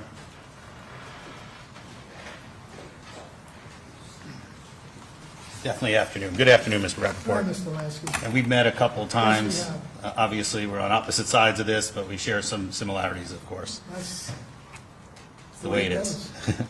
And actually, just to disclose, Panther Medical, I do personal injury work, and I've had dealings with your company. Oh, really? Okay. All right. I just wanted to make sure that was disclosed. Okay, so I'm not going to keep you very long, and I'm sorry for your loss in all of this. Thank you. And do you feel, Mr. Rappaport, that you were defrauded, going back to the question Mr. Castillo just asked you were defrauded, correct? Correct. By who? I was defrauded by Lin Halfon, Miss Halfon. Yeah. okay? You were manipulated by who? I personally, by Miss Halfon, is And you were lied to by who? Miss Halfon. Okay. And you were duped by who? Miss Halfon. Okay. And you gave all these things that Ms. Halfon got when it was monies from you, you gave those directly to Ms. Halfon except for one wire where you thought you were wiring to a charity in New York, Yeah, right? Yes. But everything else went to Ms. Halfon. Correct. And sitting here today, and I believe we talked about this before, sitting here today, do you know if Ms. Halfon got any of that cash to herself? Do you have independent knowledge that she didn't receive that money? I don't. So she may have received that money just as much as who she claims received it. I don't know where the money went. Okay. And regardless of where the money went, regardless of what Lynn did with the money, Yes. whether she gave it to her mother who she said had cancer, whether she paid off the Israeli mobsters, whether she gave it to a psychic, whether she used it for whatever she used it for, she got the money from you under false pretenses. Correct. Okay. But at no time did you tell her, stop using my credit card or stop using my Venmo. You never took those privileges away from her. I called her on some charges, but I didn't. But you never withdrew your consent for her to use those No, cards. but she would explain why she needed it. And then you went on and allowed her to continue to use your credit cards and your Venmo account. I don't And think the credit cards weren't that abused until very late in the game. so you don't view anything that she did with the credit cards out of the authority you gave her to use them for. Well, at the end, when I did get the bills that indicated that she purchased jewelry and all of this ordering of food that. But when she did that, she had the authority to use your cards, right? Yeah, but not for that. Okay, but you didn't restrict them. You didn't tell her you couldn't use it for this or you could use it for that. Well, I thought she had a head on her shoulders. Okay, well, we obviously know she didn't.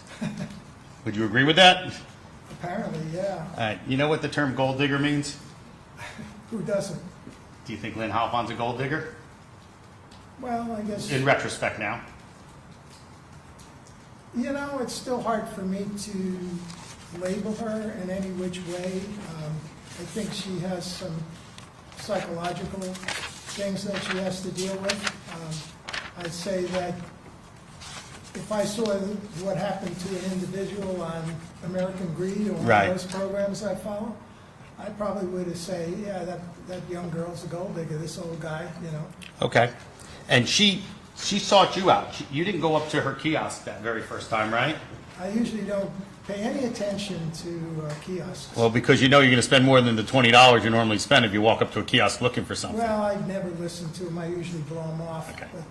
But this girl had... this girl had something that Right. I had to listen to her. And you bought that first thing? And I bought that first. And we actually show in some of the records that you spent over $2,500 that day with her. I did. Okay. What else did you buy? More creams, more eye cream? It was, now that you mention it, it did come to about that. And I will say that I couldn't believe my own indiscretion to help her out. It was a bunch of creams and this little apparatus that she... Did you ever use them? What? Did you ever wind up using them? I couldn't use it. It was stupid. Okay. You know, I didn't know what it was. She just had a hold on you at that point. What? She just had like a little hold on you right from the start. Yeah, I mean, she could have made a great, honest living because she's a good salesperson. I mean, Obviously. Yeah, she's good at sales. Okay. So, and their job at kiosks is always to upsell people and get as much as you it's a very can. hard job. And I you felt know, sorry for her. you know it's commission based, right? Yeah. Okay. So during this process, not money directly given to Lynn, but you got her an apartment. You were paying, let's say, what, $1,500 a month in rent for her? Something like that. Okay. You bought her a car, Eventually, yeah. and that was after you were married. But you bought her a car, Yeah, and that was for hers to keep. right. And you started her company and put money in her bank. You said about $16,000, It was our company together. We were both partners in it. but that was a joint account. Joint account. You ultimately opened up another joint account with Yeah, her. I can't remember which came first, the chicken or the egg. but Right. we opened Excellent. up accounts. All right. And before you got married, you signed a prenuptial agreement. Correct. And in that prenuptial agreement, and I'm going to try to summarize it, and if you don't remember, that's perfectly fine. I can show you a copy of the document if you need it. But in that document, if you were to divorce, she would get $100,000. Yes. The Rolex watch. I don't remember the Rolex watch, but maybe I remember the 100,000. Do you remember the $47,000? It didn't say Rolex watch exactly. It said $47,320, which happens to be what the Rolex cost. I could have. I don't remember Okay. that specifically. And she was going to keep the car, Keep the car, yes. and then she would keep half of all the money that was in joint names. In joint name. So if you, as in this instance, if you put the $1 million in the bank and she filed for divorce the next day, under that prenup, she would have got $500,000 of that, right? Not really, no. You don't think so? No, it wasn't set up that way. Okay, so she wasn't going to get half the money in the joint accounts? No. Well, the joint account was separate from, there was a joint account which had 16 grand in it. Right, that's the Lynch account. That was it, and she would be entitled to that, but not half the $1 million. Okay, well, that account, that joint account was set up after the prenup, correct? The money, the $1 million was transferred because Bank of Tampa is my main bank, and they didn't want anything to do with this deal. Right. So they transferred the money to Wells Fargo, and almost immediately Wells Fargo made the one check. But that account was opened in joint names at your request. Probably, yeah. I mean, they can't do it without you requesting it, right? My name was on the front of the check, yeah. And so was Lynn's. Yeah, Okay, so did you know it was a joint account? I guess so. Okay. And were you going to purchase the condominium in Lynn's name and not yours? No, I had no plans of doing that. I had plans of us owning it jointly. But you were going to buy the condo and own it jointly, Correct, meaning that her name would have gone on joint property, and Yeah. if you divorced, she would have got half that apartment. right. Okay, so that was your understanding of the prenup, is what I'm trying to get at, Mr. Yeah, Ross. probably, yeah. I'm not trying to confuse you. You had a lawyer that did it for you, right? Yes. But it was based on what you wanted in there. Yeah, I wanted her taken care of. I mean, I'm 80 years old, right? She's 20-something. Yes.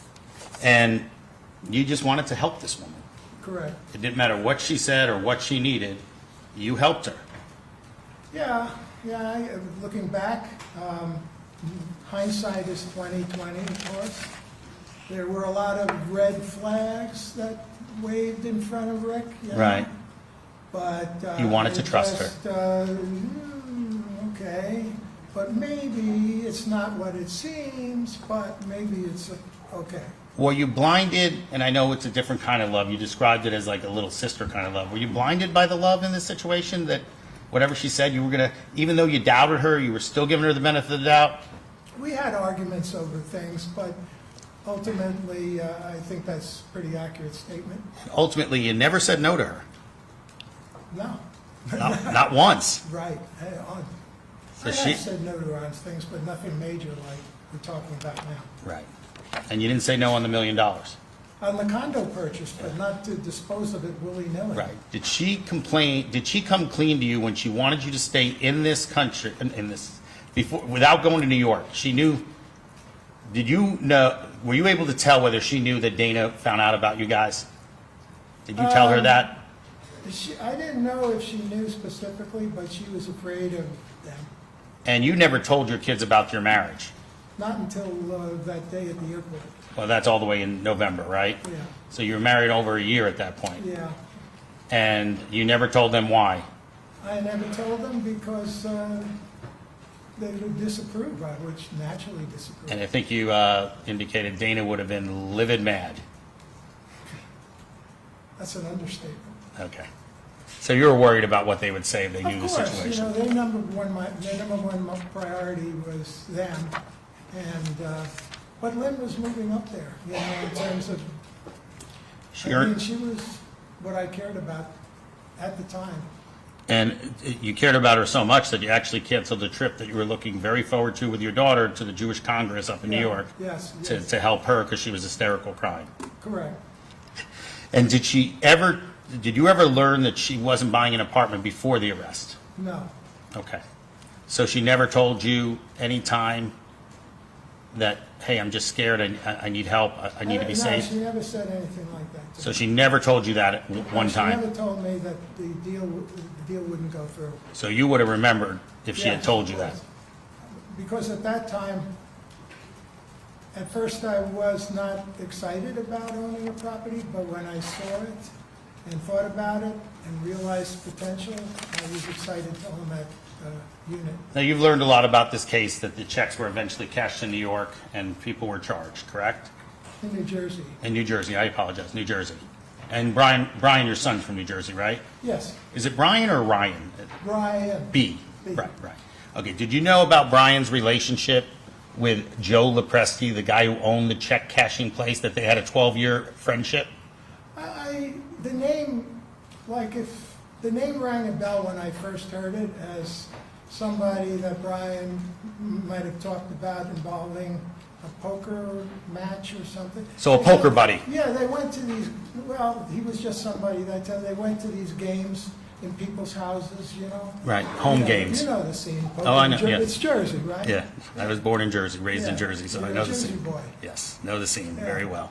So, Mr. Rappaport, so I think you were asked this once before, but you just think it's a coincidence that they knew each other and that's where the check got cashed? Yes, I think it's a coincidence.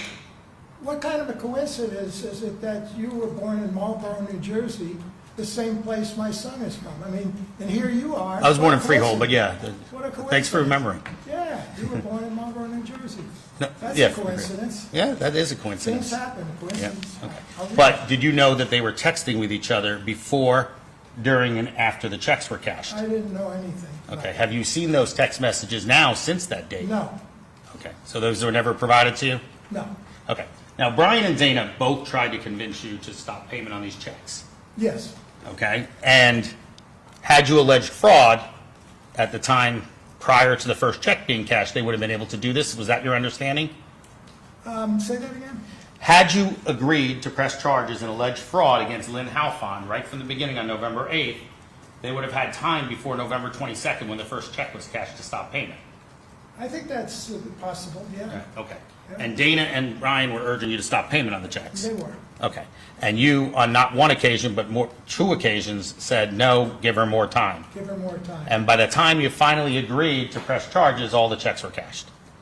Well, 2/3 of them were, and then 1/3 went through.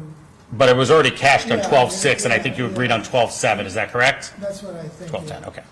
And finally, they showed you the checks being cashed, and you're like, whoa, I've been duped. Yeah. You've gotten a good bulk of that money back now, haven't you? Not yet, but it's in the works. Okay, well, you haven't received the $750,000 that Mr. Lepresti has paid already?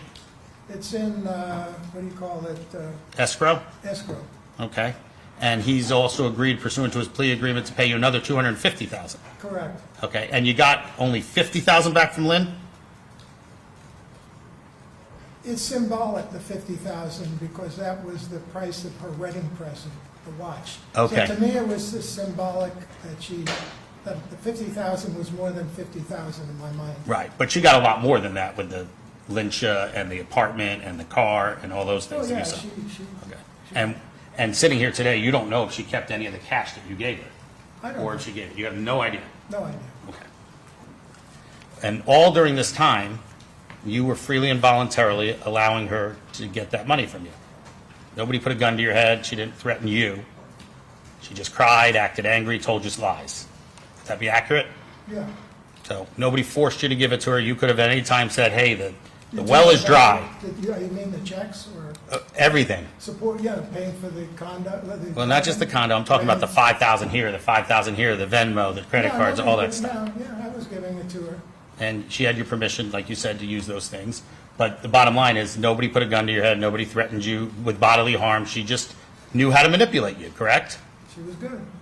She was good. She was good, I have to admit. It's very sad to me. Well, I'm glad you're getting some of your money back, that's great. And Mr. Rappaport, that's all I have today. Well, thank you. Thank you very much. May I read your record?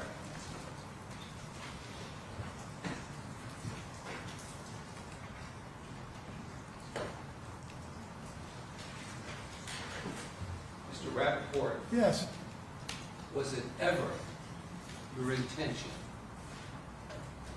to give any money to the defendant? no. That's all I have. No follow-up. All right, you can step down. Thank you. Back this way, sir. Ready for the break? All right, take a short recess. That's all. All right. I know, yeah, I'll take it up.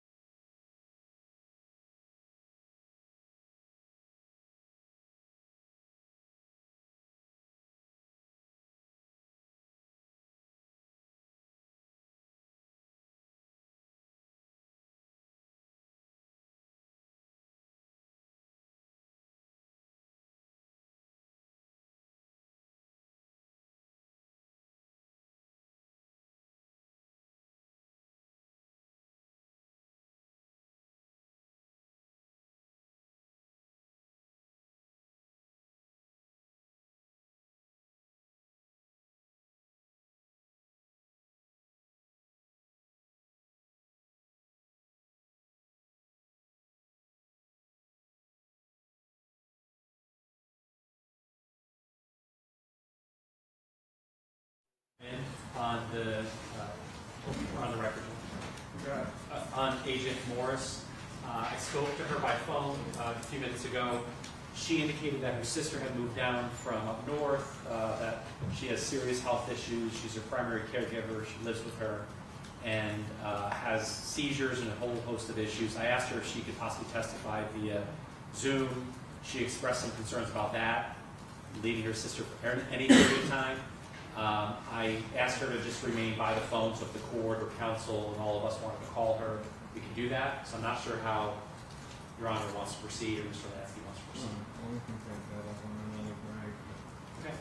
What, it also depends how much stuff you want to get out of her if the stipulation Well, is in place. Yeah, I mean, we have her deposition we could use, Well, if she's I'm unavailable. just gonna introduce a deposition, I'm just trying to, if you had a lot of material, or if you just I have got a decent amount, but I could probably get it done in less than an hour, probably half an hour to 45 minutes. Yeah, I was just trying to see if them stipulating to something helped. Well, I need to see how, I'm bringing in the Special Agent Cosme, so, see, a lot of people all say Victoria Morris did it, Victoria Morris did it, Victoria Morris did it, so they all point the fingers to her, so I need to find out why she didn't think she did, which I asked her in the depo. So she's an essential witness to our case if the state's not calling her. I understand. All right, bring him in. Yes,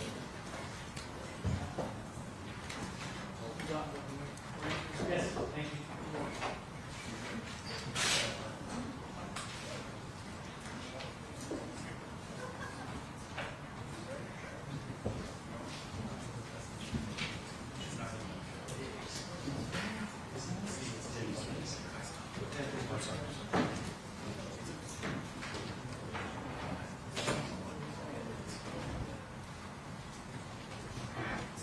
All right, everybody have a seat. Jury's present, parties are present, defendant's present. Next witness, state. State called John Granser.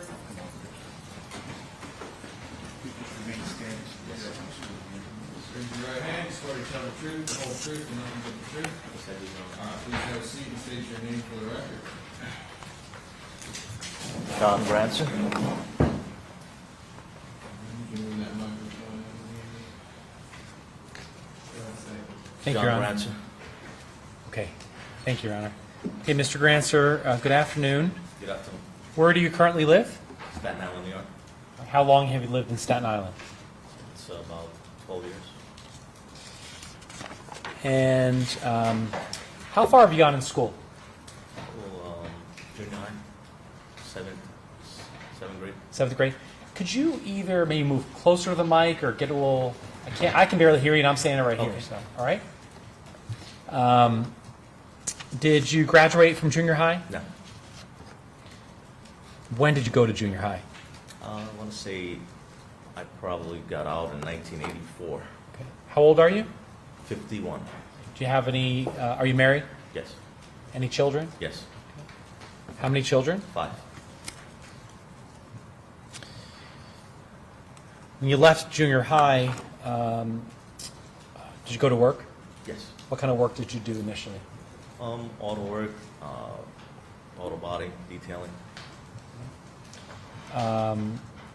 Did you open any companies after that employment? Yes, after probably 1993, opened my own shop with a partner. Doing what? Auto body, auto detailing. Okay. Did you ever open a roofing company? Yes, later on, 2002, 2003, Where was that company? in Hollywood, Florida. Where was that in the state? Excuse me? What part of the state? Hollywood, Florida. Yeah, but where is that at, in case people don't know where Hollywood, Florida is? Oh, it's south of Fort Lauderdale. Thank you. Did you eventually move back to New York? Yes, I did. About when? 2009. In what part of New York? I'm sorry, 2007. It's okay. What part of New York? Brooklyn. And sir, are you legally married? No, Why not? we just do common law. Okay. What does that Culture, mean? Like, our culture is we're just married and you don't have to really get a certificate. What's your culture? Roma, Do you describe yourself in any other way? Gypsy.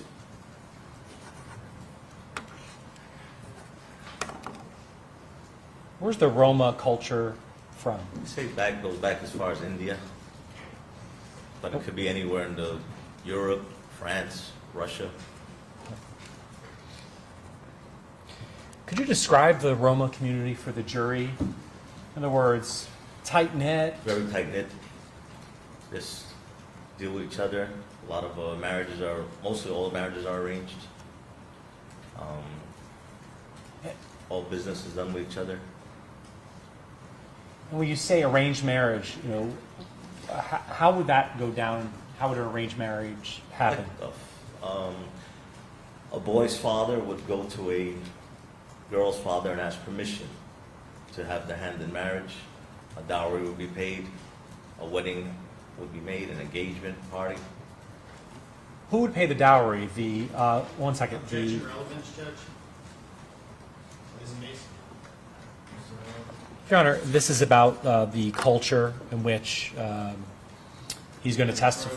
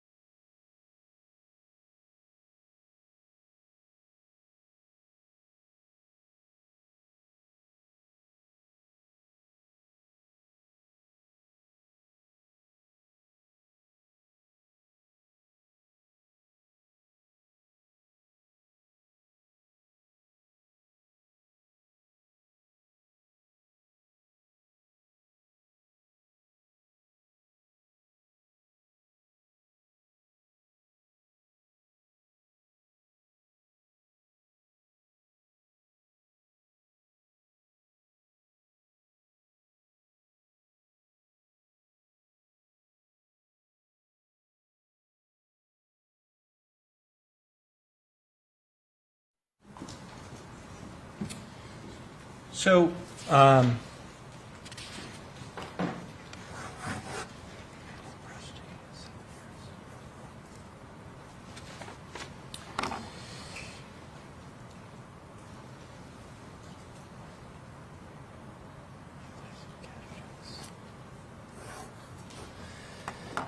Mr. Grancer, want to direct your attention back. Actually, before I get to that, in terms of the Roma community, are there common last names in the Roma community?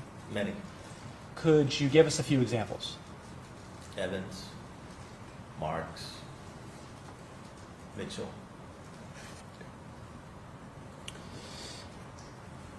And I want to direct your attention further to November of 2019. Did you have an occasion to make contact with an individual by the name of John Marino? Yes. And how did you initially have contact with Mr. Marino? He called me What was the purpose of his call? to ask me about cashing a check. Now, how long have you known John Marino? Over 25 years. And what member of the community, is he a member of the Roma community? Yes, he is. Are you aware that he has any children? He does. What are his children's names? I believe Joey, Jesse, and I'm not sure his daughter's name. What's the last name of the children? Evans. So it would be Joey Evans and Jesse Evans, and then they have a daughter as well? Yes, but I'm not sure of her name. Is John Marino married? Yes. Is this the common law marriage you talked about? I would say so. I don't know if they were ever legally married, but it could be. What's his wife's name? I believe Fatima. Now, when Mr. Marino contacted you regarding a check, any idea why he contacted you? To see if I knew an establishment that would do it for him. All right. Let's talk about your knowledge of an establishment that might help him cash a check. So,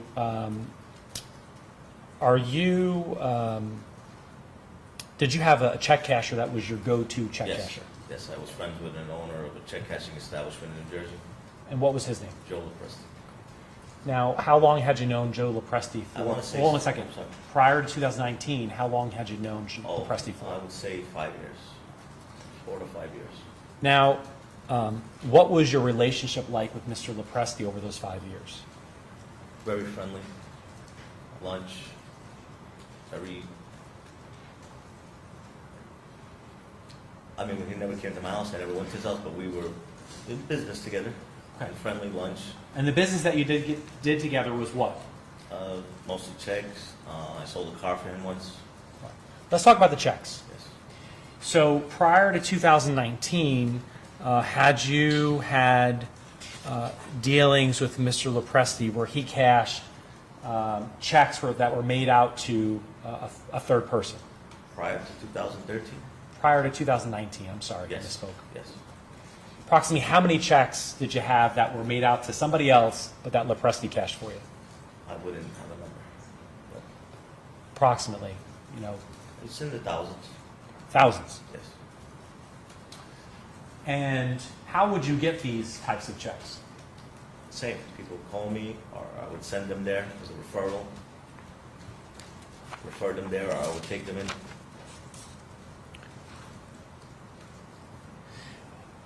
Over the course of those years prior to 2019, those 5 years prior to 2019 with Lopresti, approximately how much, what was the dollar value associated with checks you cashed with Lopresti?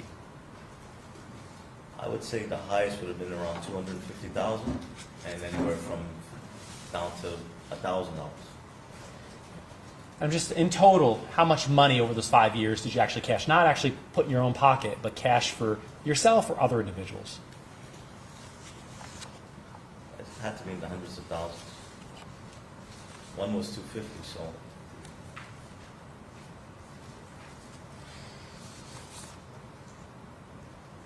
Did you ever take a commission for assisting other individuals for cashing checks at Lopresti's business? yes.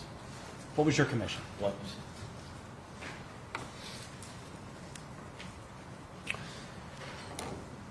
The individuals that you assisted in cashing checks over that 5-year period, why didn't they just cash them? They wanted cash. They didn't want to go to a bank. They wanted cash. They wanted cash. Did you ever ask them questions about those checks? No, as long as they had everything that was what the owner would require, I would be happy to do it. Why didn't you ask him any questions? Because most of the time it would be knowledgeable. It would be like an insurance check or a business check, a roofing check. Would be on there. In the conversation, yes, I would ask. Okay, so this is from so-and-so. Yes, I would ask. During those 5-year period of time, did you have any concerns about some of those checks that you were cashing for other individuals? I would have concerns until everything was clear. Once it was clear, then I had no more concerns about it. Is it fair to say you were kind of the go-to guy in the Roma community? Fair to say, yes. And you were the go-to guy because you had a good connection with Lopresti? Yes, sir. So now when Marino contacted you, did you agree to meet with him? Yes. Where did you meet with him? Well, first we spoke on the phone about the check, what it was exactly, and then I would call to Mr. Lopresti and let him know it was something that he would be able to do. When I got the okay, yes, then I met with him probably the following day. Okay. After the first initial phone call. So Marino calls you, explains to you about this check. Yes. With the amount. Does he indicate one check or multiple checks? One. You call Lopresti. And what do you ask Lopresti? I told a friend of mine just called me. He has a cashier's check for this so much amount, and he's got, what do you need him to bring in? And what did he indicate that he needed? Just hold on one second. So you had a conversation with Lopresti. Yes. Then the next day, did you meet with Marino? Yes, and his son. Where did that take place? On a diner in Newark, New Jersey. At a diner in Newark, New Jersey. Who else was present? That's his son, Joey. Joey Evans. I'm going to show you what's been marked for identification, States Exhibit 20. I'll show it to the defense.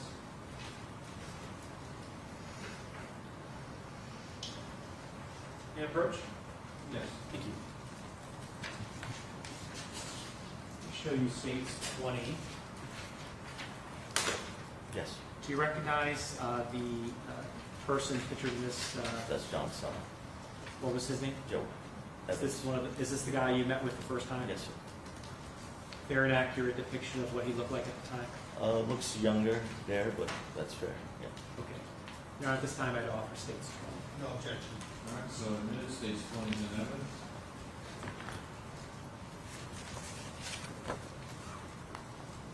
I'll just publish this for the jury. Mr. Grantz will just be on the screen behind you.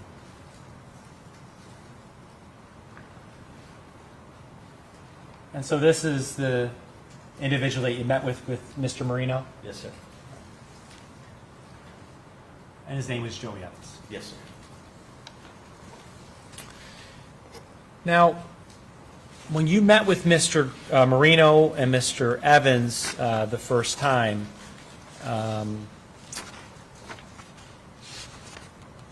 what did Mr. Marino ask you to do? Objection, hearsay. It's a statement by a co-conspirator, Your Honor. Overruled. What did he ask you to do? To cash the check. What check? It was a cashier's check for $333,000 and some change. I told him he would need, the establishment would need the ID and the affidavits filled out, and they would have to clear. In other words, he would receive no funds until everything was set and done. Did Mr. Marino present you with the check? Yes. Okay. Hold on one second. Let me offer one other exhibit at this time.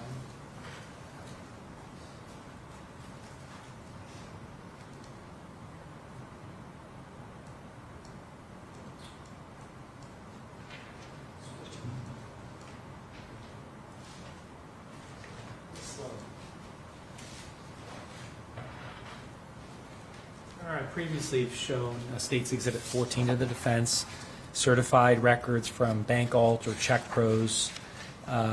It's properly certified. I showed it to the defense, and I'll offer State's Exhibit 14. No objection. All right, so admitted, states 14 is in evidence.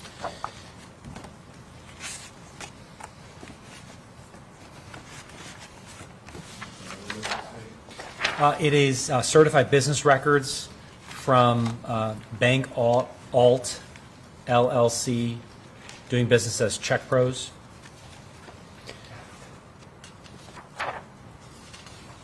What was the name of the business of Mr. LaPresti's business in New Jersey? Check Pros.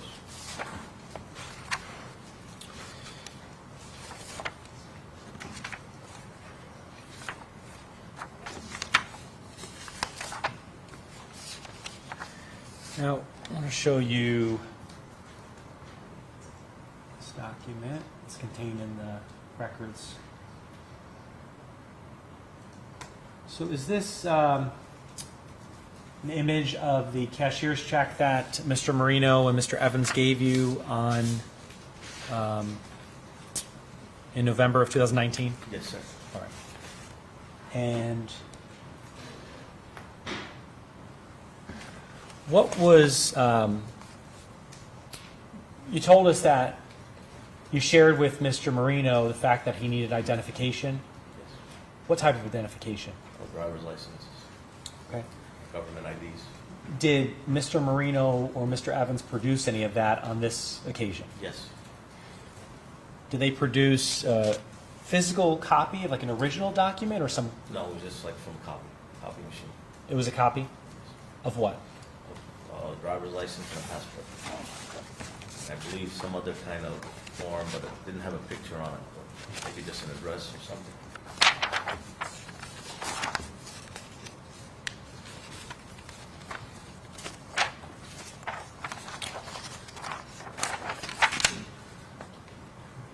Showing you again, States 14 document contained inside.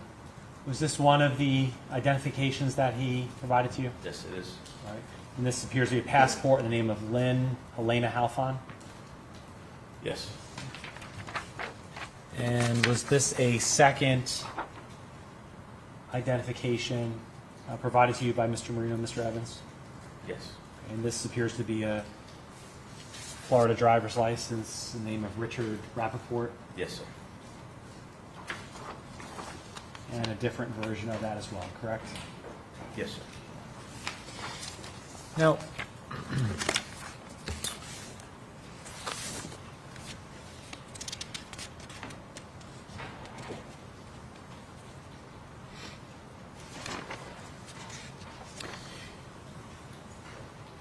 at that time, what was your phone number?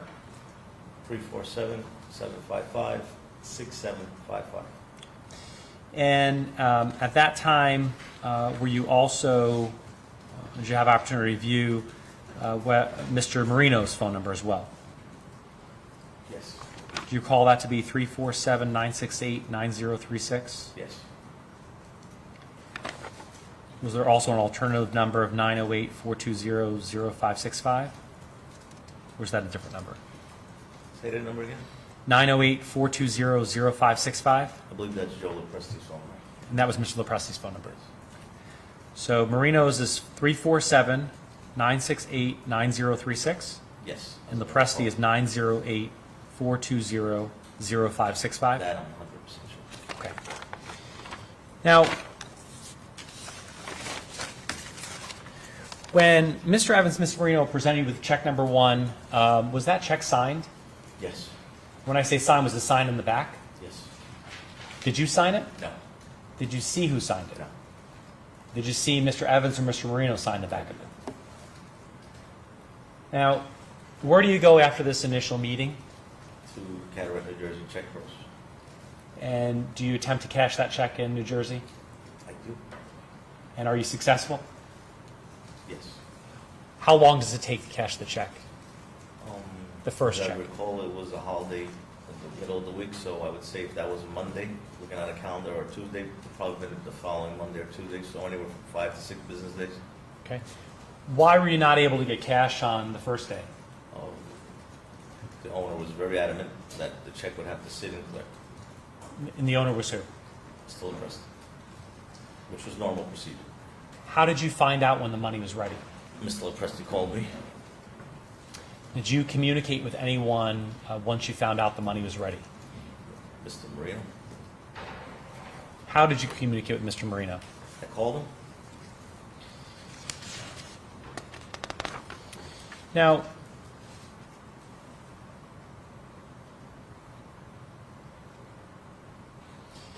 did you physically pick up the cash, $333,000 from Mr. Lopresti? Yes, minus his fee.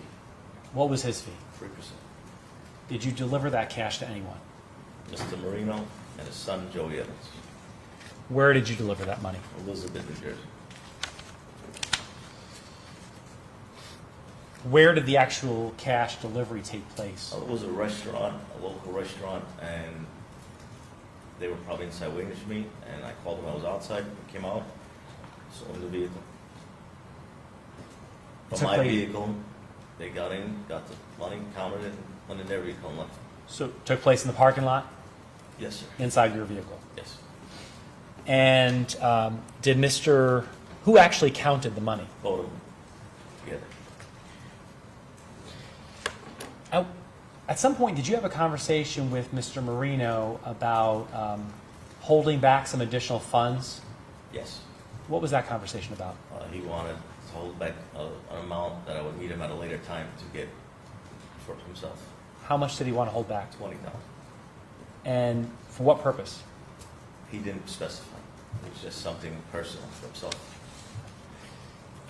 And did you do that? Yes, I did. So, fair to say you delivered Marino and Evans $333,000 less your fee? Yes. Which was what? 1%. Lopresti's fee? Which was what? 3%.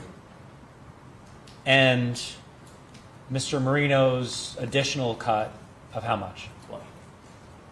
The rest was given to Marino and Evans. Together.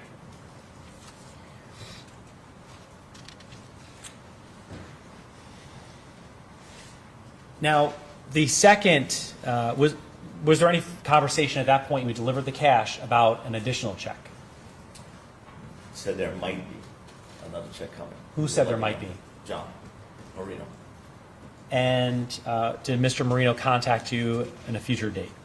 It might have been later that day, the same day, or the following day for sure, that he called me and said he wanted to meet again. He had another check. Okay. Now, for meeting number 2, where did that take place?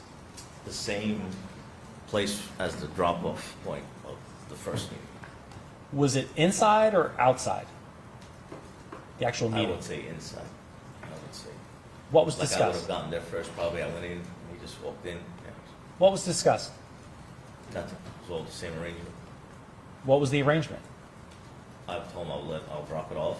He already had the Check Pros already had the ID, so I didn't need it again. It was all on the database files. Guy was comfortable because the first one was fine, and I would let him know the minute they called me that the second money was available. Who was present at the second meeting? I'm not sure if John came alone. I think he did come alone just to drop it off. As I'm recalling, it was a few years ago, and there was quite a few meetings between us. But I think that second meeting he was just by himself. Now, during the second meeting, was there any further discussion about an additional cut for Marino? No, just the same. We knew it was the same. So it would be the same as the first one? Same as the first. Marino would No get an more, no additional less. $20,000? Yes, sir. You would get 1%? Yes. Lopresti would get 3%.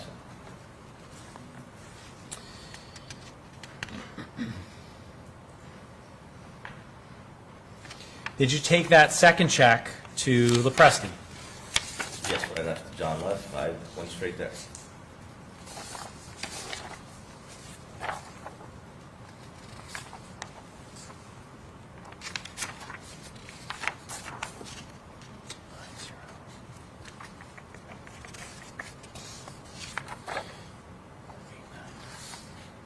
All right, I'm going to show you Wells Fargo check ending in 1489, made for $333,000 approximately. Name of Lin Halfon, Richard Rappaport, right? Yes. Was this the second check that Marino and Evans or Marino gave you? Yes. And was this check signed on back? Yes. Was it signed when Marino gave it to you? Yes, sir. Did you see who signed it? No. Do you know if Marino signed it? No. You know if Evans signed it? No. Did you sign it? No. Now, when you went back to see Lopresti, what was the process? Same thing. Just dropped it off. We had a conversation. I'll call you the minute the money clears. Okay. Could be 4 or 5 days, a week. So check number 2, you don't drop off any additional identification. No. You don't drop off any affidavits. Nothing. Just a check. And at some point, did you receive a call from Lopresti or an employee at Check Pros that the cash was ready? Yes, I did. When you received that call, did you communicate with Mr. Marino? Yes, sir. How did you communicate with him? By phone. And did you pick up the cash? Yes. Where did you pick up the cash? Check Pros, Carteret, New Jersey. Same establishment. Did you deliver the cash to anyone? John Marino and Joey Evans were together. Where did that take place? Same establishment in Elizabeth, New Jersey. Was it inside or outside? Outside Oaks. Was it in your vehicle? My view. Who counted it? Father and son. Joey and John Evans. John Marino.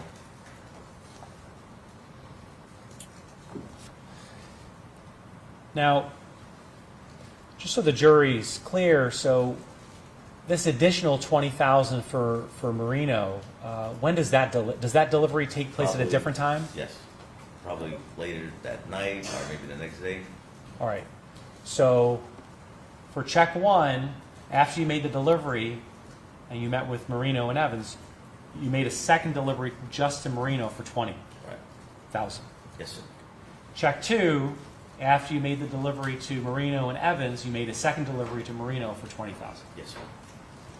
Now, during that drop-off on check number 2, did you have any conversations about a future check? He said he would call me if there was another check. Sounded like he had an idea that there would be. But they didn't give you a check They on that didn't give me occasion? a check or check number or, Now, during this time, did you ever ask where are these checks from? yes, they made it clear to me that it was from their business, their establishment. What kind of business they have? Psychic. I'm sorry? Psychic business, spiritual advisor business. And is anyone in their family a psychic? Retention, you're saying. It's affecting the listener, Your Honor.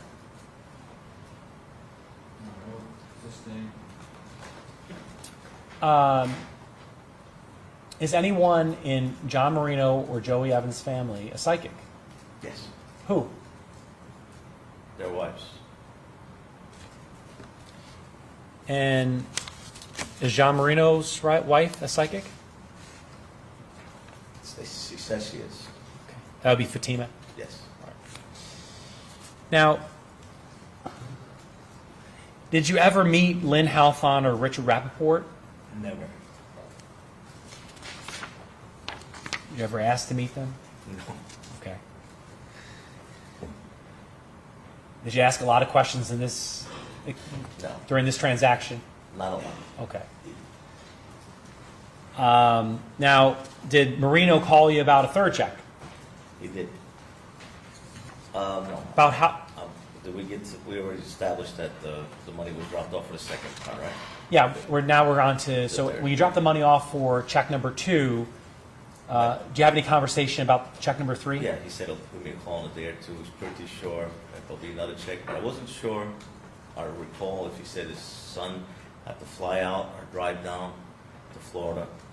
It's just very vague because it's been 4 years, or almost 4 years, so I wasn't sure about how they were getting it, or maybe they had it in their, I don't know. Right. Now, did Marino call you about a third check? Yes. About how long after you delivered the cash from check number 2? Approximately. 10 days, maybe 2 days. And you already know my questions, but I'll ask them anyway, so let's walk through this. So, when Marino contacts you, did you meet with him? I did. Where does that take place? Same restaurant. Who's present for meeting number 3? John Marino and Joey Evans. Does that take place inside or outside the diner? Inside. Any further information during this third meeting? Because at this point, you know, Yeah, you're... I'm their new best friend. That's what John told me. Well, yeah. All right, at this point, you delivered $600,000. I mean, are they, like, chatting it up with you or what? Yeah, listen, we'll call me later. We'll meet up in the city. We'll go out. I'll take you for dinner. Okay. They're riding high. All right.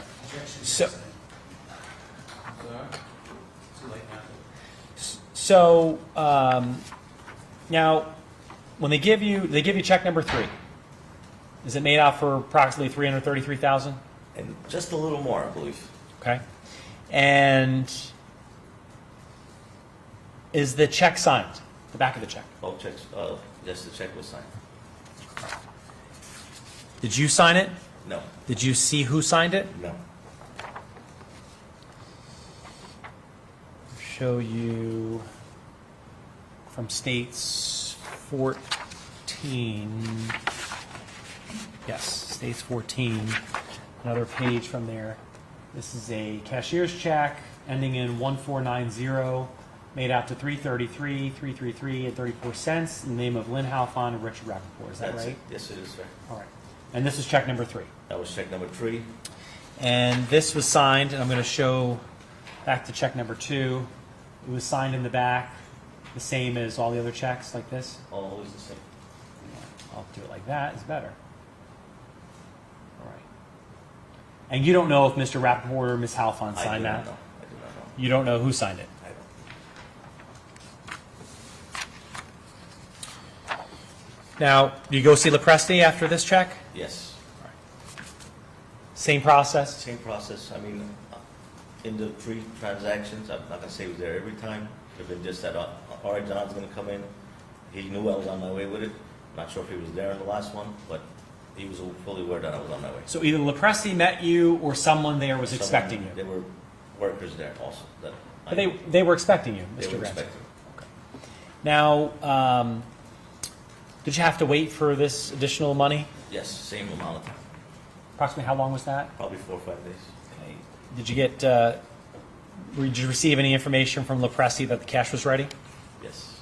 And did you communicate that to Mr. Marino? Yes. Did you pick up the cash? Yes, I did. Same fee structure? Same. 3% for Lopresti. Is that right? The last one was Lopresti 2.5. He had given me an extra half, just bringing an extra business, so I made 1.5 on that. Understand. So last one was Lopresti was 2.5 this time. Yes. You were 1.5. Marino was an extra 20. Plus whatever the.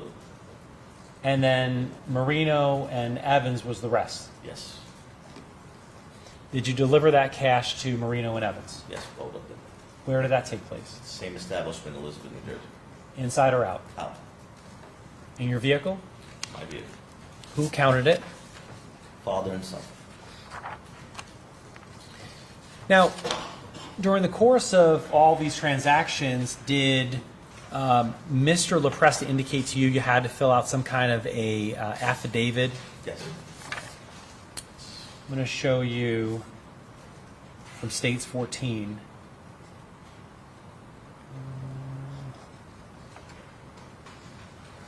I'm going to show you this document. Was this a copy of the affidavit that you were asked to complete? Yes. And this says Bank Alt DBA Check Pros. Was that the address of the Check Pros, Roosevelt Ave? Ave? The address to the establishment, yes. All right. And then it says I, Richard Rappaport, being of sound mind, designated payee on check number, which is left blank. I don't want to read all of this, but obviously folks can see it. And this was referencing check number 1490 in the amount of $333,333 and 33 cents. And there's a signature at the bottom. Is that your signature? Yes. Now, next to your signature, it appears to be a signature of a Richard Rappaport. Did you sign that? No. Do you know who signed that? No. Could you explain for the jury how this document was completed? Who completed it? I did the print, basically letting them know what needed to be, what the establishment needed. In other words, the check number, the amount, who I was giving it to, and they would have it notarized and signed. And where did you complete this? It was, I want to say, in between the second and third meetings of the cash. I handed it to them, and then they bring it back with only signatures and told me there's a notary that I could go to. But 1 second. But where between the second and third check you said you completed this? Where did you physically complete this? In the restaurant. Who was present when you were completing it? Father and son. That would be Marino and Evans? Yes, Marino and Evans. All right. And why were you completing it versus Marino or Evans completing it? Thinking the not very handwriting is good as I'm more have more school, maybe. Was your understanding that they had difficulty reading or writing?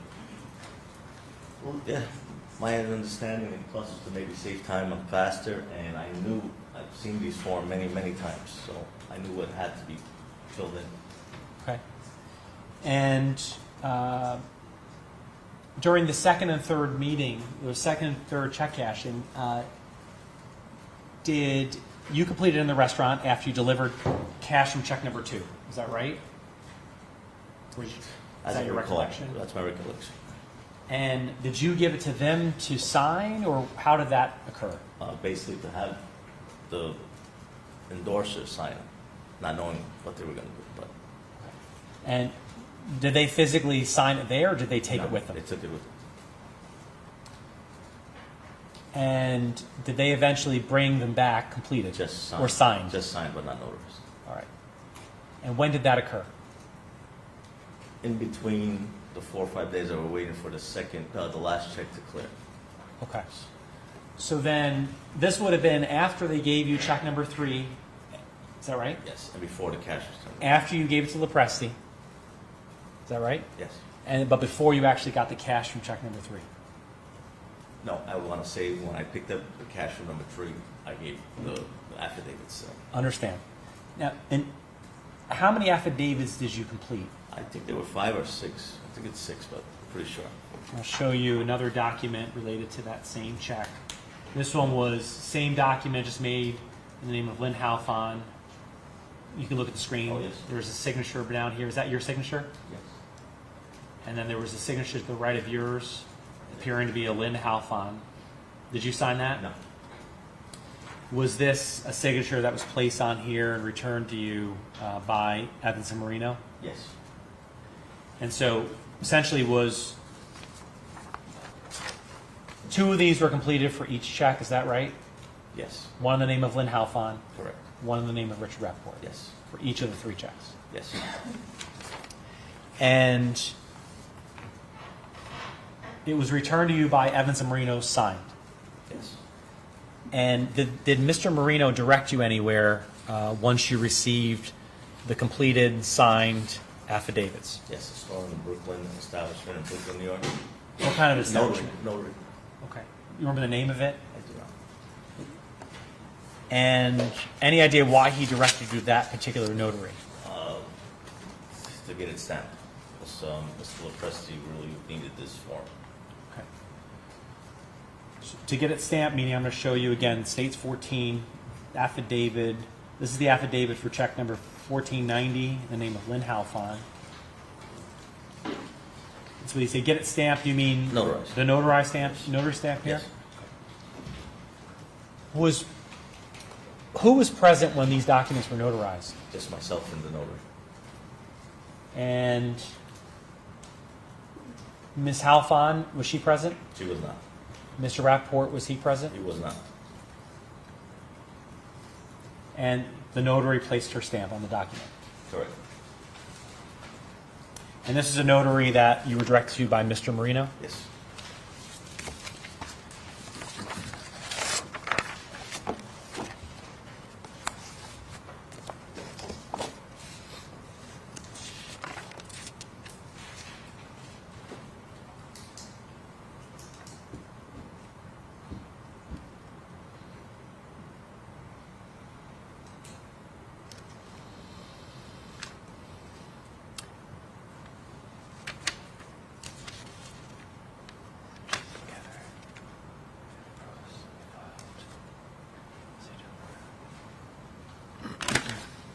Sorry, Mr. Grants, just one moment, just reading my notes.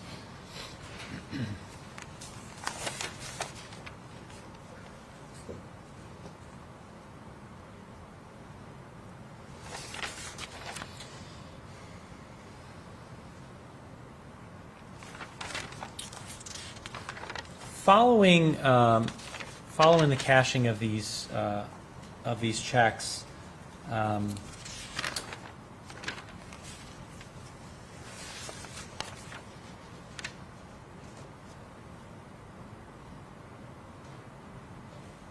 did you learn that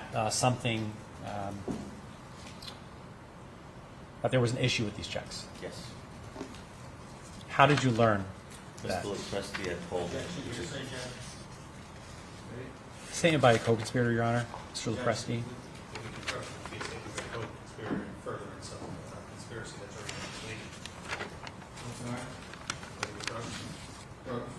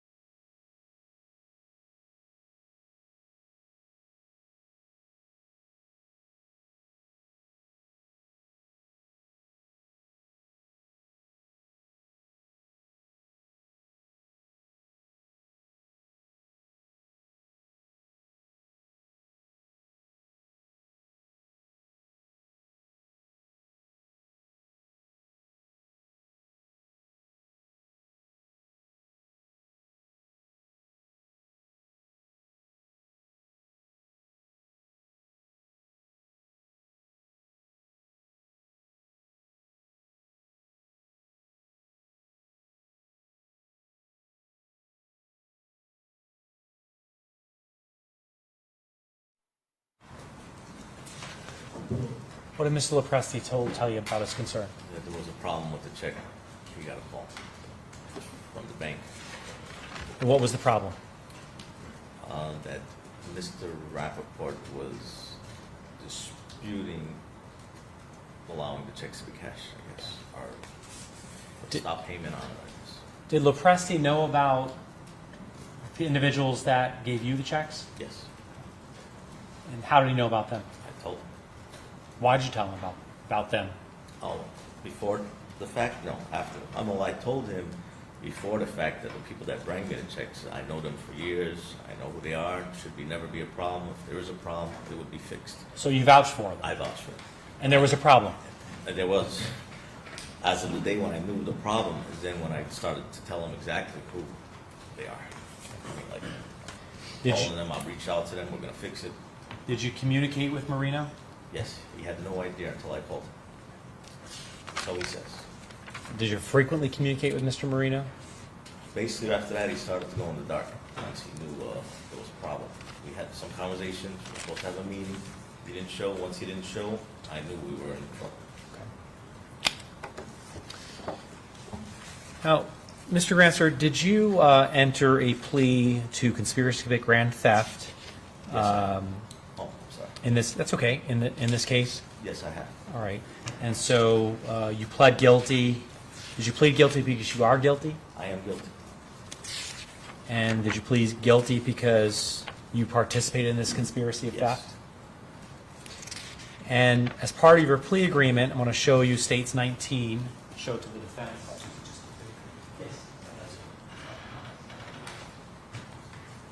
May I approach, Your Honor?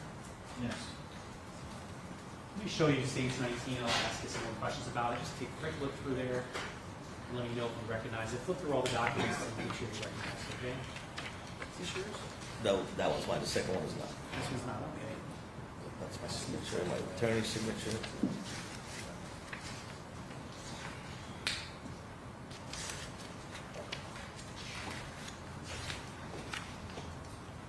Definitely me, back in July, yes. Okay, fair and accurate copy of your plea agreement in this case. Very fair and accurate.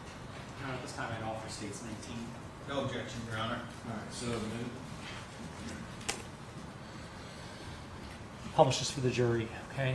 So, this is your plea agreement here in Hillsborough County, conspiracy to commit grand theft, person 65 years of age or older. I want to reference your obligations in this plea agreement.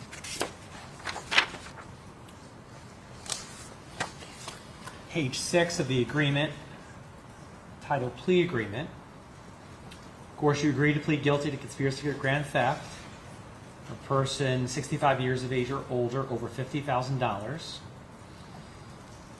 You're going to be adjudicated guilty, right? Yes, sir. And number 3, the defendant shall be sentenced solely based upon the full and fair discretion of the court. Sentencing will solely be determined by the judge. The defendant specifically understands that he could receive a sentence up to a maximum of 15 years in prison. You understood that, right? I did.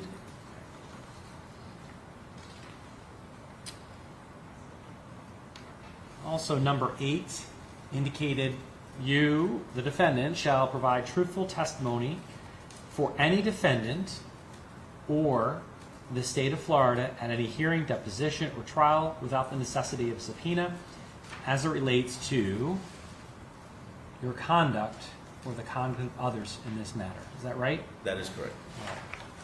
So, fair to say your understanding is that sentencing is up to Judge Williams. Yes, I do understand. And your agreement with the state was to testify truthfully? Yes, sir. And that agreement was to testify truthfully whether you were called by the state, is that right? Or the defense? Yes.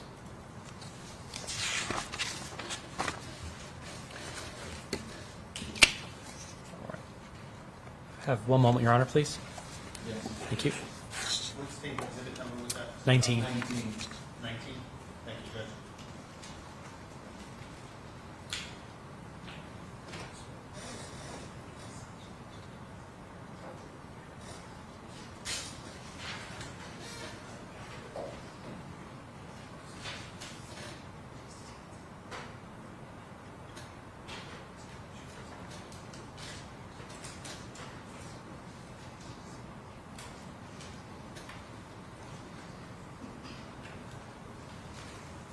Mr. Granser? Yes, sir. When you met Mr. Marino to deliver the extra $20,000 to him, not the extra, his additional cut, was anybody else present?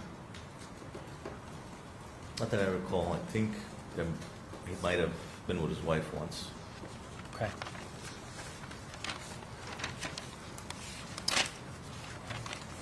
And just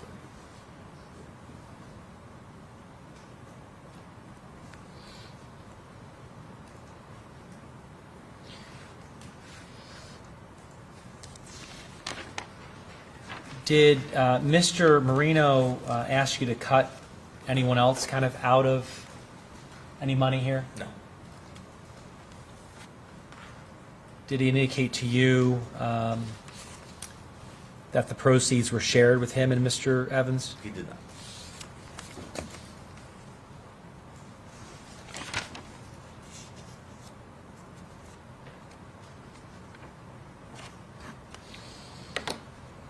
While there was a warrant out for your arrest in this case, were you contacted by an individual by the name of Yogi? I was. How were you contacted by Yogi? He reached out to a family member, got a message to me, and also on social media. What social media? I believe it was Instagram, pretty sure. 100% Instagram. Okay. All right, sir. That's all I have. Thank you. Cross? Yes, Your Honor. Good afternoon, Mr. Granser. Good afternoon, Mr. Lansky. Hope you're enjoying the weather down here in Florida versus New York. Well, we picked the right time, snow blizzard. All right. So, Mr. Granser, real quick, get through some real quick things. You've testified, obviously pursuant to your plea agreement. It's your position you've testified truthfully here, Yes, sir. correct? And you've never met Jaycee Wasso. I have never. You've never spoken to Jaycee I've Wasso. never spoken. You've never texted with Jaycee Wasso. Never. You've never emailed with Jaycee Wasso. And until you were shown a picture of her, you didn't even know what Jaycee Wasso looked like. That is correct. That is all correct. That is all correct. So during the entire testimony that you just gave, you had no contact or no involvement with Jaycee Wasso. None whatsoever. Okay. Now, Mr. Lopresti was also charged in this case. Yes, he was. And are you aware that he entered a plea agreement? I am aware. And he entered a plea agreement to tell the truth as well? Yes. So if Mr. Lopresti states, Objection, Your Honor. You're saying I'm just saying if he states, it's hypothetical. speculation. If Mr. Lopresti states that he was never present during any of these transactions, would that be the truth or a lie? Objection. Who was present? The objection. Call the question. Sustained. Mr. Lopresti has under oath stated that he was not present during any of the transactions. Your Honor, it's inadmissible. It's hearsay. Asking him if he know if he said that. Rephrase the question. If another person said, if anybody said that Mr. Lopresti wasn't present during those transactions, would that be the truth or a lie? That would be a lie. Okay, so Mr. Lopresti was present during each and every one of those transactions except maybe the third. Give or take, maybe. Well, there's only three. Right, but it was 6 times that I went. There would be 3 drops. Okay, I understand. The 3 times you went and brought the checks, let's start with Let's those just 3. start with the first, definitely. At the He was first. there, Definitely. and how about when you got the cash? Yes. Because you've dealt with him a lot. He doesn't keep $333,000 in the... He does. Okay. He wouldn't just lay it out unless that check would have cleared. Okay, so over here, the first time you bring him the check and the first time you get the cash, he's present at both of those? Yes. The second check, I don't recall. what about when you got the cash? Maybe. Who would have given you the cash if he didn't? B. And who is B? She's like the manager of the store. Is that Berthaline Blaze? Yes. And how many years have you known her? Just as long as I've known Mr. Lopresti. Okay, so Berthaline Blaze knew you, She knew me. knew you by face, She would call me too. She knew my and name. they trusted you there, I would assume. Yes. Okay, third check. Do you remember if he was present when you brought the check? Might have been at the drop-off, not at the pickup. Okay, not at the pickup. But your testimony is that 100% you reached out to Lopresti and told him everything about who these people were, not who the people were that were cashing the checks, but you had these checks, what would be required, and he was all for doing it. Yes, sir. I would not go there without him, his knowledge of me, going to meet him, seeing me, and giving the okay. And No one else in the store would give the okay. So B couldn't give you the okay? No. B couldn't do it without his knowledge. So he knew, had to know, that you were coming in there to cash the checks. 100%. And he would have been the one that had to get the money there and lay it out for you to get it. I don't know if he would, I don't know if he was the only one authorized to order it. Okay. I'm more sure that B was also authorized to order money, but. Did you tell him the amounts of the checks before each one? Yes. Okay. Had you ever cashed a fraudulent check there before? No. Okay. What about November 11th of 2016? You came in with a check for $176,400 made out to James Shannon, date of birth 11/18/20, who was deceased at the time you cashed that check. I do not recall that. You don't recall that? Is it possible you cashed a check on a deceased gentleman? No, not knowing. So there's a record that you cashed this check. You're disputing that record? I'm disputing it right now, yes. Okay, so you're saying that in no way did you cash a check in that person's I'm not name? gonna say no way because I don't know. I don't know the time. I don't see the, can I see the check? I don't have the check. It was a November 11th, 2016 is the time. I was never charged. I was never approached. I didn't ask if you were charged. No, I have no knowledge of this check. When questioned by law enforcement, did they ask you whether or not you had knowledge of that check? Yes. So you do know what I'm talking about. But this was just on Sunday. I was asked about this. Sunday when? Just a few days ago. Okay. So if you cash that check, you have no knowledge of it, and you definitely wouldn't have had knowledge that it was fraudulent, is what you're telling me. Okay. So you don't knowingly cash fraudulent checks? Definitely not. Okay. But you knowingly had a notary notarize something that wasn't signed in front of her? Definitely. Definitely you did that? I did that, yes. And that's fraud, right? That's why I'm here today. Only because of the notary? That's what I'm guilty for. I mean. Oh, you're only guilty of that? Is that what you're saying? You pled to conspiracy to commit grand theft. Fraudulent use of a notary is not conspiracy to commit grand theft. Yes. So you weren't charged with that? Well, you're asking me about that part of the crime, yes, that's what I Yes, did. okay.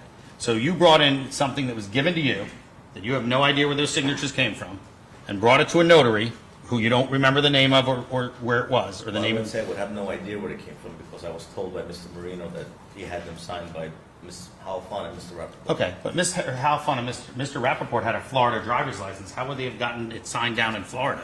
Well, that's what I assumed. Did you question he that? had it done, overnighted, who knows, could overnight Okay, it, how many- have it signed, send it back, I don't know. You gave it to him at one meeting. All I know, she could have been in town with him, I don't know. Well, if she would have been in town with him, why wouldn't she cash her own check? You tell me. She was in town in Florida and she didn't cash it. She could have Okay, cashed it. fair enough. All right, so the notary, you didn't have any previous relationship with? No. And you had her notarize 6 documents? Yes. So when you gave Mr. Marino this affidavit, which was not filled out, you said, go get it signed, basically, the 6 affidavits, right? Yes. And didn't he bring that back to you the next day? Isn't that what you just testified to? Yeah, within the next day or two. Okay, Just so signed it. there wouldn't have been time to go to Florida and come back, correct? Only thing that he could have had time to do was FedEx and have it returned back, but that wasn't. You didn't I don't know question the it? case. I didn't question it. I Okay. didn't see a FedEx envelope. All right, no problem. So, just real quick on your plea agreement, what wasn't mentioned is when you were picked up, you had a $1.5 million bond, right? That is correct. You could not afford to bond out on that, correct? No. Okay. And without a bond hearing, the state agreed to lower your bond to $100,000 so you could get out, Plus wear a monitor.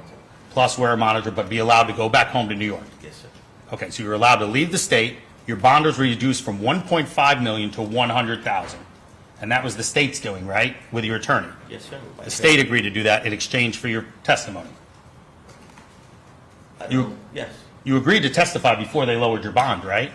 Yes. Otherwise, you could still be in jail because you didn't have the ability to bond out at $1.5 million, right?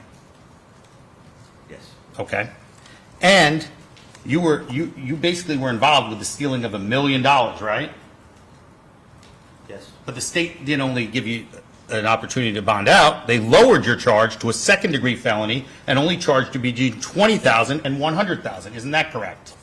Say the The last state didn't charge you with over $100,000, the highest level felony, because it was $1 million that you stole, or it was part of the conspiracy to steal, correct? Correct. And they lowered your charge down to $20,000 to $100,000 to a second-degree felony instead of a first-degree felony. Isn't that correct? That's correct. Okay. I have no further questions, Judge. Any redirect?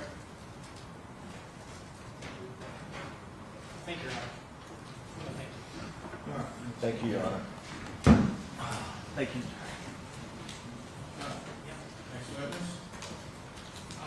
Yes, Judge. It's Karen Allen.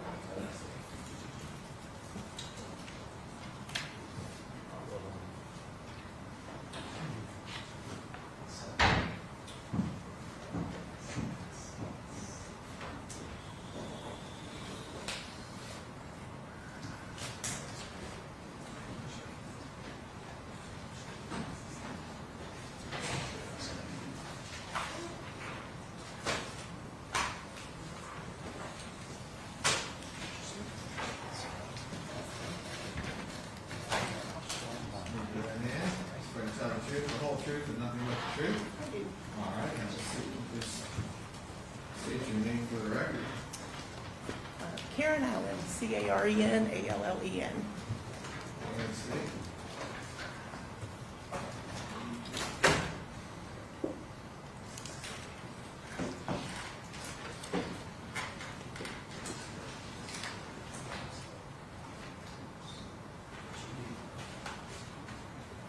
Okay, thank you.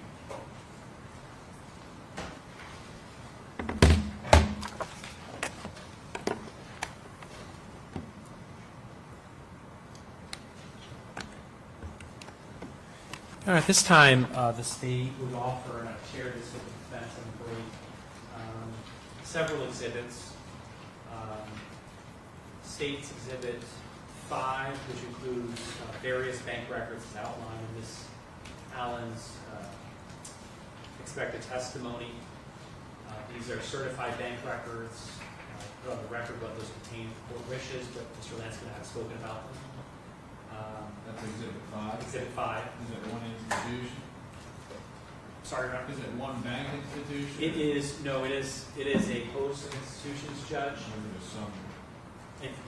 That is listed in this Allen's summary. So it's the actual physical records that we're introducing. Miss Allen, we're offering her as a summary witness on these particular records.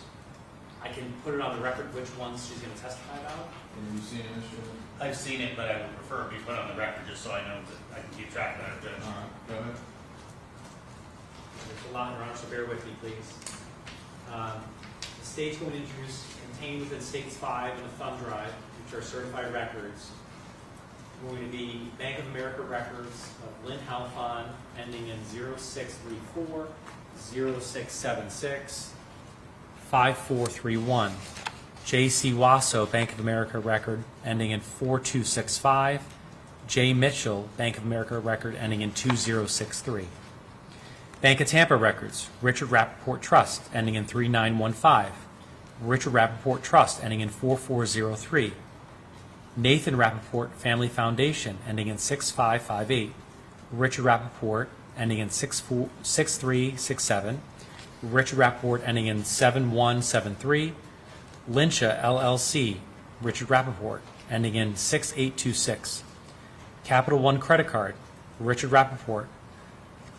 Joey Evans, ending in 4078.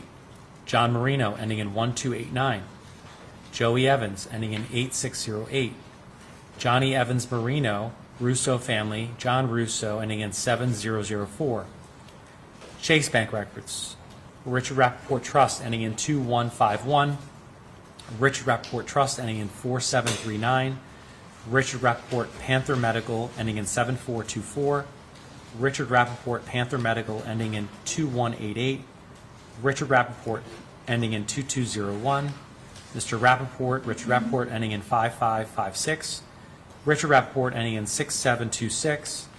Richard Rappaport, ending in 6819. Joey Evans, ending in 1396. Discover Credit Card, Richard Rappaport, ending in 4824. Richard Rappaport, ending in 4721, 9289, and 9431. TD Bank, Richard Rappaport Trust, ending in 4724 and 2546. Wells Fargo, Richard Rappaport, ending in 5488, 2433, 2448, 2958, 3500, 3509, 6958, Richard Rappaport Trust, ending in 5058 and 3500. Richard Rappaport and Lin Halfon, ending in 6452. Lin Halfon and Morris Seavey, ending in 2001. Lin Halfon and Morris Seavey, ending in 1605. John Grancer, ending in 5578. Johnny M. Marino, ending in 6265. Gianna Evans and Fatima Petro, ending in 6416. Those are the records. States 5. We offer those at States Exhibit 5, which is certified. No objection, Your Honor. All right, so admitted. States Composite Exhibit 5 is admitted. Thank you. State would also, States Exhibit 6. This is a Rolex receipt. I've already checked with the defense. I don't believe there's an objection. Any objection, Mr. Lansky? State Exhibit 6, 6, the Rolex receipt. No objection. All right, so admitted. State 6 is in evidence. State would offer certified record from Cartier, States Exhibit 8. No objection. All right, so admitted. State will offer States Exhibit 9, certified records from Federal Express. No objection. All right, so admitted. States 10, certified records from Chanel. No objection. So admitted. States 11, certified records from Cartier. No objection. All right, so admitted. States 12, image, Cartier Mansion, New York. Say that last part again. Image of the Cartier Mansion in New York City. No objection to the photograph. All right, so admitted. States 13, JetBlue records for dates 8/15/2019 and 9/6/2019 are certified. No objection. So admitted. States 15, certified records from Exotic Motors. No objection. So admitted. State 16, T-Mobile records pertaining to 3 phone numbers, 813-993-8301, 813-841-5445, and 347-755-6755, certified records for T-Mobile, all for State 16. No objection. All right, so admitted. Certified records from Verizon Wireless, States Exhibit 17, pertaining to 2 numbers, 857-523-1943, and 781-853-1031. No objection. So admitted.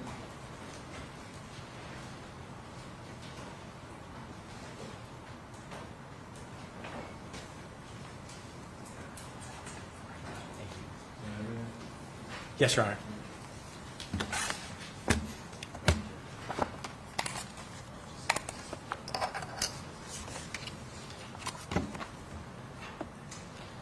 May I inquire, Your Honor? Okay, thank you. Good afternoon, Miss Allen. How are you? Good. Good. Thank you for bearing with me. Sorry to delay. I wanted to show you, if I may approach, Your Honor. I want to show you States 21. I previously shared this with the defense. And I'm going to ask you if you take a look through this, and let me know if you recognize it. I do. What is it? It's a PowerPoint exhibit that I created for my analysis that I conducted on the case. What was the purpose of creating this exhibit? To summarize and show the analysis of the financial records pertaining to this case. And were those the financial records that I unfortunately had to read in the record a short time ago that you heard? Yes. Okay, so you had the opportunity of reviewing all of those records? Yes. For the jury? Yes. Okay, for the court. And you've condensed it down into States Exhibit 21? I have. All right. Is it a fair and accurate representation of your review and analysis of all of those records? Yes. Now, at this time, I'll offer States Exhibit 21. This is the summary. It is, Your Honor. Mr. Lansky. I thought we already admitted that. That's the big one? Yeah, no, sir. All right, so admitted. States 21 is in evidence. Okay. Now, Ms. Allen, I just wanted to start out by just giving the jury a little bit of background about you. First of all, where are you currently employed? I'm currently employed as a senior crime intelligence analyst with the Florida Department of Law Enforcement. How long have you been employed? 25 years. And what does that entail? We support investigations. I'm not sworn. I'm a non-sworn supportive employee. We analyst support the operation by doing, in my case, I'm a financial analyst, so I do bank record analysis. We also do intelligence. We collect information, we validate it, we verify it, we put it into some kind of visualization and summarize it. Any training related to your role? Yes, I have over 1,000 hours of training.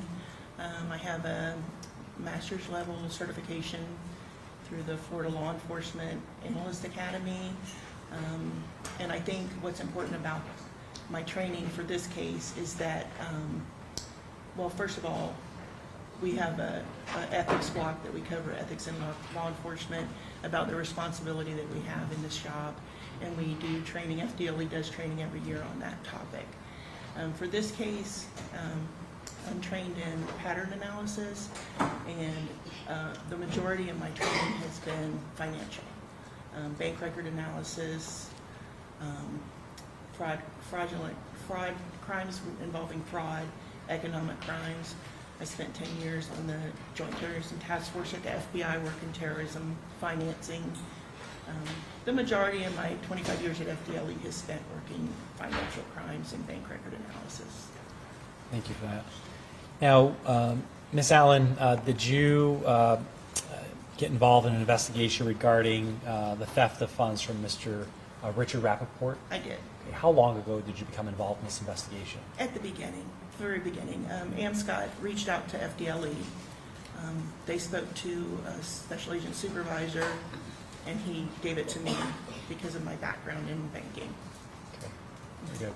Lucky you. Now, I want to show you States 21, and is this essentially a PowerPoint presentation that you prepared? It is. All right. So we're going to kind of walk through this, and I'll be asking you questions as we go through each page. It's not a huge stack, so we'll take a little bit of time, but we'll try to move things along, okay? Sure. The overview page, is this essentially telling us kind of what you actually did? Walk us through that. Sure. Identified the bank accounts, and I'll explain to you as we get further in the analysis for, or do you want to explain the process now? Please. Okay, so bank accounts come in all different formats. Sometimes we get hard copies, sometimes we get scanned PDFs on a thumb drive, or we might get a disk, and all banks do their statements differently, and even within the banks, they change them up all the time, so we get different formats. We have, we get them in statements, and then we get the deposit items, the deposit slips, the withdrawals, anything. We try to ask for a very broad subpoena. When we subpoena the records, we try to ask for a very broad criteria so that we try to get everything that we need for the case. We have a system, we have a software system that will take the scanned statements and transfer it onto an Excel spreadsheet. And it's got a validation process in it that it'll show the statements on the left-hand side after it translates the data, and the spreadsheets will show on the right-hand side, and you can validate and verify all the transactions for accuracy. Let me ask about subpoenas. Is there a central database in the country for you to issue a subpoena for, let's say, under my name and say, give me all bank accounts associated with Paul Dontanville? I wish. It's not that easy. Bank records are protected under the Bank Secrecy Act, and they're very protected. Like, we have to have probable cause in order to get someone's bank records. It's intrusive, and we respect privacy. So we have to have probable cause, and then the process we use, well, I'll tell you this case. Mr. Rappaport was the victim. He gave us his bank information. So we went to his banks, asked for his account records, and we started with those. From looking at his bank accounts, I could identify Ms. Halfon's accounts. From looking at, and Ms. Wasso's. And from looking at Ms. Halfon's accounts, I could also identify, again, Ms. Wasso's accounts. And then from her accounts, I was able to identify her transactions. Okay. So it's kind of like a hunting process. All right. So sometimes you kind of look for clues within the records themselves, yes. And that prompts maybe another subpoena to another financial institution. Right. All right. So identification of bank accounts, you covered the analysis process, you explained that a little bit as well. And in this case, did you do a bank record analysis of Mr. Rappaport, Ms. Halfon, and Ms. Wasso primarily? Yes, All right. And then did you also look at movement of money between Ms. Halfon and Ms. Wasso? yes, And then movement of money between Ms. Wasso and Mr. Evans? yes, And of course, you calculated the total amount, correct? I did, All right. And that was related to Ms. Wasso? yes. Let's go to the next slide. Are these kind of the specific transactions that we've asked you to kind of focus on and look at? Yes, clearly there were a ton of accounts, a ton of transactions, and I did not do them all, and you're welcome. It's focused on the specific ones for the charges, and also tried to do enough of a summary for you guys so you could identify like a financial pattern of life, if you will, for the people involved, so you could see, you know, what their spending habits were and what their income was, that kind of thing. So you could, like a financial profile. All right. And so we've outlined this kind of in specific transactions. Yes. I won't read that in. No need. These are the bank accounts that I read into the record. Is that right? Yes. All right. And then, now, this document, signature card example. So could you just in case, like myself, you're not someone that perhaps reviews every statement carefully and are super familiar with kind of all the paper associated with banking. Right. Explain that to us. Okay, so this is a signature card, and when you open an account, you fill out a signature card. And they're going to look at your social security number, they're going to run your social through their systems, and to make sure that it matches your name and that kind of thing, and your date of birth. It's going to get an address and a phone number for you, and they'll keep that on file. And was this an example of Ms. Wasso's signature card It for the Bank of is. America account? It is. And the number on the bottom left, which I won't read into the record, but that was her social security number? Yes, Okay. And it was in her name as well, right? yes, just her name. Just her name If alone. there were additional signers on the account, they would also be listed on the signature card. Next page, bank statement example. Again, like I referenced about maybe not being great at reviewing bank statements. Walk us through this if you would. So I included this, not to offend anyone, but I train new analysts in our agency, and I realized a few years ago that we are now at the point where people have never seen a bank statement, like everybody does online banking, and they didn't understand, like I had to start explaining to them what a bank statement is, and so they would be able to learn to analyze records correctly. And so, you know, it's going to show the account summary, which is your beginning balance, and then add up everything that went into the account, add up everything that went out of the account, if there's any service fees, and then the ending balance at that month. Statement cycles run different for different banks. Some run from the first of the month to the end of the month. Some might run different days during the month depending on the first letter of your last name. All banks are different. So I say that for a reason. When we get into Mr. Rappaport's credit cards, it's going to matter when the statement cycle ends and begins. And also, if we could go to the next page. I can, but before we do that, this was actually the one in this slide, the bank statement example. This is Ms. Wasso's Bank of America statement, is that right? Yes. What's the, oh gosh, that did not help. What is the,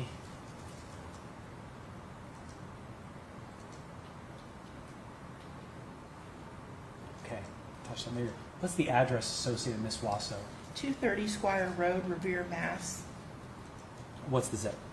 Do you see that? 02151. Okay. Thank you. We'll go to the next page then, just to explain that a little further. Okay, so I wanted to explain to you, this is a Bank of America account, and this type of account shows the deposits first, and then it sections off the withdrawals after. And you'll note on the withdrawals, or even on the deposits, but particularly on the withdrawals, you can see there's a date, and then there's a description, and there's a 4-digit number. So if you look at the first one here, you can see the date is 10/21, and then it says it's a check card transaction, and then you see 10/17. 1017 indicates the actual date the card was used. So it may be different from the actual transaction date. And throughout your exhibit, did you kind of account for that in what you've summarized here? Yes. So you've accounted for a transaction date versus actually a posting date? Yes. Anything else you wanted to highlight on this? No. Okay.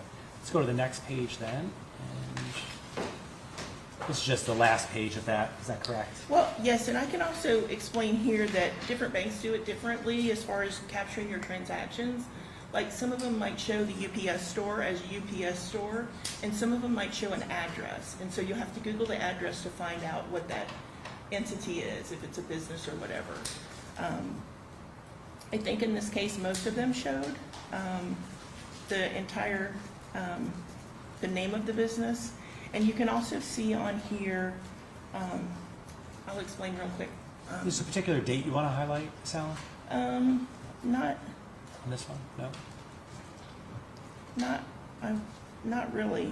Okay. Not off the top of my head. Okay. But I did want to take the opportunity to explain, like, the Zelle transfers. Like, there's so many peer-to-peer payment systems that are being used now where you can pay people directly. And there's also account-to-account payment systems where you can send money from your account to someone else's account. And they're highlighted on the statement as well. Some of them show detailed information. Some of them, if it's an account-to-account, it's going to show the account name it came from and the account name it went to. If it's a peer-to-peer, sometimes they let you name the account what you want to. So I can call it Scooby-Doo or whatever. And it doesn't preclude me from doing that. And peer-to-peer, meaning? Payment to pay person to person. Like if we go to dinner and I'll get the check, but you need to pay me, you can pay me from your account to my account through Zelle, Venmo, Cash App. And in some of those payment systems, you could just name it whatever you want. So I can call my... Yeah, like you can call it business, or you can call it, the name of the actual business. Understood. Mm-hmm. Okay. You go to the next slide. Sure. And that's just the last page, and they usually leave a page blank because back in the day you would like balance your statement there. That doesn't happen anymore, right? No. Well, not in my house. All right. So I wanted to move now to bank account summary, Richard Rappaport. So tell us what you did with respect to summarizing Mr. Rappaport's accounts. So I analyzed them, which means I put the accounts on the spreadsheet. I looked at them individually. I merged them together. I looked at them as one entity. And I just looked for, I did some pivot tables. I just looked for his pattern, tried to identify his pattern. As part of your role, do you review all the investigative reports produced by FDLE to get a sense of the case? Yes. Right, and some of the facts of the case? Yes. All right. Did you, in this case, review Mr. Rappaport's account in the context of looking whether or not there was a pattern for spending his account that was of particular note prior to meeting Ms. Halfon? Yes. Okay. Tell us what you did. It was, his account looked probably like a lot of ours. It was pretty generic. He would get his Social Security or his whatever in, his deposits in, and then, he'd pay his bills. He'd go to the store. He'd go to, the grocery store. He'd get gas. He donated to charity. And he traveled occasionally, and then, the deposit comes back in and you start all over again. Now, in terms of what you noticed here, so expected household expenses, is that right? Mm-hmm. You saw charitable donations. Yes. Minimal cash withdrawals. Yes. No payments for psychic work. None. No peer-to-peer payments. No. So this would be example of what Venmo and PayPal and Cash App and Zelle. all of that. Yes. So he wasn't blowing up all those No. apps. Okay. No. All right. Can we move to the next page? Sure. All right. What did you do here? So I also analyzed, besides his savings and checking accounts, I analyzed his credit cards, and this is a summary of the credit cards. So one of his most active credit cards was Discover, and I wanted to make it clear that Discover did not provide records for 2017, so they're not included in that 2017 total. So we're mostly focused on the difference between 2018 and 2019, and you can see the difference in spending. So does this, I guess it's orange line, does that represent spending on, spending on Mr. Rappaport's credit cards in 2019? Yes. All right. And the bottom portion is the month, right? So January through December. Right. So it appeared, there's a peak in, say, August of 2019? There was. All right. And the blue line represents 18 in comparison? Yes. And then 17 you talked about in terms of you're missing some of those records. Right. Okay. Anything else you needed to highlight here? I don't think so. In terms of the difference between 18 and 19, was that substantial? Yes. So it was 73,000 in 2018, and it was 251,000 in 2019. Yes, correct. Move to the next slide. Now this is specifically an example of just the Discover card review. Is that correct? Correct. There were other credit cards you reviewed as well. There were. And this was in Mr. Rappaport's name? Yes. So I just picked one because clearly we can't do this for every single transaction, every single account. The Discover card, what I noticed on the Discover card were there were transactions to Hooksett, New Hampshire, which is a very small town, and it's also the town where Jaycee Wasso lived at one point. I had seen in the text records from Ms. Halfon's devices that she had taken pictures of Mr. Rappaport's credit cards, both the front and the back. And Ms. Allen, just so you know, all the text messages are in evidence currently Okay. and being considered by the jury, okay? Okay, perfect. So I had noticed those images when I was looking through those, and it made me curious that perhaps Ms. Wasso was using Mr. Rappaport's credit cards. So I drilled down on all the transactions. Now, mind you, I'm looking at a spreadsheet with hundreds, when I merged all of them together, thousands of transactions. So just pinpointing one transaction, I had to do some analysis, do some pivot tables and filtering, and just to see what we had. And so I found the ones in Hooksett, New Hampshire, and I also found where business was spelled incorrectly. And I noticed that it was spelled incorrectly, but it was spelled the same way that Ms. Wasso spelled it in her checking account. And I also noticed the transactions to Psychic Studio. They caught my eye.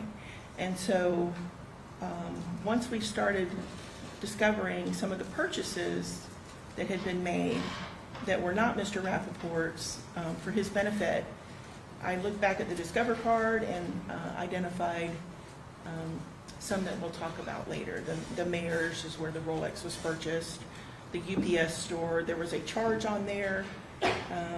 I was looking for a charge for $1,071 because that's the information that I had that it cost to ship, and I didn't find that amount. And then I realized that they had, Lin Halfon had split it up on 2 credit cards, and this was the $500 one.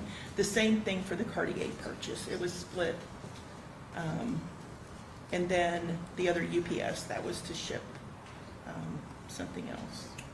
Okay, and so you identified some transactions which were of concern that may have been directed to Ms. Wasso?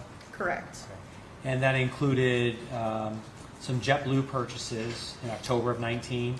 Sure. And then what was 10, 11, 19, what was this Alliance Travel INS? That's travel insurance for as you can purchase when you purchase a flight.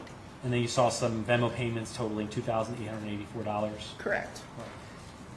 In addition to that, did you locate any Lyft charges or DoorDash charges? I did. Okay, tell us about those. So on the Discover card, there were 398 charges to Lyft that totaled over $8,500, and 49 charges of DoorDash that totaled $2,400. Was that inconsistent with what you found from his Discover card in 2018? Yes. Well, it started in 2018, like mid-2018. Okay. But Prior to that, had you seen anything like that, Lyft and DoorDash? no. You ready for the next slide? Sure. Okay. Now, want to Discover card compare.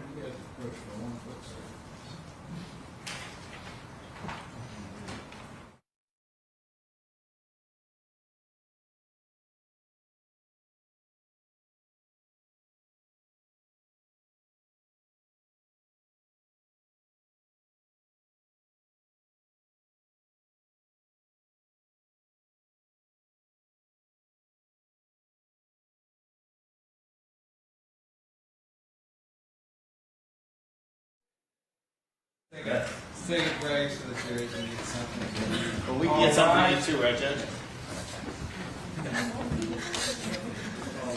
That was not very nice.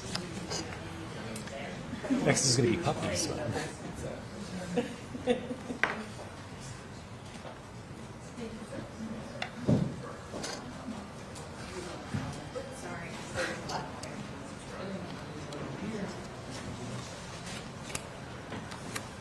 Actually, give me a chance to do this.